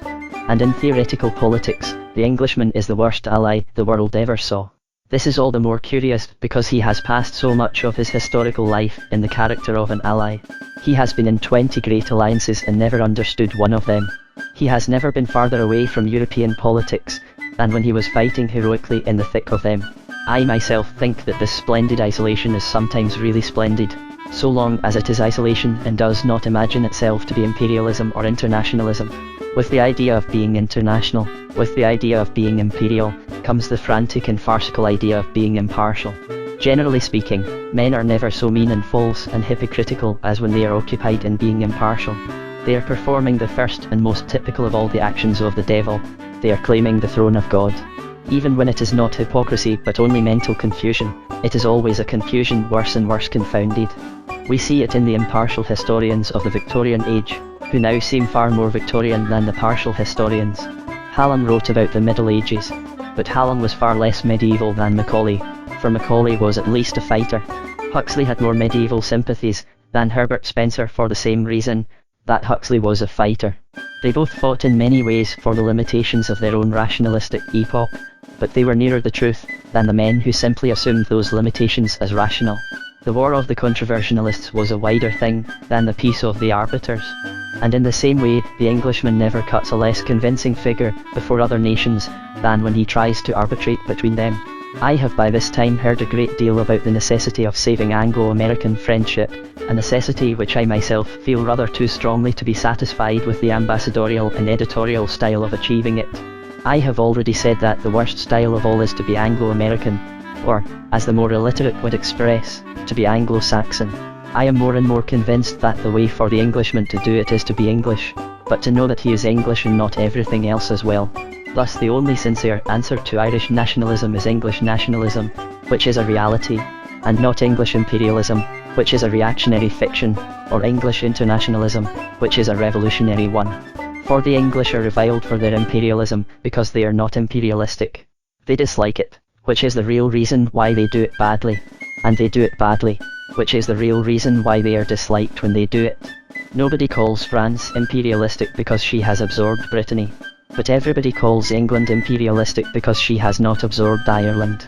The Englishman is fixed and frozen forever in the attitude of a ruthless conqueror, not because he has conquered such people, but because he has not conquered them, but he is always trying to conquer them with a heroism worthy of a better cause. For the really native and vigorous part of what is unfortunately called the British Empire is not an empire at all, and does not consist of these conquered provinces at all. It is not an empire but an adventure, which is probably a much finer thing. It was not the power of making strange countries similar to our own, but simply the pleasure of seeing strange countries, because they were different from our own. The adventurer did indeed, like the third son, set out to seek his fortune, but not primarily to alter other people's fortunes. He wished to trade with people rather than to rule them. But as the other people remained different from him, so did he remain different from them. The adventurer saw 1,000 strange things and remained a stranger. He was the Robinson Crusoe on 100 desert islands, and on each he remained as insular as on his own island. What is wanted for the cause of England today is an Englishman with enough imagination to love his country, from the outside as well as the inside. That is, we need somebody who will do for the English what has never been done for them, but what is done for any outlandish peasantry, or even any savage tribe. We want people who can make England attractive, quite apart from disputes about whether England is strong or weak. We want somebody to explain, not that England is everywhere, but what England is anywhere, not that England is or is not really dying, but why we do not want her to die. For this purpose the official and conventional compliments or claims can never get any farther than pompous abstractions about law and justice and truth. The ideals which England accepts as every civilized state accepts them, and violates as every civilized state violates them. That is not the way in which the picture of any people has ever been painted on the sympathetic imagination of the world. Enthusiasts for old Japan did not tell us that the Japs recognized the existence of abstract morality, but that they lived in paper houses or wrote letters with paint brushes. Men who wished to interest us in Arabs did not confine themselves to saying that they are monoteists or moralists. They filled their romances with the rush of Arab steeds, or the colours of strange tents or carpets. What we want is somebody who will do for the Englishman with his front garden and what was done for the Jap and his paper house, who shall understand the Englishman with his dog as well as the Arab with his horse. In a word, what nobody has really tried to do is the one thing that really wants doing. It is to make England attractive as a nationality, and even as a small nationality. For it is a wild folly to suppose that nations will love each other because they are alike. They will never really do that unless they are really alike, and then they will not be nations. Nations can love each other as men and women love each other, not because they are alike but because they are different. It can easily be shown, I fancy, that in every case where a real public sympathy was aroused for some unfortunate foreign people, it has always been accompanied with a particular and positive interest in their most foreign customs and their most foreign externals. The man who made a romance of the Scotch Highlander made a romance of his kilt and even of his dirk. The friend of the Red Indians was interested in picture writing, and had some tendency to be interested in scalping. To take a more serious example, such nations as Serbia had been largely commended to international consideration by the study of Serbian epics, or Serbian songs. The epoch of Negro emancipation was also the epoch of Negro melodies. Those who wept over Uncle Tom also laughed over Uncle Remus. And just as the admiration for the redskin almost became an apology for scalping, the mysterious fascination of the African has sometimes almost led us into the fringes of the black forest of voodoo. But the sort of interest that is felt even in the scalp hunter and the cannibal, the torturer and the devil worshipper, that sort of interest has never been felt in the Englishman. And this is the more extraordinary because the Englishman is really very interesting. He is interesting in a special degree in this special manner. He is interesting because he is individual. No man in the world is more misrepresented by everything official or even in the ordinary sense national. A description of English life must be a description of private life. In that sense there is no public life. In that sense there is no public opinion. There have never been those prairie fires of public opinion in England which often sweep over America. At any rate, There have never been any such popular revolutions since the popular revolutions of the Middle Ages. The English are a nation of amateurs. They are even a nation of eccentrics. An Englishman is never more English than when he is considered a lunatic by the other Englishmen. This can be clearly seen in a figure like Dr. Johnson, who has become national not by being normal but by being extraordinary. To express this mysterious people, to explain or suggest why they like tall hedges and heavy breakfasts, and crooked roads, and small gardens with large fences, and why they alone among Christians have kept quite consistently the great Christian glory of the open fireplace, here would be a strange and stimulating opportunity for any of the artists, in words, who study the souls of strange peoples. That would be the true way to create a friendship between England and America, or between England and anything else, yes, even between England and Ireland. For this justice at least has already been done to Ireland, and as an indignant patriot I demand a more equal treatment for the two nations. I have already noted the commonplace that in order to teach internationalism we must talk nationalism. We must make the nations as nations less odious or mysterious to each other. We do not make men love each other by describing a monster with a million arms and legs, but by describing the men as men, with their separate and even solitary emotions. As this has a particular application to the emotions of the Englishman, I will return to the topic once more. Now Americans have a power that is the soul and success of democracy, the power of spontaneous social organization. Their high spirits, their humane ideals are really creative. They abound in unofficial institutions. We might almost say in unofficial officialism. Nobody who has felt the presence of all the leagues and guilds and college clubs will deny that Whitman was national when he said he would build states and cities out of the love of comrades. When all this communal enthusiasm collides with the Englishman, it too often seems literally to leave him cold.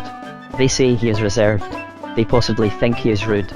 And the Englishman, having been taught his own history all wrong, is only too likely to take the criticism as a compliment. He admits that he is reserved because he is stern and strong, or even that he is rude because he is shrewd and candid. But as a fact he is not rude and not especially reserved. At least reserve is not the meaning of his reluctance. The real difference lies, I think, in the fact that American high spirits are not only high but level, that the hilarious American spirit is like a plateau, and the humorous English spirit like a ragged mountain range. The Englishman is moody, which does not in the least mean that the Englishman is morose. Dickens, as we all feel in reading his books, was boisterously English. Dickens was moody when he wrote _OLIVER twist, but he was also moody when he wrote _PICKWICK_.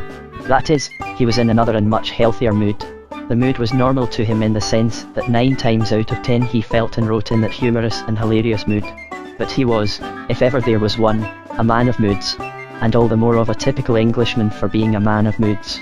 But it was because of this, almost entirely, that he had a misunderstanding with America. In America there are no moods, or there is only one mood. It is the same whether it is called hustle or uplift, whether we regard it as the heroic love of comrades, or the last hysteria of the herd instinct. It has been said of the typical English aristocrats of the government offices, that they resemble certain ornamental fountains and play from 10 till 4, and it is true that an Englishman, even an English aristocrat, is not always inclined to play any more than to work. But American sociability is not like the Trafalgar fountains. It is like Niagara. It never stops, under the silent stars or the rolling storms. There seems always to be the same human heat and pressure behind it. It is like the central heating of hotels as explained in the advertisements and announcements. The temperature can be regulated, but it is not. And it is always rather overpowering for an Englishman, whose mood changes like his own mutable and shifting sky. The English mood is very like the English weather. It is a nuisance and a national necessity. If anyone wishes to understand the quarrel between Dickens and the Americans, let him turn to the chapter in _Martin Chuzzlewit, in which young Martin has to receive endless defiles and deputations of total strangers, each announced by name and demanding formal salutation. There are several things to be noticed about this incident. To begin with, it did not happen to Martin Chuzzlewit, but it did happen to Charles Dickens. Dickens is incorporating almost without alteration a passage from a diary in the middle of a story, as he did when he included the admirable account of the prison petition of John Dickens as the prison petition of Wilkins Micawber. There is no particular reason why even the gregarious Americans should so throng the portals of a perfectly obscure steerage passenger like young Chuzzlewit. There was every reason why they should throng the portals of the author of _PICKWICK_and_OLIVER twist. And no doubt they did. If I may be permitted the aleatory image, you bet they did. Similar troops of sociable human beings have visited much more insignificant English travellers in America, with some of whom I am myself acquainted. I myself have the luck to be a little more stodgy and less sensitive than many of my countrymen, and certainly less sensitive than Dickens. But I know what it was that annoyed him about that unending and unchanging stream of American visitors. It was the unending and unchanging stream of American sociability and high spirits. A people living on such a lofty but level table and do not understand the ups and downs of the English temperament, the temper of a nation of eccentrics, or, as they used to be called, of humorists. There is something very national in the very name of the old play of _EVERY man in his humour. But the play more often acted in real life is every man out of his humour. It is true, as Matthew Arnold said, that an Englishman wants to do as he likes, but it is not always true even that he likes what he likes. An Englishman can be friendly and yet not feel friendly. Or he can be friendly and yet not feel hospitable. Or he can feel hospitable and yet not welcome those whom he really loves. He can think, almost with tears of tenderness, about people at a distance who would be bores if they came in at the door. American sociability sweeps away any such subtlety.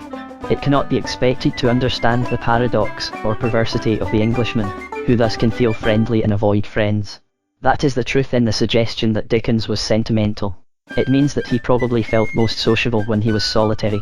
In all these attempts to describe the indescribable, to indicate the real but unconscious differences between the two peoples, I have tried to balance my words without the irrelevant bias of praise and blame. Both characteristics always cut both ways. On one side, this comradeship makes possible a certain communal courage, a democratic derision of rich men in high places, that is not easy in our smaller and more stratified society. On the other hand, the Englishman has certainly more liberty, if less equality and fraternity. But the richest compensation of the Englishman is not even in the word liberty, but rather in the word poetry. That humour of escape or seclusion, that genial isolation, that healing of wounded friendship, by what Christian Science would call absent treatment, that is the best atmosphere of all for the creation of great poetry. And out of that came bare ruined choirs, where late the sweet birds sang, and thou wast not made for death, immortal bird. In this sense it is indeed true that poetry is emotion remembered in tranquility, which may be extended to mean affection remembered in loneliness. There is in it a spirit not only of detachment but even of distance, a spirit which does desire, as in the old English rhyme, to be not only over the hills but also far away. In other words, in so far as it is true that the Englishman is an exception to the great truth of Aristotle, it is because he is not so near to Aristotle as he is to Homer. In so far as he is not by nature a political animal, it is because he is a poetical animal. We see it in his relations to the other animals, his quaint and almost illogical love of dogs and horses and dependents, whose political rights cannot possibly be defined in logic. Many forms of hunting or fishing are but an excuse for the same thing, which the shameless literary man does without any excuse. Sport is speechless poetry. It would be easy for a foreigner, by taking a few liberties with the facts, to make a satire about the sort of silent Shelley who decides ultimately to shoot the skylark. It would be easy to answer these poetic suggestions by saying that he himself might be responsible for ruining the choirs where late the sweet birds sang, or that the immortal bird was likely to be mortal when he was out with his gun. But these international satires are never just, and the real relations of an Englishman and an English bird are far more delicate. It would be equally easy and equally unjust to suggest a similar satire against American democracy, and represent Americans merely as birds of a feather who can do nothing but flock together. But this would leave out the fact that at least it is not the white feather, that democracy is capable of defiance and of death for an idea.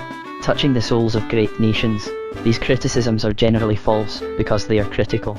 But when we are quite sure that we rejoice in a nation's strength, then and not before we are justified in judging its weakness. I am quite sure that I rejoice in any democratic success, without _ARRIEREPANSEE_, and nobody who knows me will credit me with a covert sneer at civic equality. And this being granted, I do think there is a danger in the gregariousness of American society. The danger of democracy is not anarchy, on the contrary, it is monotony. And it is touching this that all my experience has increased my conviction that a great deal that is called female emancipation has merely been the increase of female convention. Now the males of every community are far too conventional. It was the females who were individual and criticized the conventions of the tribe. If the females become conventional also, there is a danger of individuality being lost. This indeed is not peculiar to America, it is common to the whole modern industrial world, and to everything which substitutes the impersonal atmosphere of the state for the personal atmosphere of the home. But it is emphasized in America by the curious contradiction that Americans do in theory value and even venerate the individual. But individualism is still the foe of individuality. Where men are trying to compete with each other, they are trying to copy each other. They become featureless by featuring the same part. Personality, in becoming a conscious ideal, becomes a common ideal. In this respect, perhaps there is really something to be learned from the Englishman with his turn or twist in the direction of private life. Those who have travelled in such a fashion as to see all the American hotels and none of the American houses are sometimes driven to the excess of saying that the Americans have no private life. But even if the exaggeration has a hint of truth, we must balance it with the corresponding truth, that the English have no public life. They on their side have still to learn the meaning of the public thing, the republic, and how great are the dangers of cowardice and corruption when the very state itself has become a state secret. The English are patriotic, but patriotism is the unconscious form of nationalism. It is being national without understanding the meaning of a nation.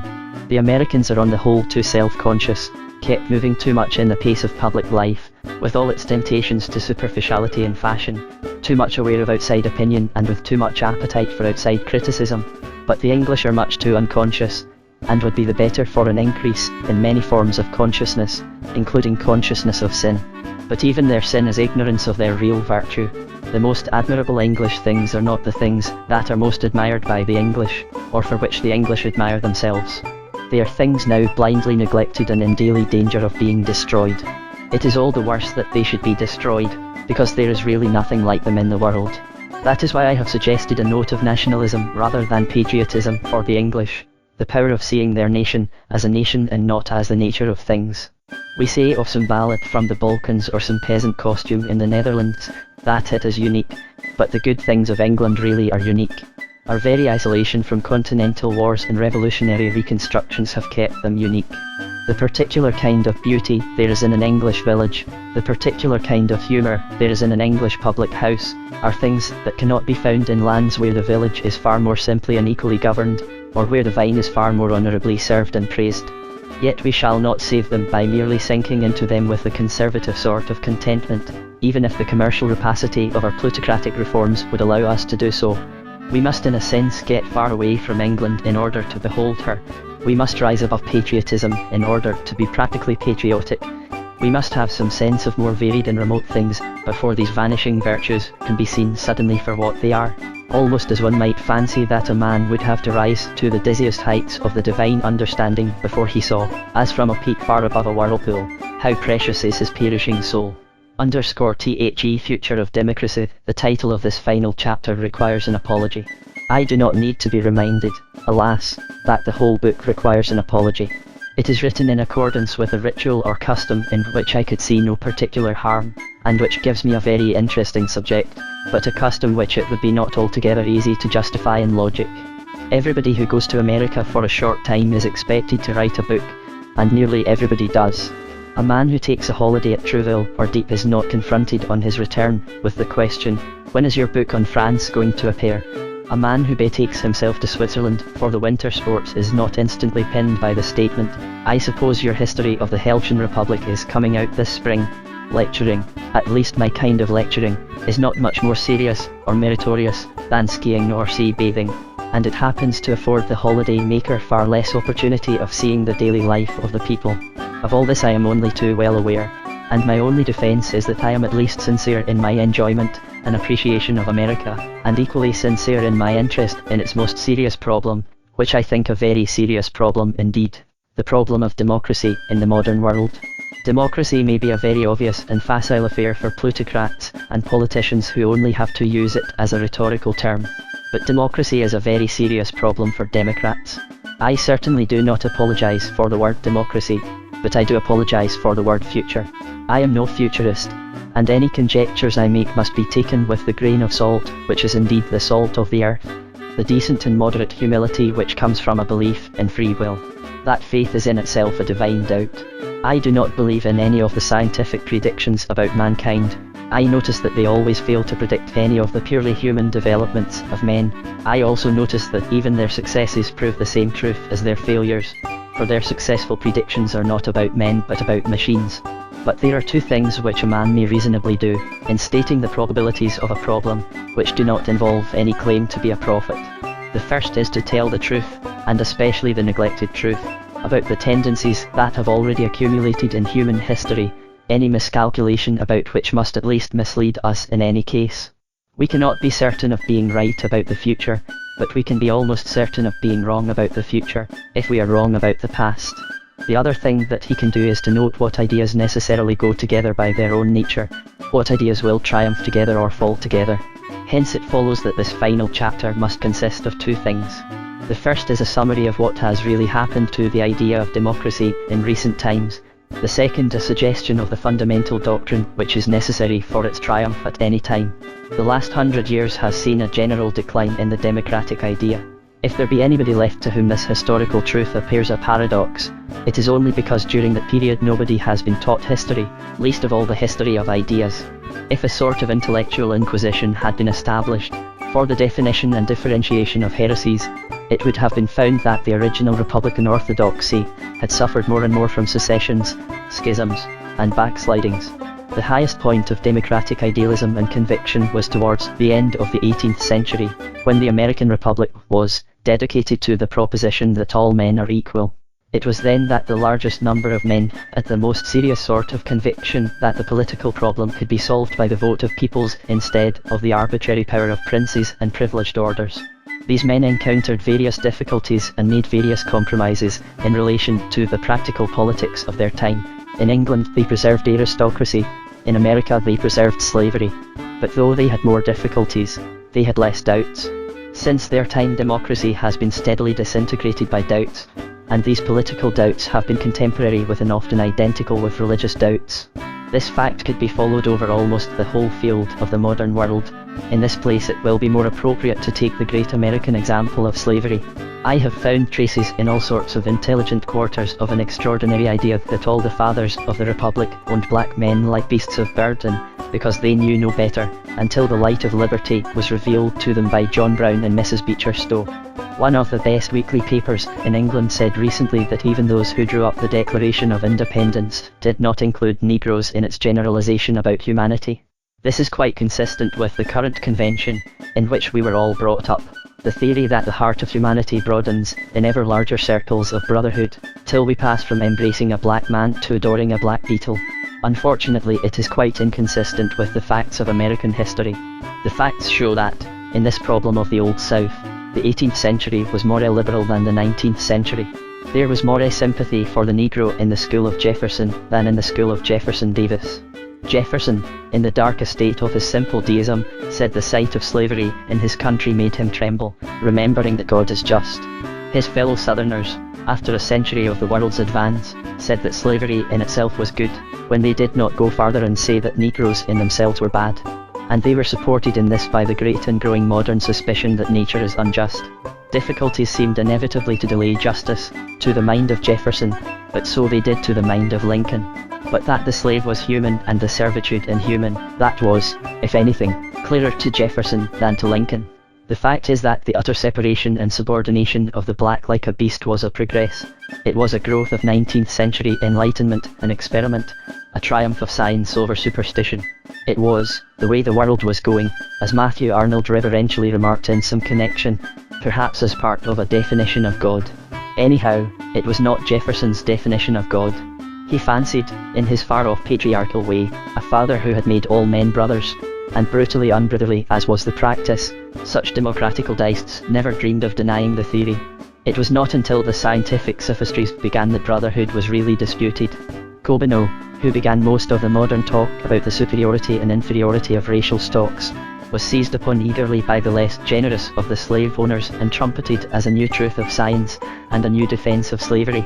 It was not really until the dawn of Darwinism, when all our social relations began to smell of the monkey house, that men thought of the barbarian as only a first and the baboon as a second cousin. The full serval philosophy has been a modern and even a recent thing, made in an age whose invisible deity was the missing link. The missing link was a true metaphor in more ways than one, and most of all in its suggestion of a chain. By a symbolic coincidence, indeed, slavery grew more brazen and brutal under the encouragement of more than one movement of the progressive sort.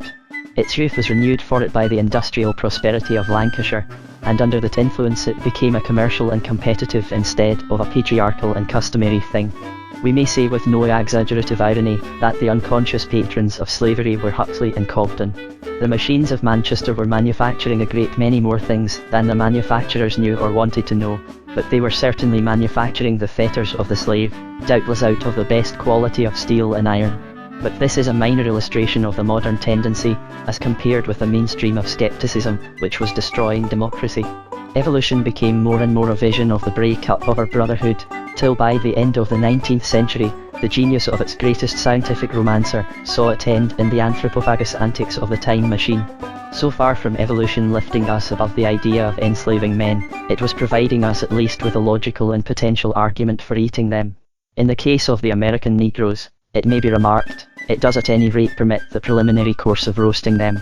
All this materialistic hardening, which replaced the remorse of Jefferson, was part of the growing evolutionary suspicion that savages were not a part of the human race, or rather that there was really no such thing as the human race.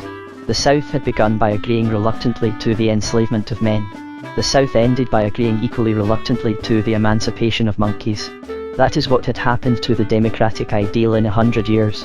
Anybody can test it by comparing the final phase, I will not say with the ideal of Jefferson, but with the ideal of Johnson. There was far more horror of slavery in an 18th century Tory like Dr. Johnson, than in a 19th century Democrat like Stephen Douglas. Stephen Douglas may be mentioned because he is a very representative type of the age of evolution and expansion, a man thinking in continents, like Cecil Rhodes, human and hopeful in a truly American fashion, and as a consequence cold and careless rather than hostile in the matter of the old mystical doctrines of equality. He did not care whether slavery was voted up or voted down. His great opponent Lincoln did indeed care very much. But it was an intense individual conviction with Lincoln exactly as it was with Johnson. I doubt if the spirit of the age was not much more behind Douglas and his westward expansion of the white race. I am sure that more and more men were coming to be in the particular mental condition of Douglas. Men in whom the old moral and mystical ideals had been undermined by doubt, but only with a negative effect of indifference. Their positive convictions were all concerned with what some called progress and some imperialism. It is true that there was a sincere sectional enthusiasm against slavery in the North, and that the slaves were actually emancipated in the 19th century. But I doubt whether the abolitionists would ever have secured abolition. Abolition was a byproduct of the Civil War, which was fought for quite other reasons. Anyhow, if slavery had somehow survived to the age of Rhodes and Roosevelt and evolutionary imperialism, I doubt if the slaves would ever have been emancipated at all. Certainly if it had survived till the modern movement for the servile state, they would never have been emancipated at all. Why should the world take the chains off the black man, when it was just putting them on the white? And in so far as we owe the change to Lincoln, we owe it to Jefferson. Exactly what gives its real dignity to the figure of Lincoln is that he stands invoking a primitive first principle of the age of innocence, and holding up the tables of an ancient law, against the trend of the 19th century, repeating, "We hold these truths to be self-evident, that all men are created equal, that they are endowed by their Creator," etc. To a generation that was more and more disposed to say something like this, we hold these truths to be probable enough for pragmatists, that all things looking like men were evolved somehow, being endowed by heredity and environment with no equal rights, but very unequal wrongs, and so on. I do not believe that creed, left to itself, would ever have founded a state, and I am pretty certain that, left to itself, it would never have overthrown a slave state. What it did do, as I have said, was to produce some very wonderful literary and artistic flights of skeptical imagination. The world did have new visions, if they were visions of monsters, in the moon and Martians striding about like spiders as tall as the sky, and the workmen and capitalists becoming two separate species, so that one could devour the other as gaily and greedily as a cat devours a bird. No one has done justice to the meaning of Mr. Wells and his original departure in fantastic fiction, to these nightmares that were the last apocalypse of the 19th century. They meant that the bottom had fallen out of the mind at last, that the bridge of brotherhood had broken down in the modern brain, letting up from the chasms this infernal light like a dawn. All had grown dizzy with degree and relativity, so that there would not be so very much difference between eating dog and eating darkie, or between eating darkie and eating dago. There were different sorts of apes, but there was no doubt that we were the superior sort. Against all this irresistible force stood one immovable post. Against all this dance of doubt and degree stood something that can best be symbolized by a simple example. An ape cannot be a priest, but a Negro can be a priest. The dogmatic type of Christianity, especially the Catholic type of Christianity, had riveted itself irrevocably to the manhood of all men. Where its faith was fixed by creeds and councils, it could not save itself even by surrender. It could not gradually dilute democracy, as could a merely skeptical or secular Democrat. There stood, in fact or in possibility, the solid and smiling figure of a black bishop. And he was either a man claiming the most towering spiritual privileges of a man, or he was the mere buffoonery and blasphemy of a monkey in a mitre. That is the point about Christian and Catholic democracy. It is not that it is necessarily at any moment more democratic, it is that its indestructible minimum of democracy really is indestructible. And by the nature of things, that mystical democracy was destined to survive, when every other sort of democracy was free to destroy itself. And whenever democracy destroying itself is suddenly moved to save itself, it always grasps at rag or tag of that old tradition that alone is sure of itself. Hundreds have heard the story about the medieval demagogue, who went about repeating the rhyme when Adam delved and Eve span, who was then the gentleman. Many have doubtless offered the obvious answer to the question, the serpent. But few seem to have noticed what would be the more modern answer to the question, if that innocent agitator went about propounding it.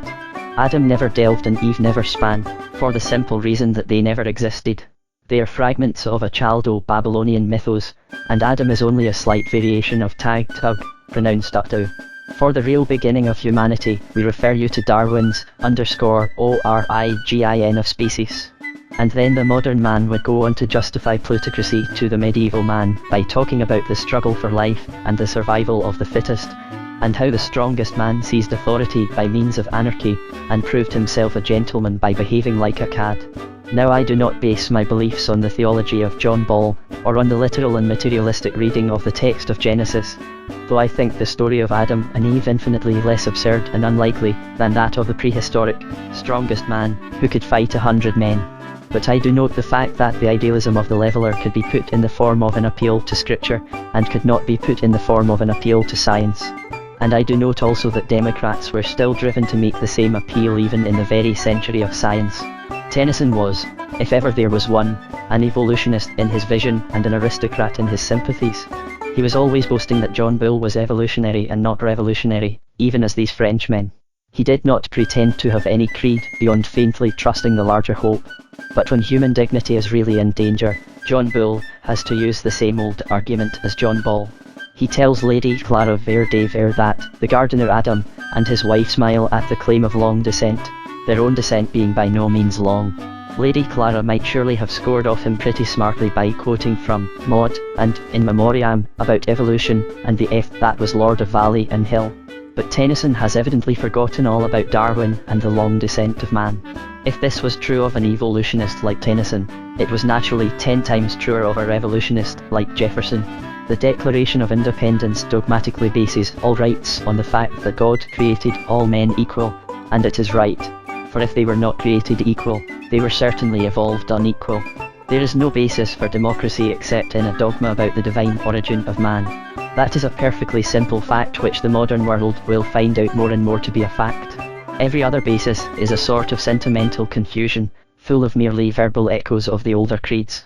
Those verbal associations are always vain for the vital purpose of constraining the tyrant.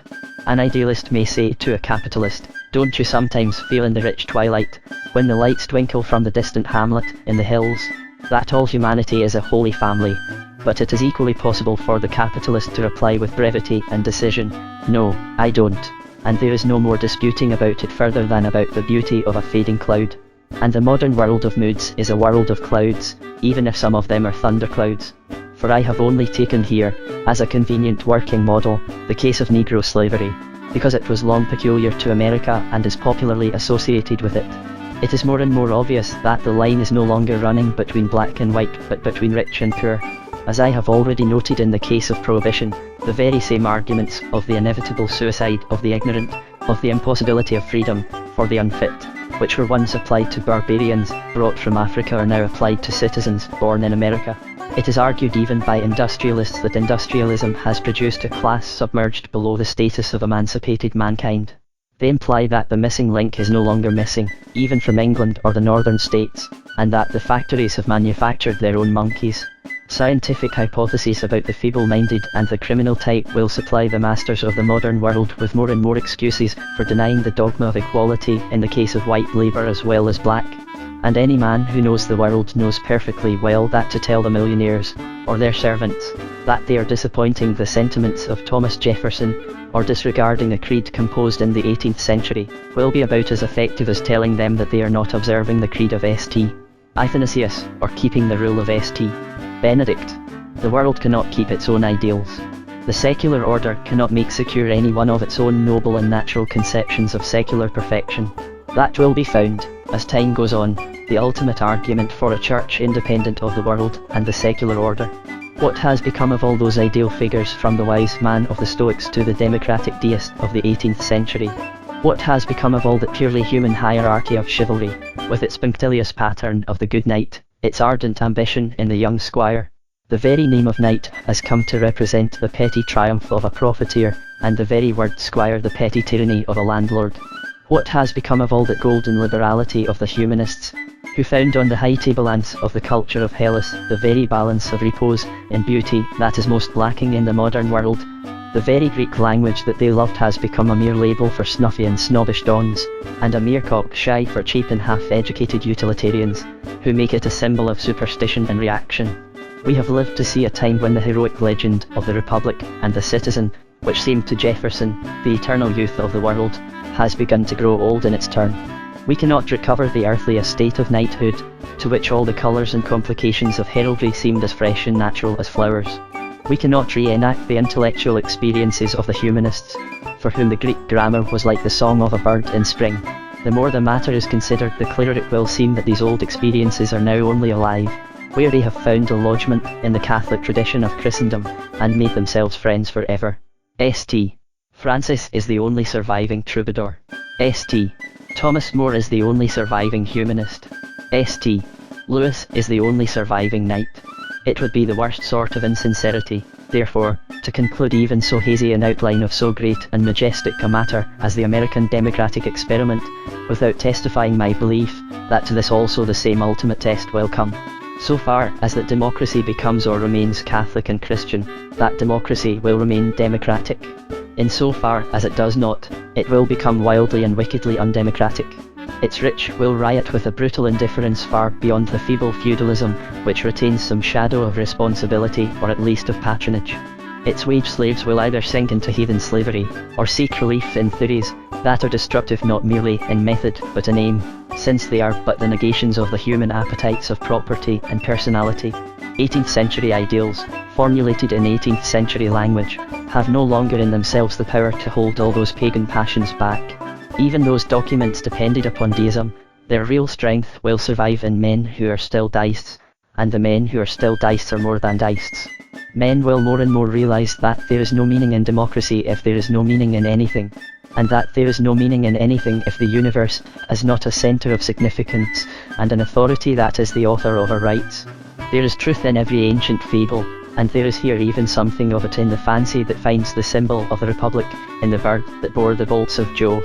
Owls and bats may wander where they will in darkness, and for them as for the skeptics the universe may have no centre. Kites and vultures may linger as they like over carrion, and for them as for the plutocrats existence may have no origin and no end. But it was far back in the land of legends, where instincts find their true images, that the cry went forth that freedom is an eagle, whose glory is gazing at the sun.